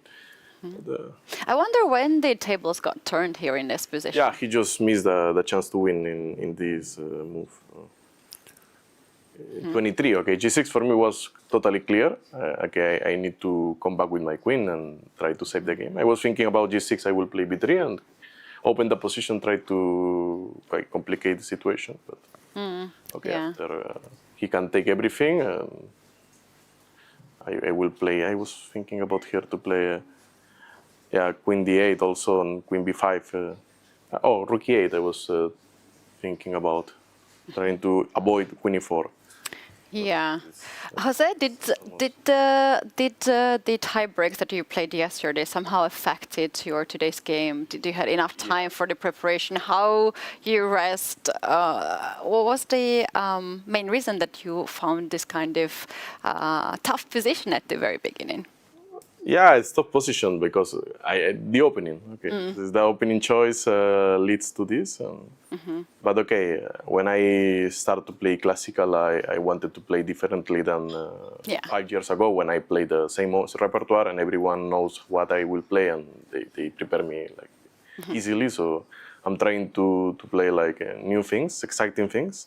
That is a risk because I'm not like 2700 level, maybe not yet. So for me, it's a little difficult to maintain performance and understanding. No, I need to improve a lot in some parts of chess. Because nowadays I have a sponsorship. Mexico private sponsor I have from Mexico. Oh, that's fantastic. December 2024. Before that, I was not studying any single hour of chess. Oh, wow. I was playing for sure every single tournament of online, but I was just playing. So we're going to see you at a lot of tournaments. That's fantastic news. With my almost bad sidelines and my Blitz repertoire. Yeah, we know that a lot.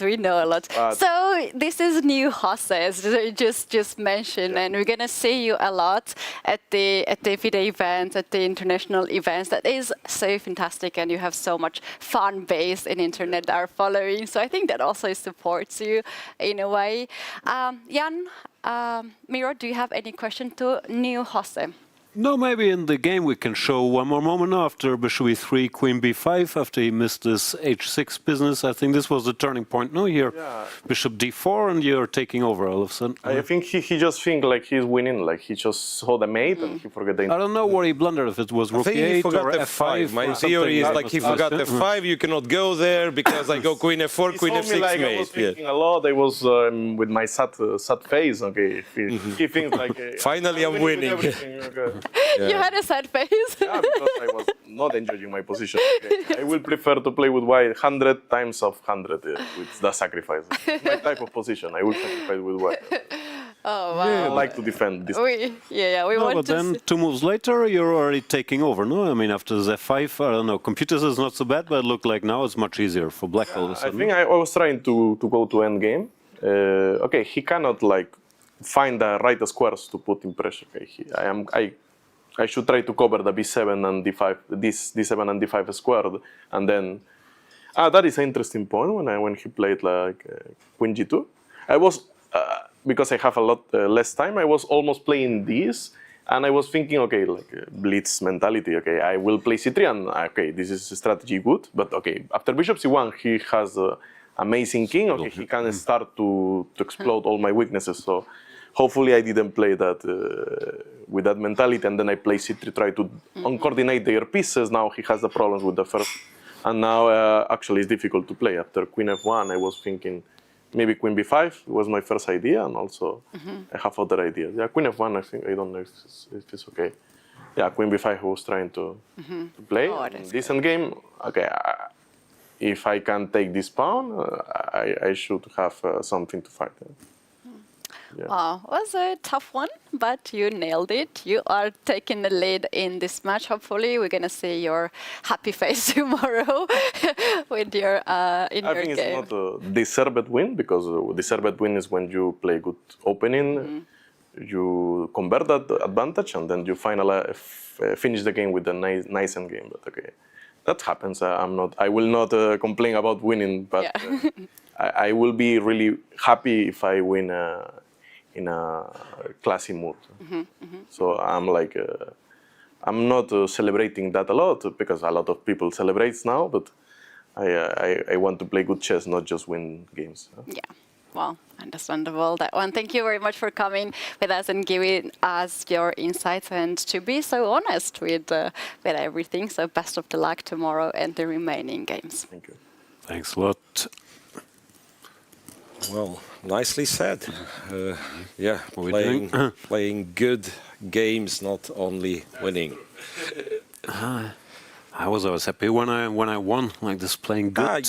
We know you. You would prefer technical win, your opponent not to show up. No, dirty win is the best. No, you're almost lost, and then boom, you still win. That's perfect. All right, what are we left with? Some updates. Mickey Adams, who was winning for the good part of today's round, is no longer winning, apparently. Yeah, it felt like he didn't really manage to convert quickly, and then often if you let your opponent hang around, he will defend. So Lorenzo Lodici going strong after yesterday's nerve-wracking match against Hans. Now he's defending his ground against Mickey as well. Although it's not over yet. I mean, computer is not equal, but not over yet. Looks like somewhat surprising that Mickey just decided to go, say, d3. Again, we had this conversation about like stylistic preferences, but if I see that I can go queen f3, king e1, and then take the pawn with a check, I usually do this. Yeah, that's odd enough. Maybe king g1, but then queen e3. Maybe this. Okay, is what he missed. maybe that was not easy to. I mean, what is not easy to calculate? The king, just gets there. Maybe this it's is not a guessing easy. game for me, but yeah, it was winning for black. All right, so Mickey probably headed towards a draw. We have some other draws. MVL Artemiev ended peacefully. Yeah, the big one is that Sargsyan, despite playing this pretty lousy move, to be honest, knight e4, he's still surviving, because Diptayan Ghosh did not spot move 45, did not spot king d4 or king e4. He went for rook c7, dominating the knight like this, but you need the king to actually catch it. Rook c7, king h7, and there was, rook c5 is probably now just lets the knight out. Gets out, there was one tricky one. After king d3 in this position, not rook c5, like with the rook on c7. No, with the rook on c7, knight on a5. King h7, and you have the idea, king d3, king c3, munch the horsey, right? So king d3, and then when it gets tricky, you go king h6, king c3, and now it's the only move that makes a draw is g7, g6. Not g5. G5 is looks normal, but g5, but g5 loses.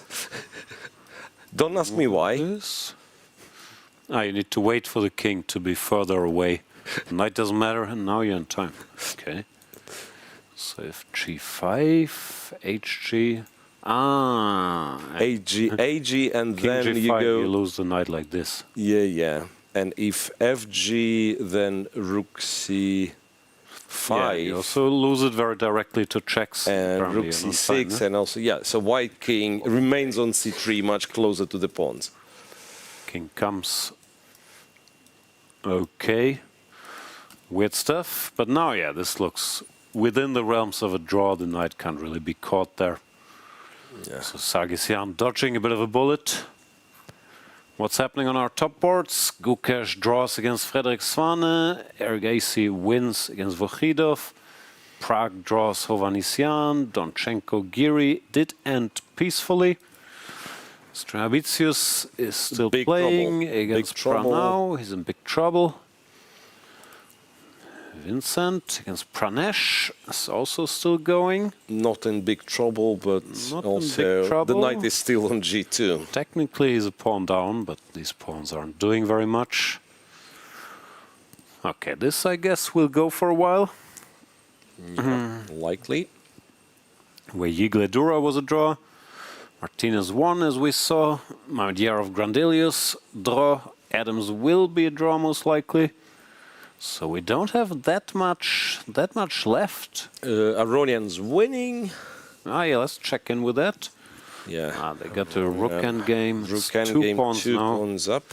I guess this is easier. You go f6 whenever. Yeah, whenever. Yeah. It's actually quite hard, right? It's actually quite hard even to come up with something here. It looks reasonable. You can give a check or do whatever, but also the king is cut from the king side, so f6, and however many g-pawns we will have will be supported by the black king. No, this looks totally lost. So, Levon still doing well. This queen end game you mentioned could take a while, but it looks very drawn. Yeah, Fedoseev, Wojtaszek. I think Fedoseev loses. And Kompi thinks as well. Kompi happens to agree. Yeah, king B2. They only move knight to f1. It's actually, I thought you have alternatives, but yeah, b2 and knight f1, almost like. Yeah, he played b2, so. So these are two back-to-back only moves to win. Yeah, b2 played, so found, only one left, takes, and knight f1 also knight found. f1 on the board. Yeah, Radek when fire. he needs it. He's actually... Now king e4, and the knight is just on the wrong track. Yeah, king e4, king e3, and can you at least kind of eliminate the d-pawn and maybe like hope somehow knight e1, d2, knight d3... okay, I mean, knight e1, d2, knight d3, threatening... The thing is, here I don't even take, which is also winning. This one's winning? Yeah. But I mean, this is it's not like winning. I sound surprised. I mean, it's either winning or not, but sometimes these things are, you know, like you defend the pawn with the knight, but then somehow cannot make progress. Here, this is apparently an easier version, takes, and we are even closer to stuff. Knight e4. Knight c5. Yeah, but these are confusing to me. You know, sometimes like, okay, here it's probably just easy. Straightforward. Now I go back. Yeah, you get the white runs out of moves. Yeah, but sometimes there is. Yeah, I think it has to be like knight on c7, right? Knight on c7, king on d6, and then white hovers king b7, king b6, and it all depends on the opposition and stuff, something like that. Yeah, remember seeing these? No idea. I'm sure I've seen them, but those. Yeah, no, I mean this one. Yeah, this one seems pretty straightforward. You just like spend some time on d5, d6. White runs out of pawn moves, and then then the king has to leave. Right, so those positions to me are like Twitter. I see them, I get mildly annoyed, and then I forget. So that's no chance to ever remember. Wojtaszek wins with black if everything goes according to plan.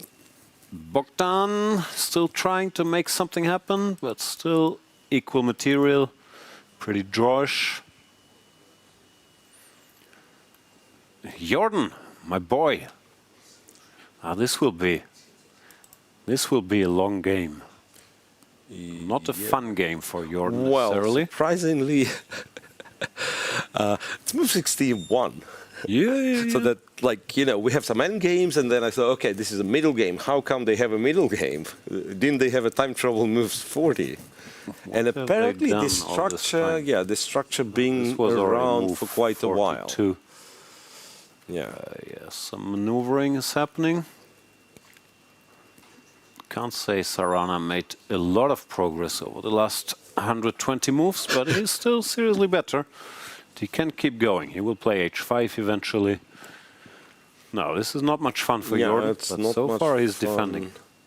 Not much fun at all. So what would be like h5, take on g6, sacrifice something in the light squares? That's one way of winning. He's trying to exchange rooks with rook c1.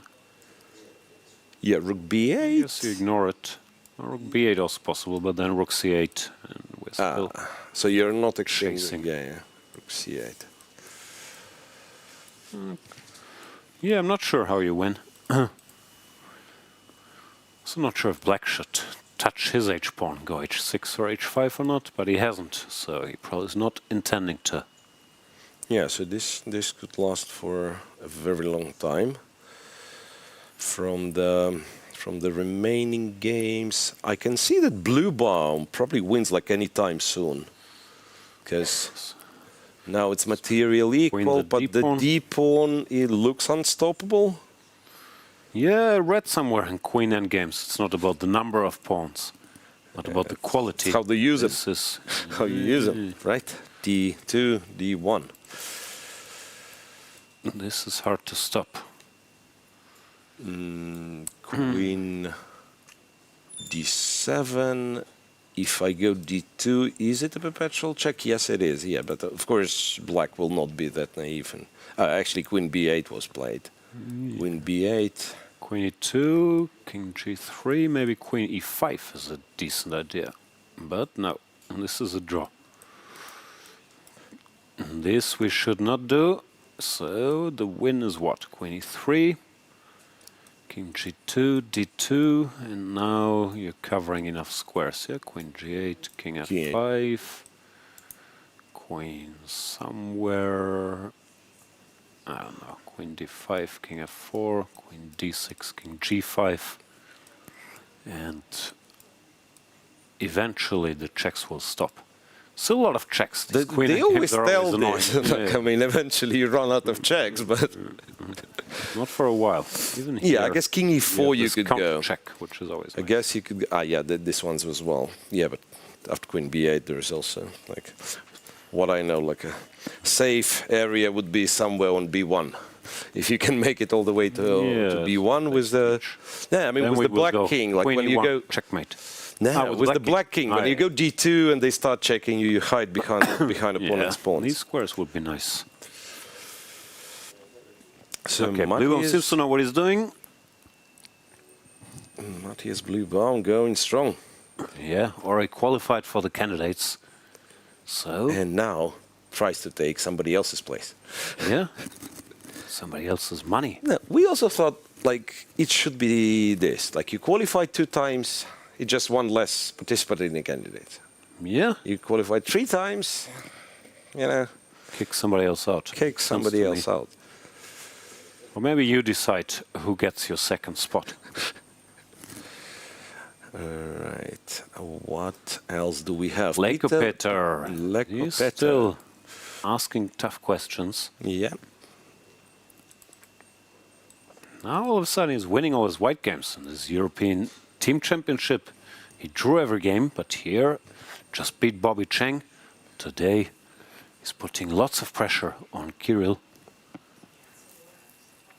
How do you win this one? I mean, you're pawn up just like gradually, slowly, right? Somehow. Yeah. Knight. Horsey, king on d4. Huh? No, I'm just reading computer lines to be honest, but yeah, I'll just free the king somehow. That looks pretty bad, no? With all these weaknesses and the pawn down. Yeah. Because I was thinking, no, maybe you go rook. Thinking like if you try to kick the rook away from the 5th rank, like get the knight to c4, go e4, but rook d4 I've completely forgotten. Yeah. Anyway. Tough spot. There we see. Anyway, Leko walking, but Leko will not forget. Never. He's going for a little stroll. Right. Stremavicius is on the verge of a loss. And to be honest, I don't understand why. Okay, I mean, I don't understand why it changes for worse and worse and worse for blacks. Is black somehow getting checkmated? Because white pawns did not advance. It's actually the black's d pawn that advanced. But the evaluation is getting more and more depressing. Maybe you don't threaten anything. Now that I'm thinking. So d2, for instance. Now apparently after d2, rook d3 is something very important. And if I go bishop b4, now it's rook d4. And I guess then you start moving and the d pawn is not really going anywhere. Yeah, bishop c3. We advance our construction a little bit. Rook d6 and maybe even... and we do the same thing, right? I don't know. I'm just making moves. But yeah, it looks pretty bad. Not much black can do. All right. Pranav. Waka. That's Pranesh. Pretty much unchanged. Somehow still balanced. Keymer Pranesh game. Yeah. Keymer's horse e1 g2 stuck it there. Okay, one day it's gonna go somewhere. Gonna go places. Yeah. It's gonna go places. It's gonna do things. Okay, yeah, Mickey. No longer with any chances, apparently. Perpetual looming, and if you take... White gives different checks. Okay, no, this is just a draw now. Can't even take here. So you can get the king to... or queen to f3 with the check, and it doesn't help, right? I don't know. That go would here. be... You can give the check. Yeah. We run, no? Now we can always just pick up the pawn. At some point, white might be better if black keeps pushing. Actually, this one, yeah, it was a brief moment of a comp even showed like white's winning. Yeah. Before figuring out, okay, there must be a perpetual draw, check. but no reason for Adams to enter this. There we see Michael Adams. Yeah. Levon completely winning. And what else? Yeah, Bluebaum. Yeah, let's check the Bluebaum conversion. If I can find it. Yeah, one of the... All the way down. King f5, it's mate in 17. He's done everything as computer prescribed, no, right? he's good at this kind of stuff. Very fast. Yeah, so now... Queen. Okay, what are the ways kind of not to win? Queen h7, if I go to e5, did I mess it up? No, it's not enough. Like I'm dropping a pawn with a check maybe, but it's not enough, even this one's. Why would you do that? So king e6, check, and now king e5. Of course, much stronger. Dancing. Much stronger this way. Yeah, it's again. Queen always blocks all the time. Yeah. Counter checks. All the time the same trick. You get to f4, you block on e5, and then you have a counter check. With the check. Yeah, you have counter check. So he will figure it out. Yeah, I guess he already figured it out. No, good start for Bluebaum, winning. Yeah. Most likely with the black pieces.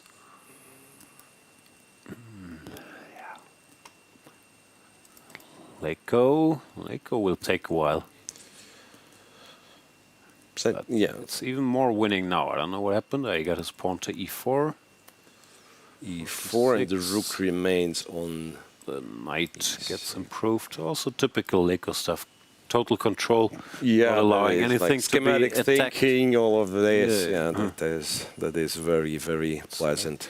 Yeah, Comp even puts the knight on f3 in some lines. Knight f3 and h4, and I guess maybe the rook goes to the 5th rank at some point, attacking a5 pawn. Yeah, knight c4, b3 is of course also very natural. King. Now something's gonna give eventually. No, this looks like prime Leko. Maybe the work with Vincent Keymer has rejuvenated him. Although has to be said, I don't think he ever lost his passion for chess and chess work. Just taking our jobs. In his spare time, he's a great commentator, great second, has helped Vincent tremendously. And now he thinks, okay, might as well win a few World Cup rounds. Maybe have to stick around anyway to help Vincent. So let's win a couple rounds along the way. It's almost like at the Open tournament, like the coach plays the B tournament at the spare time. There was no B tournament. So also the question is, what happens if Leko goes further than Keymer? Will Keymer stick around to help him? Yeah, that's a good question. Or is this like a one-way street? We're not there yet, but Peter Leko, with a very good position here, should normally win. Well, the pupil. The pupil has something like struggles somewhat. Activated. Pupil is fine, but optically it's not that nice.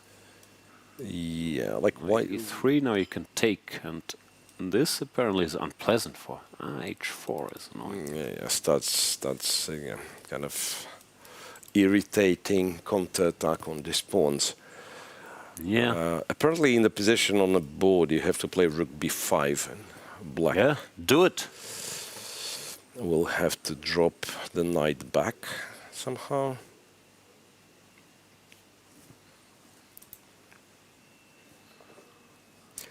Fianchetted knight on g2. I insist it has to be moved in order to win the game. You cannot really win the game with the knight on g2. With the bishop, yes. Not with the knight. Right. Vincent, thinking about it, has less time than Pranesh, not by much. But there's no additional time other than the 30 seconds per move. So this is already the not eternal time trouble, but the phase where you don't have too much margin. I guess nowadays I haven't played that much with 30 seconds per move from move 1, but nowadays players are so used to it, also with not getting more time after move 60.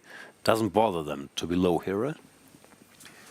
Yeah, well, again, I remember our universal wisdom was kind of keep the last 5 minutes, because maybe you need like one more critical position to think. These guys, they're very comfy. Yeah, 30 seconds, make a move. Yeah.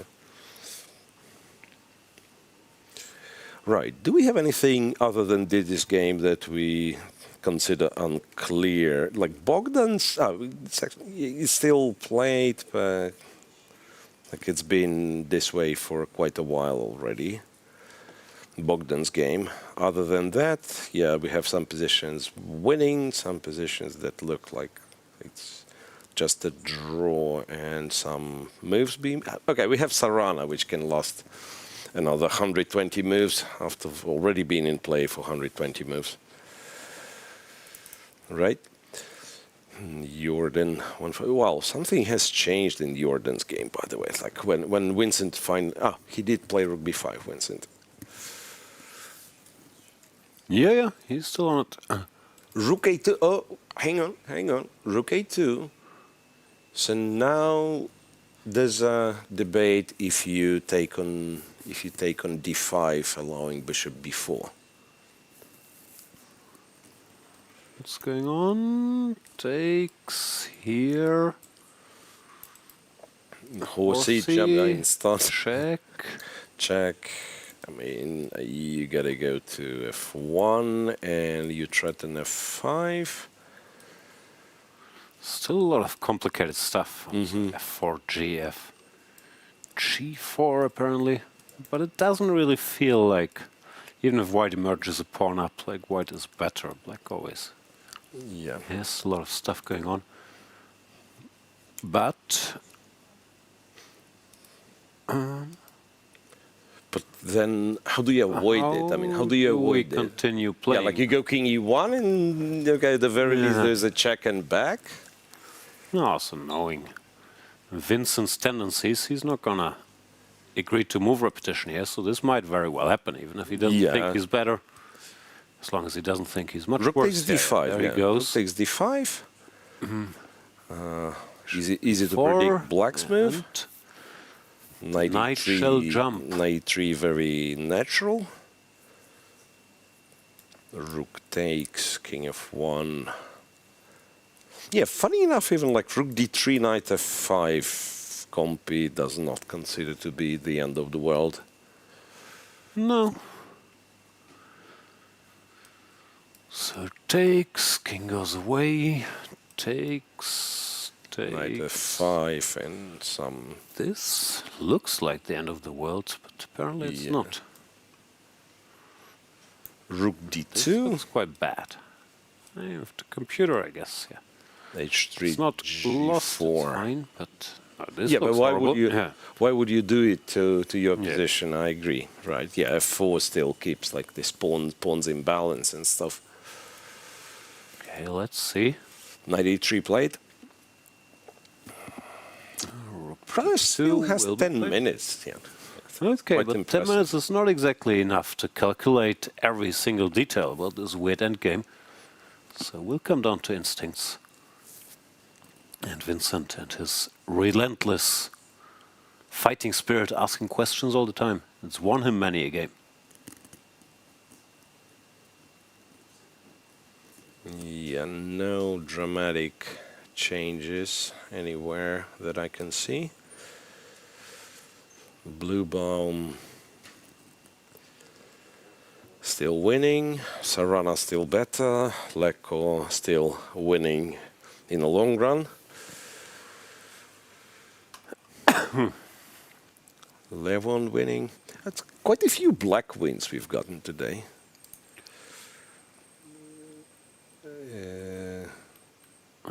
So Levon won?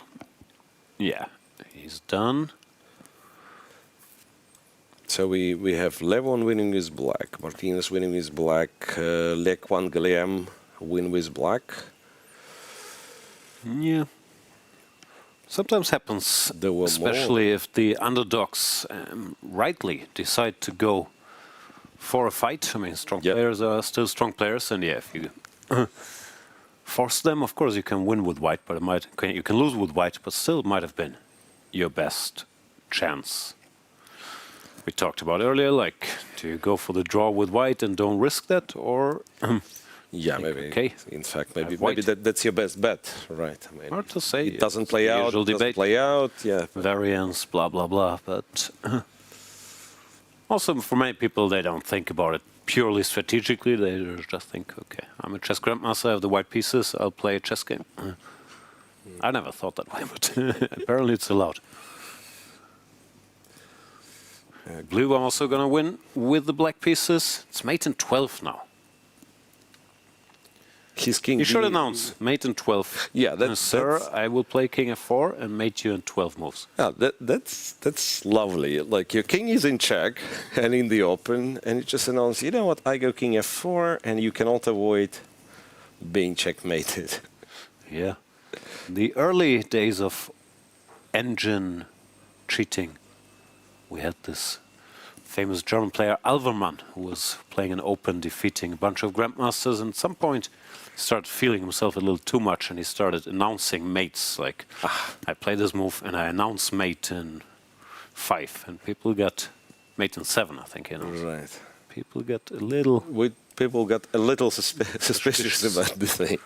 Yeah, which apparently was a big thing in the 1800s. Steinist times, I wanted to say. Yeah, like, I mean, you play, and no, but it would require, not like you win the game and you play the nice combination and you say, yeah, you sack the rook.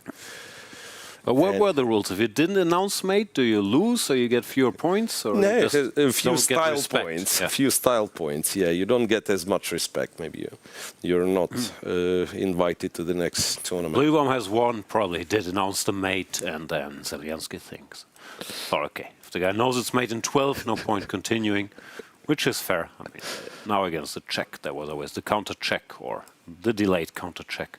Yeah. Good job by the German number 2, who already has a spot in the candidates. And yeah, winning his game here with black puts him on track to go deep in this World Cup as well. Yeah. Okay. So what's still in progress? I don't know. Let's stick with. Sorry if it's too much No, German, no, but no, the it's Keymer Pranesh okay. game, at least, it was sort of an interesting moment. I think Sarana's making progress as well. I mean, just we to can quickly switch check, there. which is something with queens on the board as well. So Young Master Sarana, where was that game? Ah, here. Yeah. Rook A4, the move 73, by the way. I mean, just to let you guys know. Away. Ah, but it's tactical, yeah? I mean, Yeah, there's that's a bit of a shot tactic. takes, Yeah, so you take on A4, you go D5, here, and after ED5, you capture the G6 pawn.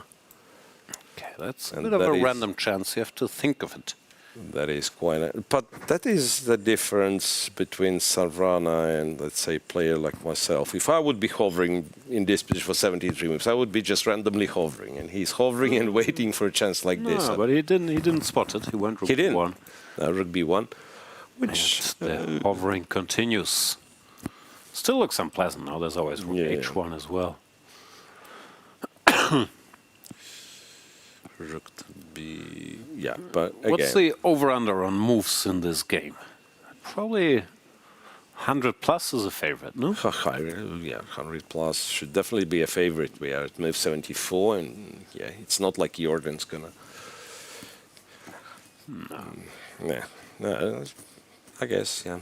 I guess. And I'm being told that in order to subscribe to the FIDE Chess YouTube channel, you have to do it before move 100, or you can no longer subscribe. Oh, yeah. So the subscription window will be closed. Yeah. What's good about it, though, it's absolutely free. It's absolutely free to subscribe to FIDE YouTube channel. That is great, but only for the next 25 moves. Then you will be charged. That is not true. We will switch to Charlize, who will talk to Matthias Bluebaum about his life, his wishes, his plans for the candidates, and today's game. I'm here with Grandmaster Matthias Bluebaum, who has won his first game of round 3 at the FIDE World Cup. You've had a solid event so far. Tell us about it. Yeah, I mean, okay, not really solid. I won my first game with white in the first match I played, but with black I played terribly and I was lost at some point, which was ridiculous because I was like so well out of the opening, but I messed it up and I almost lost. Luckily I managed to hold, so yeah, I managed that match without a tiebreak. Yet today, I mean, my opponent really went for it in the opening, but also he didn't really know the line apparently, like after knight bd7, bishop g6, which is one of the lines. I mean, there are many lines, but he started thinking, and I guess h4 is not a move, at least not to my knowledge, and okay, I guess I should just take the pawn. No, I mean, I was always playing for an advantage, and okay, at some point I should have been so completely winning, like after knight f2, g4. I don't know how I messed it up into this queen endgame, because this queen endgame wasn't very clear, and it should have been so easily winning at some point, so yeah, I for sure messed it up, but I'm very happy to win with black, of course. Matthias, in Samarkand, you're also quite hard on yourself after your draw against Vincent. Do these thoughts go on in your head during the game as well? Do you get upset with yourself during the game, or is it just post-game that you think like this? No, during the game I was incredibly upset when I went into this queen endgame. I mean, after rook g8, rook c7, there should be like a billion wins, which, I mean, I don't know, the position just looks completely winning, and I didn't find something better than this queen endgame a pawn up, which is like technically very difficult to convert, I guess. So yeah, I was very unhappy, and I was thinking like I'm a complete idiot because there should be some easy win, and I just didn't see it. But position just looks like it should be completely winning, so for sure I missed something. Don't you think it's a bit to your detriment to think this negatively during the game? I don't know, that's how I always play chess, so yeah. I mean, I always kind of feel like I make something stupid, but okay, sometimes it works out. Yeah. We didn't really get to catch up with you after the Grand Swiss. Congratulations for qualifying to the FIDE candidates next year. So first question regarding that is your choice of playing the World Cup since you have already qualified. I mean, I signed the contract before Grand Swiss, so there wasn't really a choice. Yeah, I signed my FIDE World Cup contract before I went to Grand Swiss. I mean, I never ever dreamed of qualifying at the Grand Swiss, so yeah, I mean, I just wanted to play both events. So yeah, like now, I mean, I'm just playing and hope to do well. And post Grand Swiss, tell me about celebrations or the nerves or any kind of mental preparation already started for the candidates? I mean, mental preparation, not really. Like, real preparation starts after this event. Like, after this event, I finally really have a break. Like, every event since the Grand Swiss, I played pretty badly. So I'm hoping that at least, like, once in my life, I can play a decent event here. Will we see you at more classical events before the candidates? I mean, I got an invitation for Vachier-Lagrave in January next year, so I'm looking forward to play there. I mean, I'm one of the oldest participants there in the Masters section, but okay, I still hope I can do well there. Well, thank you so much, Matthias. Congratulations on today and good luck for the rest of your event. Thank you. Are you ready to witness the most intense and unforgiving format in chess? A knockout where one mistake can send you home. This is the 2025 FIDE World Cup. From October 30th to November the 27th, the chess world gathers in Goa, India for 1 month of chess. 206 players, 8 single elimination rounds. With a $2 million prize fund, every round is a test of nerve. 2-game classical matches, rapid and blitz tiebreaks, and even Armageddon if needed. For the top 3 finishers, the prize is even greater. A ticket to the 2026 Candidates Tournament. This is the chance to earn the right to fight for the World Championship. The FIDE World Cup 2025. Only the strongest will survive.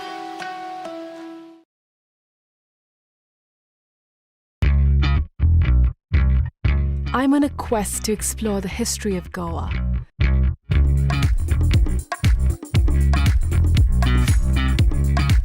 A land steeped in diverse and intersecting cultures and traditions.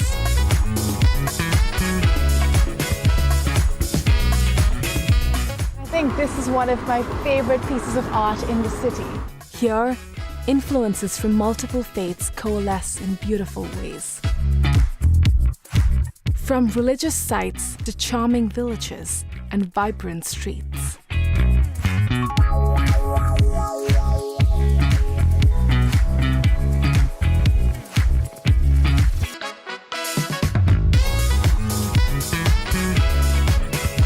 Watch Postcards from Goa on National Geographic. The most prestigious tournament in chess has come to India, the home of chess. अरे यार देगी अरे क्यों चालियो घोड़ो Yes! Yes! Yes! Yes! Chess, chess, chess, chess, खेल ये हमारा है।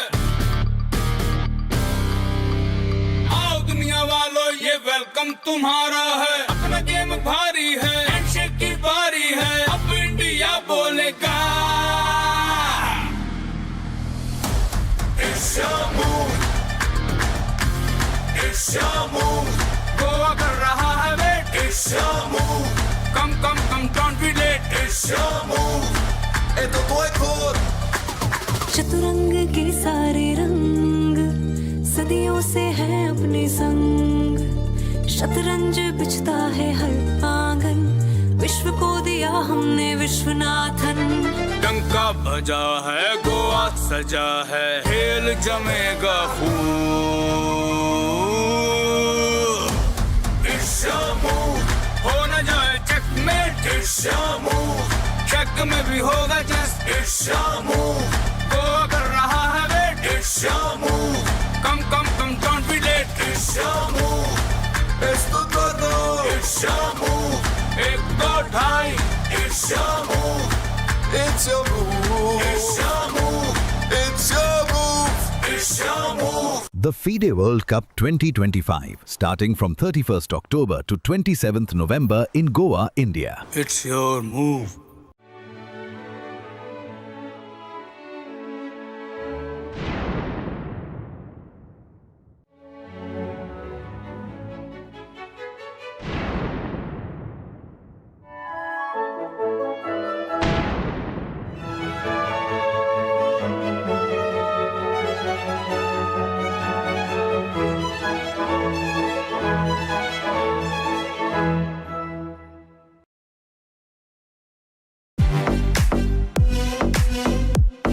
December, the world turns to Doha, Qatar for chess at its fastest and fiercest. The 2025 FIDE World Rapid and Blitz Championships bring the globe's elite to battle under lightning time controls. December 26th to December 30th, Rapid and Blitz formats designed to reward precision, courage, and creativity. In the heart of the Middle East, Doha offers more than a board, a world-class venue, a cultural backdrop, and a stage worthy of legends. With a €1 million prize fund on the line and the title of world champion at stake. The 2025 FIDE World Rapid and Blitz Championships, the ultimate test of fast chess. Move by move, the world changed. City by city, the league grew. United Arab Emirates, United Kingdom. Now, the pieces take position again, this time in India. Not just another move, the mega move. Tech Mahindra Global Chess League, Season 3. December 13 to December 24, 2025.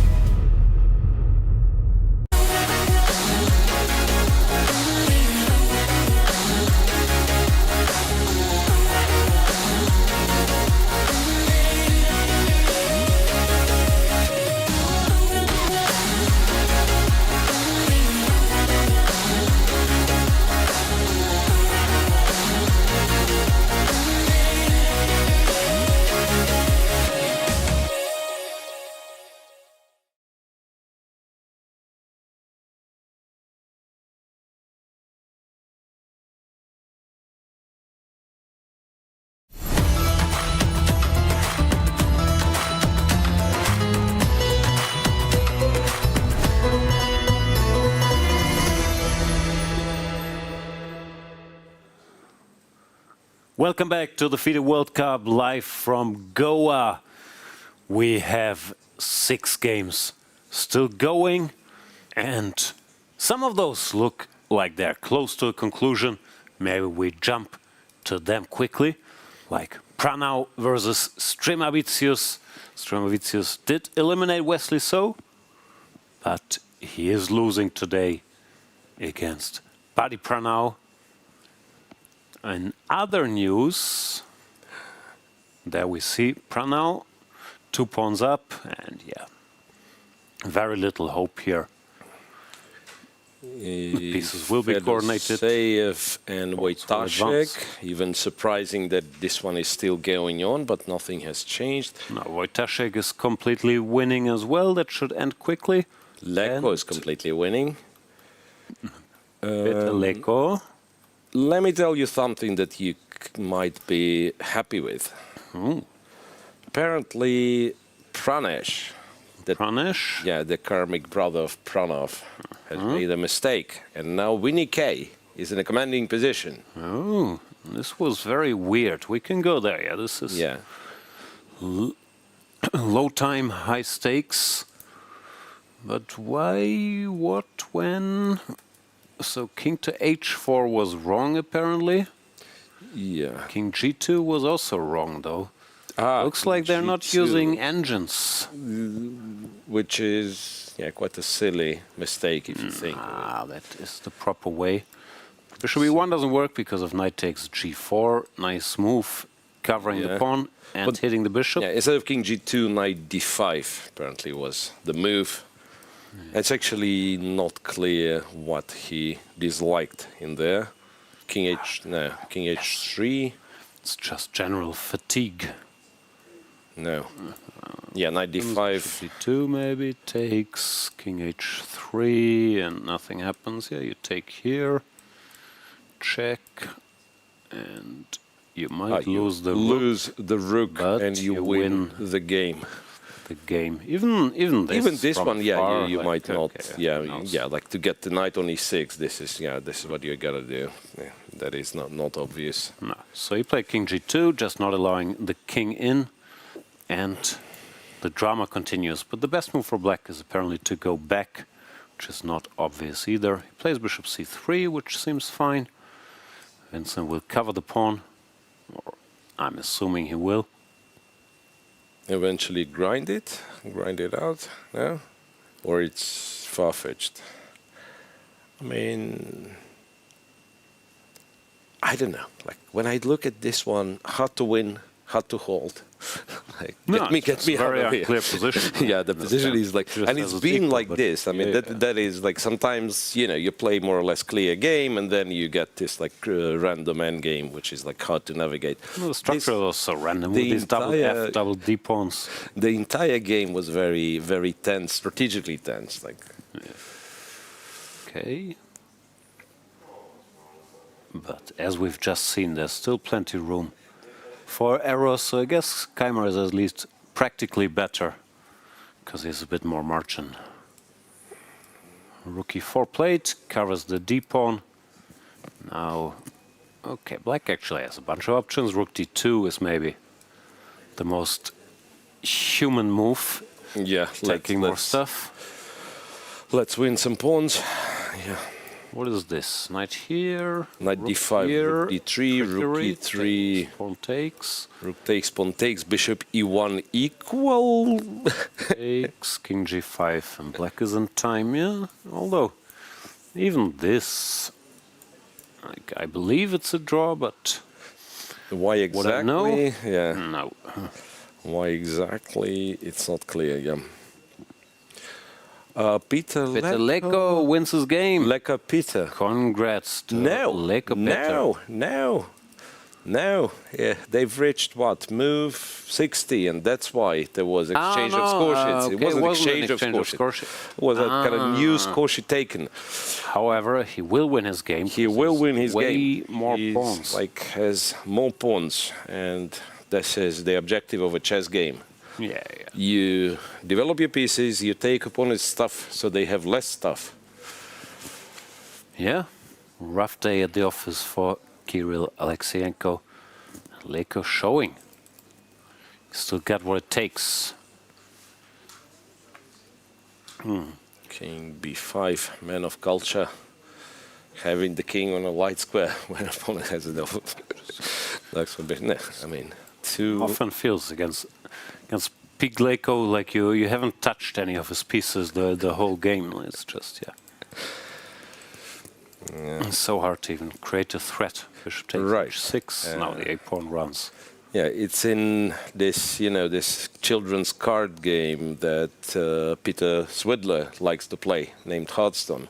There are units which they have this what's the quality? Elusive. Cannot be touched with spells and hero powers. So Peter Leko pieces are elusive in many games. You would like to touch them, but you cannot. That's Hearthstone he played, yeah? Yeah. I thought it was Yu-Gi-Oh! No, you never heard of. Hearthstone, Peter Swidler's. And I like some card game, but which one is which? Yu-Gi-Oh!, Magic, Pokemon. Magic, I don't think you can play on your computer. You can only play, with. Peter would find a way. Anyway, I'm trolling Hearthstone community. Don't comment on FIDE Chess. Unless you subscribe. Then you can comment.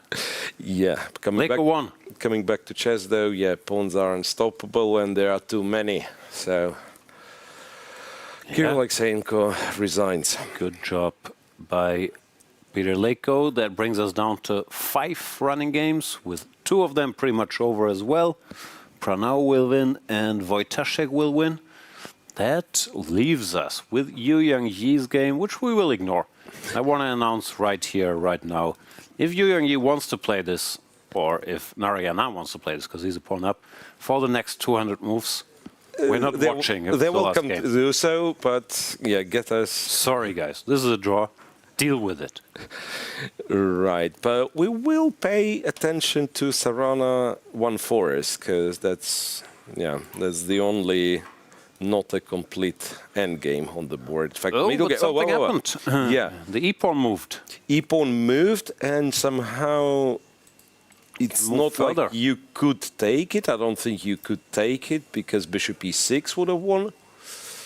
So the king is just like too weak. But queen d5, black's last move. e7 is a bit mistake. Tough to deal with. You can't just catch it, apparently. e7, but also it's even like this e7 is tricky. So e7, let's say black goes d3. I'm not sure like if it's my favorite move here. It's not that the pawn promotes immediately. Compy says like queen g5, for example, is winning. Yeah, it's still weird. Queen g5 threatening bishop h7. When the queen moves, then queen h4. So some, yeah, it's still checkmate speculation. Maybe you need e7 to cover a fate, and then still a mess. But Sarana also a very practical guy, way ahead on the clock, has 16 minutes. Well, poor Jordan. Yeah, it's Sit been there an and defend endless with 2 minutes. torture. Yeah, just to mention, it's move 80. Queens on the board, some bits of structure on the board, so you would think, yeah, like we've gotten some this like very quickly in the middle game. It just was a bunch of pawn trades. No, it's move 80. It's deep in the end game. Yeah, but with his weak king, I don't know, even ef7. I think you win eventually, no? Like f7, bishop f7, bishop e4, free the knight, jump to put the g5. bishop here. Yeah. I guess. You're right. So there's that. Back to the Keymer Pranesh battle. They've gotten to they've this got some rook version e3 of this thing, weird yeah. endgame. Rook They've gotten d2 to looked this rook e3 human. Rook e3 takes. Bishop d2. And now he has to decide between e4 or knight takes f6. After but e4 looks more challenging. Yeah, e4, king g5. g5, there is h4. h4 is interesting. Funny trick, but then black has to take. King h3. Forced. En passant, you have to do it. Yeah, king h3 and... Yeah, you can't make progress somehow, yeah? Apparently, right. Yeah, like you move the knight, king gets to f4, right? Yeah, it eats all the pawns.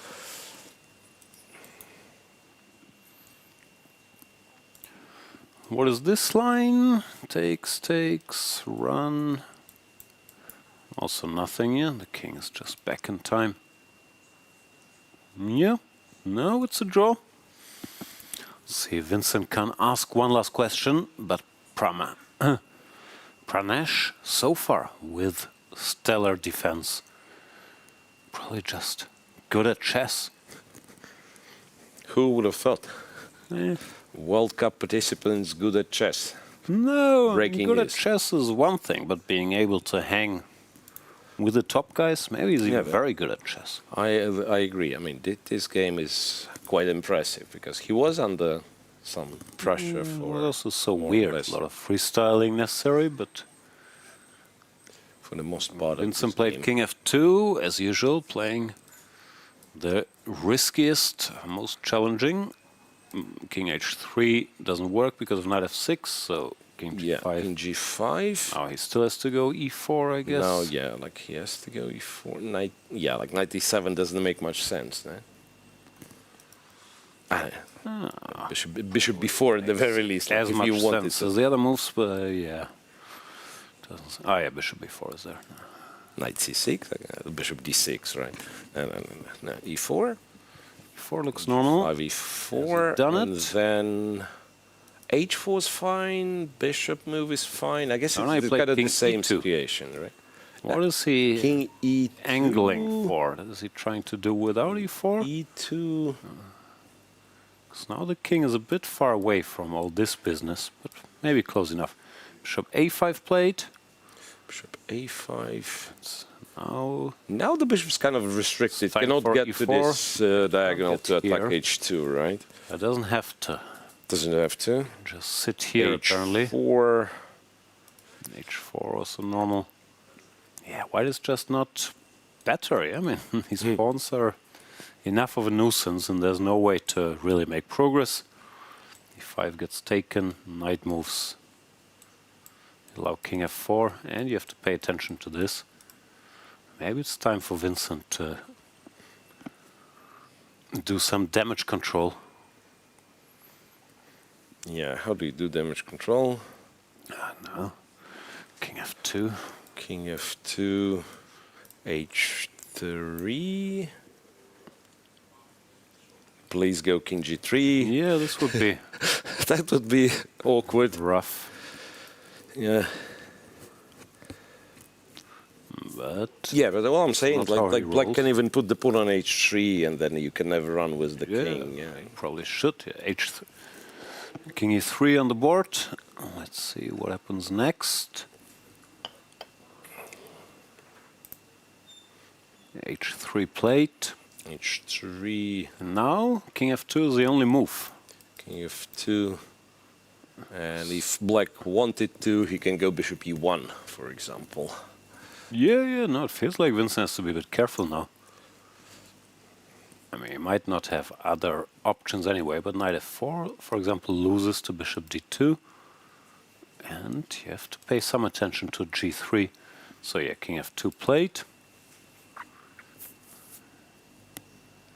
Bishop e1 is cute, but not even needed. Nothing. Yeah, kind of does nothing. King f1. Yeah, but basically after king f1, you can even go g3, h3, bishop g3, and again, we've seen this position. So bishop e1 plate. We've seen this cannot type of take position it already. So you have to go here or here. Okay. King Something happens. Okay. I guess you can. King g1. Yeah. Making sure that this h-pawn is no threat. But how do you win with the king on g1? Yeah, you can't. All the way back to a5. Nah. Play king it's f1 just, now. But it's just not there. The bishop can just wait. Just not there. e5. Is there any questions to be asked still? Takes f6. Even this is quite a draw. Yeah, he plays king f1. Still fighting. But black to rub it in could just play bishop e1 and say, okay. Even this one's possible. Yeah. Even this one's possible. Bishop d2. Went to d2. Yeah. Yes. Bishop d2. It's just a positional draw. And if Pranesh gets ambitious, he could start thinking about targeting this, which shouldn't win the game either. King g1, bishop c1, king... Ah, yeah, now you're going to have to... Time to bail out. I mean, you can go h1 and go e5, yeah. If you... What I know, if you trade the f-pawn and eliminate the g-pawn, you're allowed to use... to lose all of your stuff.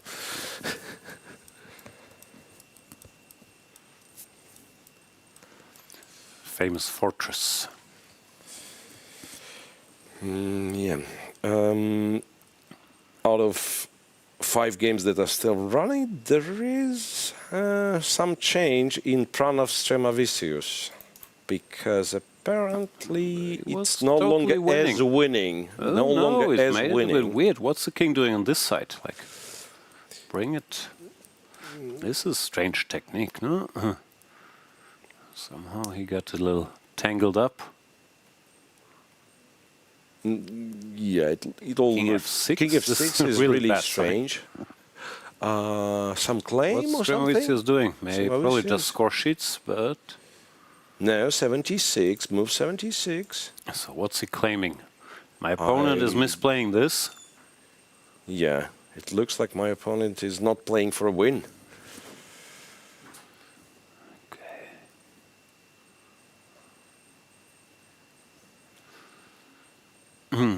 He made some terrible moves. King e5, king f6. Can you believe this, arbiter? I do not expect to lose the game if he keeps playing like this. Yeah. Pranav something with the agreeing that he will play better. Clock, I'm guessing. Yeah, he gets the warning for not converting winning positions. I will leave it at a warning for now. But you make one more terrible move and you lose the game. Right. I don't quite get it, but basically king b7, rook a6, bishop b6, and Compi kind of says it's +1, which you would believe, but also... +1 normally means a draw here. Yeah, but like... Oh, things are getting heated. Yep. Twice he moved the king to the wrong side. Twice. Yeah. Well, that's quite a strong... happening. Yeah, seriously, it's quite a strong argument in there. Could it be something with his clock? I don't know what he's protesting. Oh, Pranav also getting emotional. No, seriously, like something's not right with this game. They're disputing something. It involves the number 2. I hope it's not a toilet break. He wants to stop the clock for number 2. Yeah. All 5 games are still... Looks annoyed. Yeah. 2 time. But normally what could he be complaining about? That he twice didn't write down the move after making moves would be a common complaint. So there is that. What else? I mean, I don't know. The clock, because currently our digital board clock ran to 0, right? Yeah, but that's sort of normal. Especially if someone stops it or weird stuff's happening. Yes, it's prolonged discussion here. Yeah. Black apparently just holds this one. Buddy Pranav. Oh, the arbiter, there's a lot of hand gesturing. Which normally means it's serious stuff.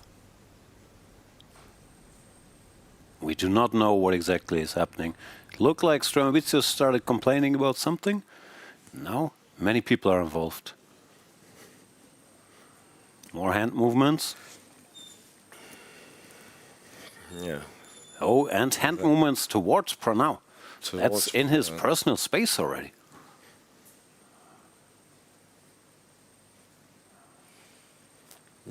Pawn, king, rook here. My best guess is saying... saying... Could it be like he touched one piece, he played the other one? It's touch move? I don't know. Touch the A-pawn? Oh, okay, I'm thinking, like, could it be like a touch move thing? I don't know. Oh, probably we have it on camera. Say, like, rook B8, which immediately kind of... king A7 is an immediate draw. What else? No, I mean, touching the A-pawn doesn't make much sense. Okay. Rook D6, king A5 is an immediate draw as well. Jolly to know. Rook A6, king B4. Also, probably doesn't know the position is drawn now. How could you know? Yeah. I mean, I guess that's partially why you're complaining. You've been lost for so much time, and then you're getting annoyed, and some stuff happened. No, I don't know what happened. You might be perfectly right.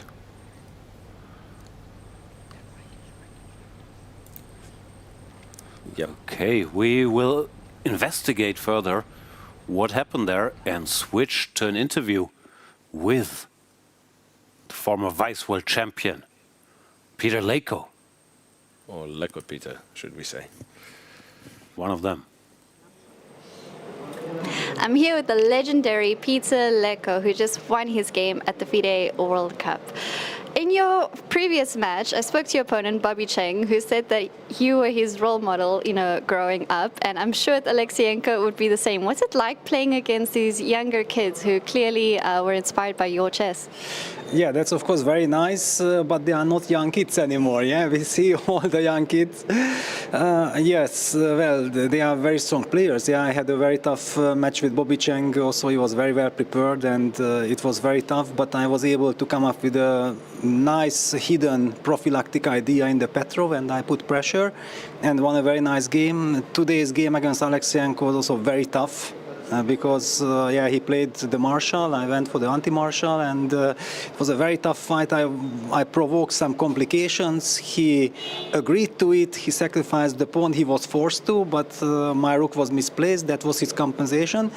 And then it was super tough. And then it got to the time trouble. Yeah, this is what I'm not used to already. Yeah, this is the reason why my wife prefers if I don't play. Yeah, because she knows that I'm getting extremely nervous, very tense in this situation. But luckily it worked out. And then after the time control, I was pressing, and finally I managed to convert it.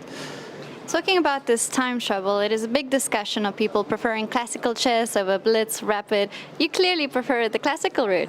Of course, the more time you give me, the better.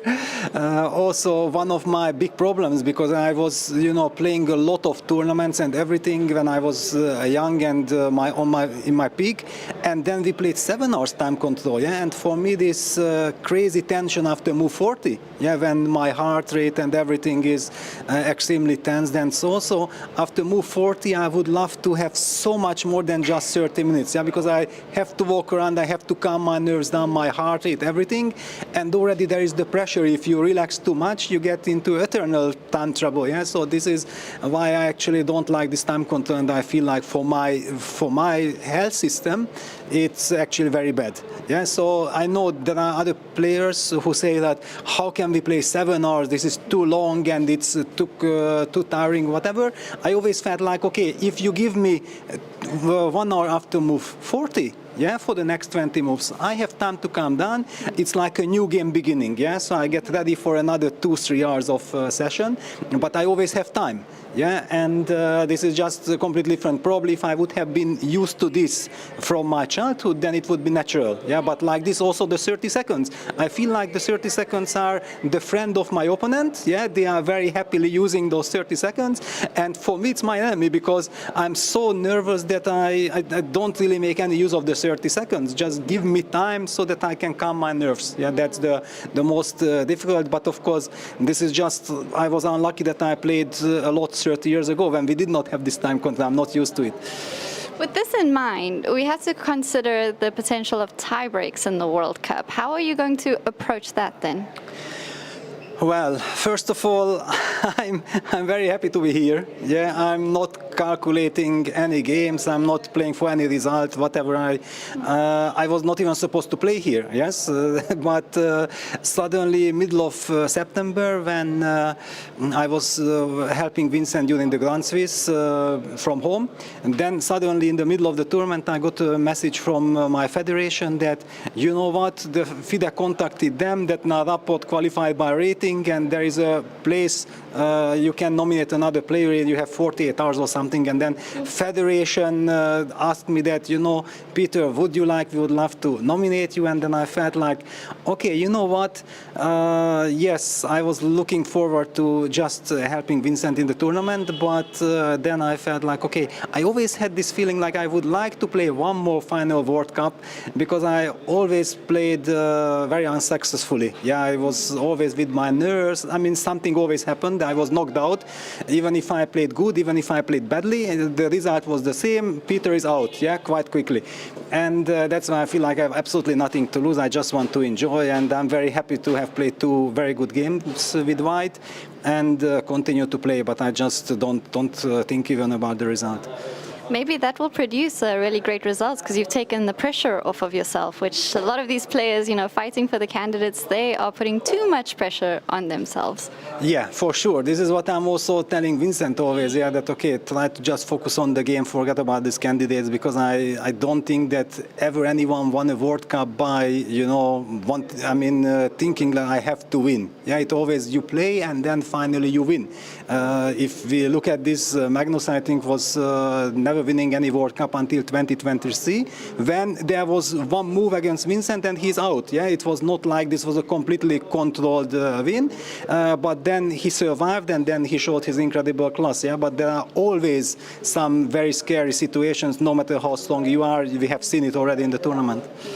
Before we end off this interview, I do want to know a bit more about you and Vincent. Seeing him play, seeing him do so well. How often do you work together, and how is it playing this event with him?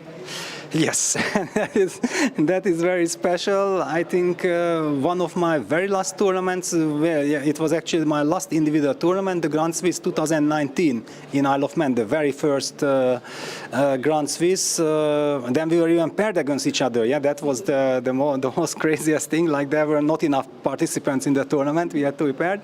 But yes, clearly I'm actually very much following his game because I know that yes, for him it's very important. Yeah, I'm just here to enjoy. And we have done so much preparation. It's not like if I'm not helping Vincent before the game, then he doesn't know what to play. He's grown up. He's one of the best players in the world. Of course, he knows things. I'm trying to help him as much as possible. But Vincent is now not having this incredible result because of my help. Yeah, I helped him to get a good player, but now it's basically his achievement, and I think he's doing very well. Well, thank you very much. I have so many questions to ask you, but don't want to keep you for too long, so we'll catch up again sometime later. Thank you for joining us, and good luck for tomorrow. Thank you very much. I wasn't listening the whole time, but opponents played very well. Peter bravely risking his health, and Vincent good at chess. Hot takes from Peter Leko. No, I'm asking for like the Cliff's notes. Yes. I was cheating a bit. Yeah, no. Everything what you said is right. We've got one more result. Sarana beats Jordan Van Forest. Oh. And I think we've got... Pranesh against Keymer ended in a draw. Keymer found the fortress. Two more results. In case you're wondering, why is this a draw? Which draw? Jan, we cannot see your board. We have to show it. It's a very, very important fortress. I've never seen it before. I don't believe that. This is a fortress. The king barely, as we said, made it to the corner. But here Vincent was in some danger of things getting out of control. The king is cut off. So he found a nice, clean solution. Knight g4, e6. This pawn has to be attended. And now you use the pawn to distract the bishop. Takes, and the king goes to the corner. There's nothing to do. Once the king reaches this corner, it will just keep sitting there. Yep. You either stalemate it, or it moves back and forth between h1 and g1. You can try. There's nothing. So draw there. Well-played game by both sides. And you were saying Sarana won? Sarana won, yeah. If you could show, I mean, final breakthrough was this e6, and he did not play e7. He took on f7 instead, but he was somehow... Yeah, with this king. It was good enough. The king was too weak. Check, and queen d5, and yeah. Yeah, problems, tough break for Jordan Van Forest. But Sarana, we all know, is a very strong player with the white pieces here. He finally converts. And that leaves us with how many games? With two precisely, Narayanan Yuyangi, the game we're ignoring for now. Sorry. We're ignoring for now, and this one got resumed, and I don't know. We didn't find out what the controversy was. Yeah, it gotten resumed. Basically, the rook now is locked out on a6. From what I understand, whenever a5 happens, black captures the pawn, goes king b6. So also that now after king f6, you can go here, no? Threaten. Bishop d4, yes. And then return back. Right. Now maybe there's this. Check. Is even this a draw or not? King b6. I don't know, this is too complicated already, but apparently even this is a draw. Rook e1, he goes back to e1. Okay. I don't know, Compi keeps insisting it's only +1, and I imagine +1 means draw, means it's sort of a fortress that you hover around and you cannot really do much. King f5, yeah, as you mentioned, a5 gets taken. Yeah. Okay, he's trying to bring the king closer, but you always give checks and only move the rook where... Knight. Knight, and then... Yeah, it's tricky, because Compi is not impressed, actually says, yeah, even the king c7, rook a8... yeah, any piece to any square, but... any piece to any square, so like to Compi, it's probably just just a draw. How many pieces is that? Too many for the table base, right? 4, 6, 8. I can't count.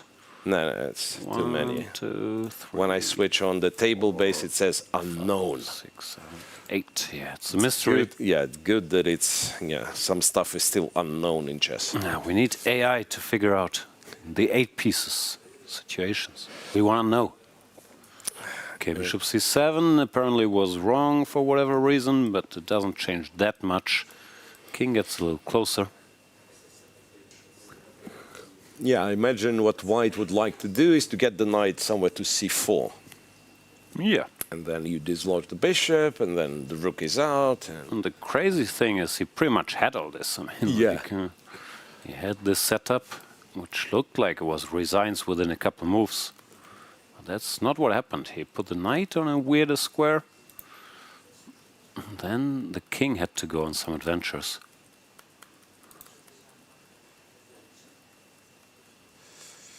This is not how Peter Leko would have converted this. Not at all. No, Peter is very, very methodical in his... Oh, g5! Breakthrough by Yu Yang-yi. Whoa. White doesn't even have a check. Ah, that's quite impressive. f5, queen f4 check, while fg, king g5, does not look particularly winning either. No. No, you do have a check, and you can hope for king f6. Yeah, that is what's happening.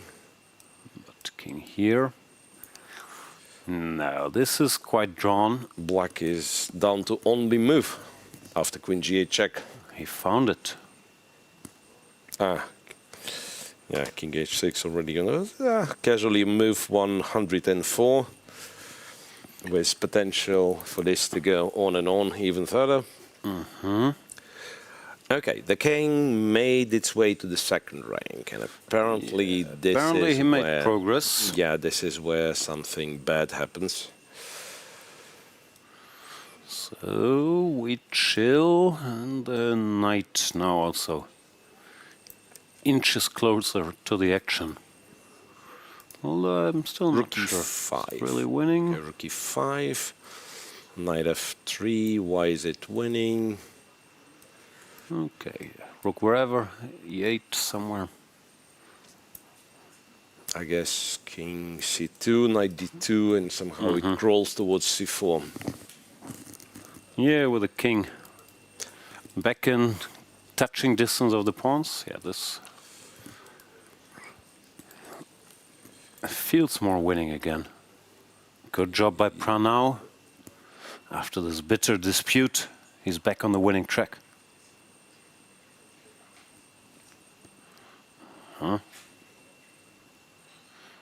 Хорошо.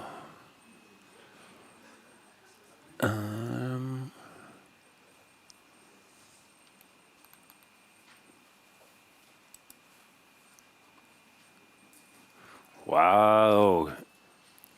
Narayanan insists on stalemating. This is an important chess position they will soon get to. We only have one way to draw. This loses, and this loses. But if you stay in front of the pawn, here you have two ways, but that's a bit of a peculiarity of the g-pawn. Yeah. Generally, you want to go for the opposition. Yeah, king h8 is a draw, and gets the stalemate in on move 116. They did it. Did I predict? Yes. All the moves? You predicted it. Yeah, here we are. G7, king g8, and king g6 played. Oh, 117 even. Good game. So we are going for the very important moral victory to stalemate the opponent. Yeah, so we are back to the only game running. 95. Hang on, so where do you put the knight? Buddy's winning now. Rook f4, king b3, you don't have a check. And then the horsey comes. Yeah. King b3 and knight on c4. Yeah, that and looks then you very winning. can do whatever. You Yeah. go a5, Find you something to do. free the rook, you get it on the 7th rank here. Yeah, king b3 So he played. Pretty much made it. He pretty much made it now. He's also nodding a bit. Yep. So quite a few long games we had. Which is what you expect in the World Cup. What's the... That's 1, it's got to be 2, 3. Sorry, I'm doing some math on air, which is, I was 1, quite a 2, few 3? times. Yeah, quite a few times was advised against. 4, 5. I'm learning how to count. Correct. Yeah, 6. 7 then. 8. Found 8. Which one is 10? next? 9 and 10. And 11 and 12 and 13. It would be 13 decisive games out of 32. Wow. Which is, That if you is think like- of it, more than 30% for the World Cup first game. It's quite a number. Still sort of significant rating differences built in. And no, I don't think that's that much. Like 50% decisive games is what we want. At least 50. Bring us more. Okay, the knight went to d3, but also looks good. Now it can go to c5 and deliver the coup de grace, as we say in Germany. Cow's Right. grass. Ah, well. So the trick is bishop b6. You can go a5, bishop a5, and in this particular case, you could have go knight taken, c5 check but now? knight c5 check is a5 and then, yeah, a5 and Well, I thought he just goes here. yeah, maybe you just go knight c5 immediately. Same. Check, check. Okay, it's the same basically. No. Check, take. Yeah, knight c5 check on the board. Bishop c5 loses, so you have to try king c7, but then knight e6 followed by a5. Should clinch it.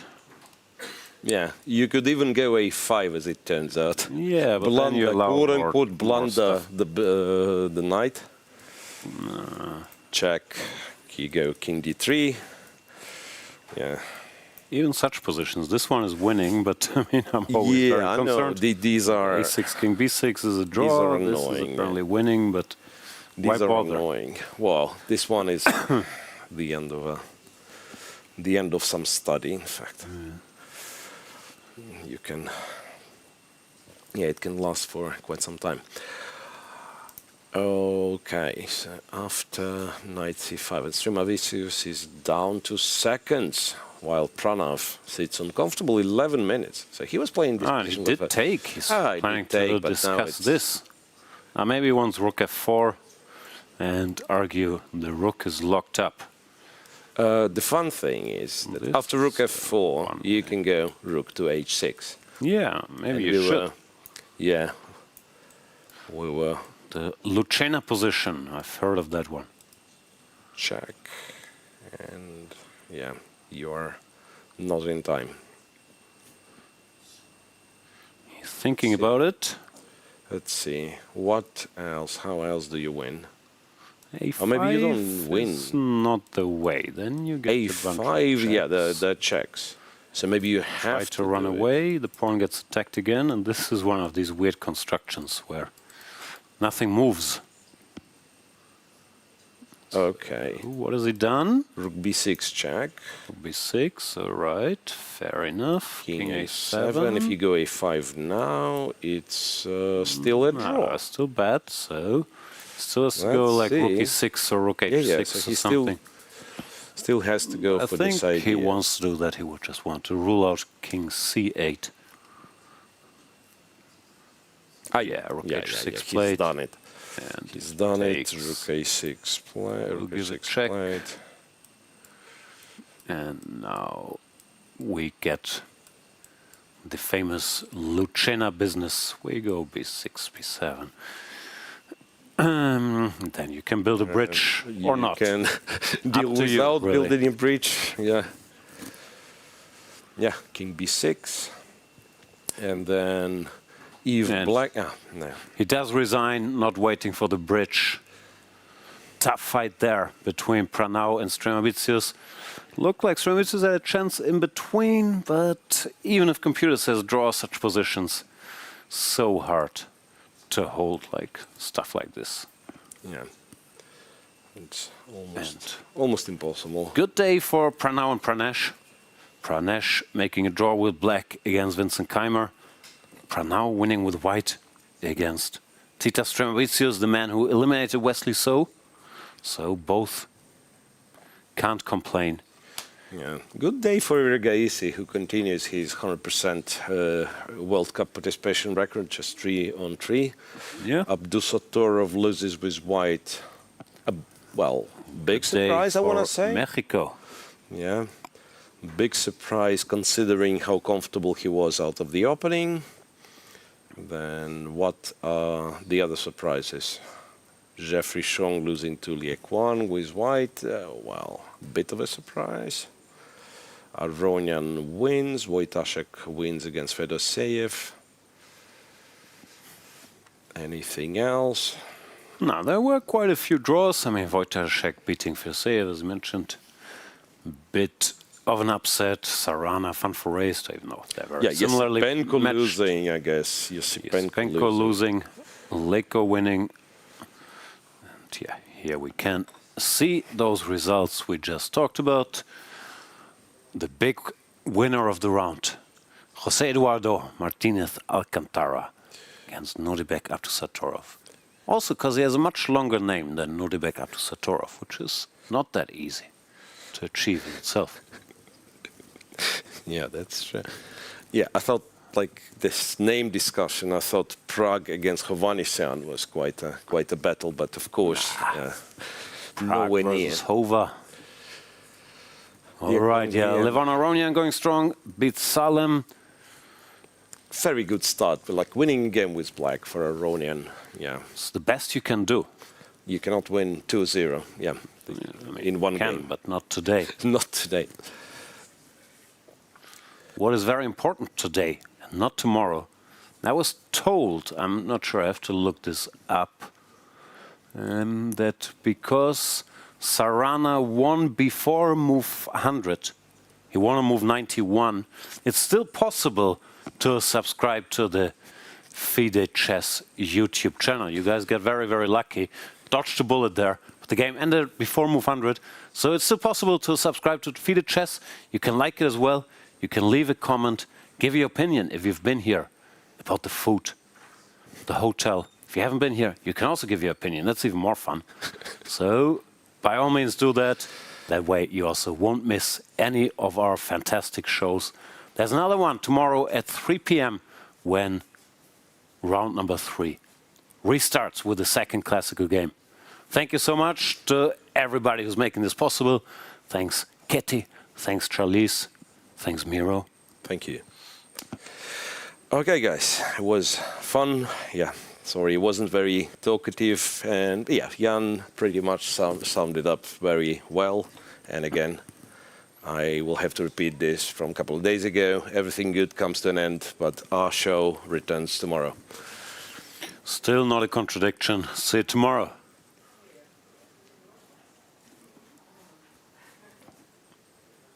Let's see how many World Cup winners from 2005 you can name in 30 seconds. Ready? Okay. 3, 2, 1. So it's myself, then Gelfand, Svidler, Karyakin.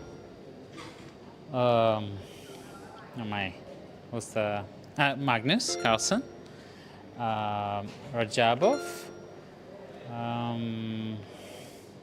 Who won the last one? Now I already forgot. Yeah, I guess that's it, yeah? Good. I missed a couple, yeah? Yeah.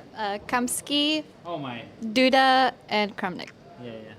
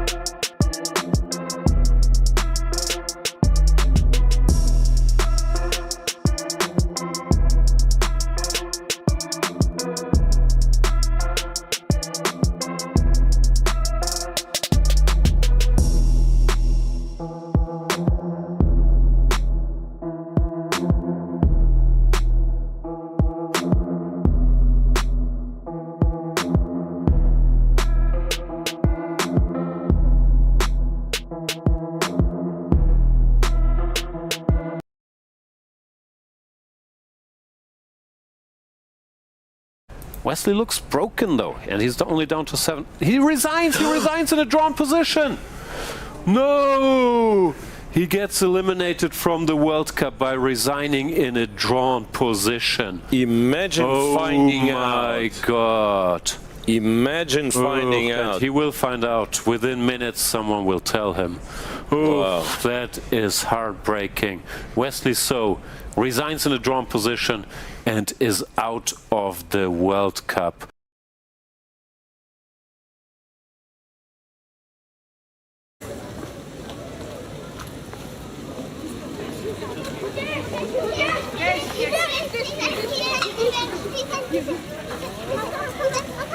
Thank you so much. Gukesh, please. Gukesh, this way. Gukesh, please. Gukesh, I came from Karnataka. Gukesh, please. One more. Gukesh, relax.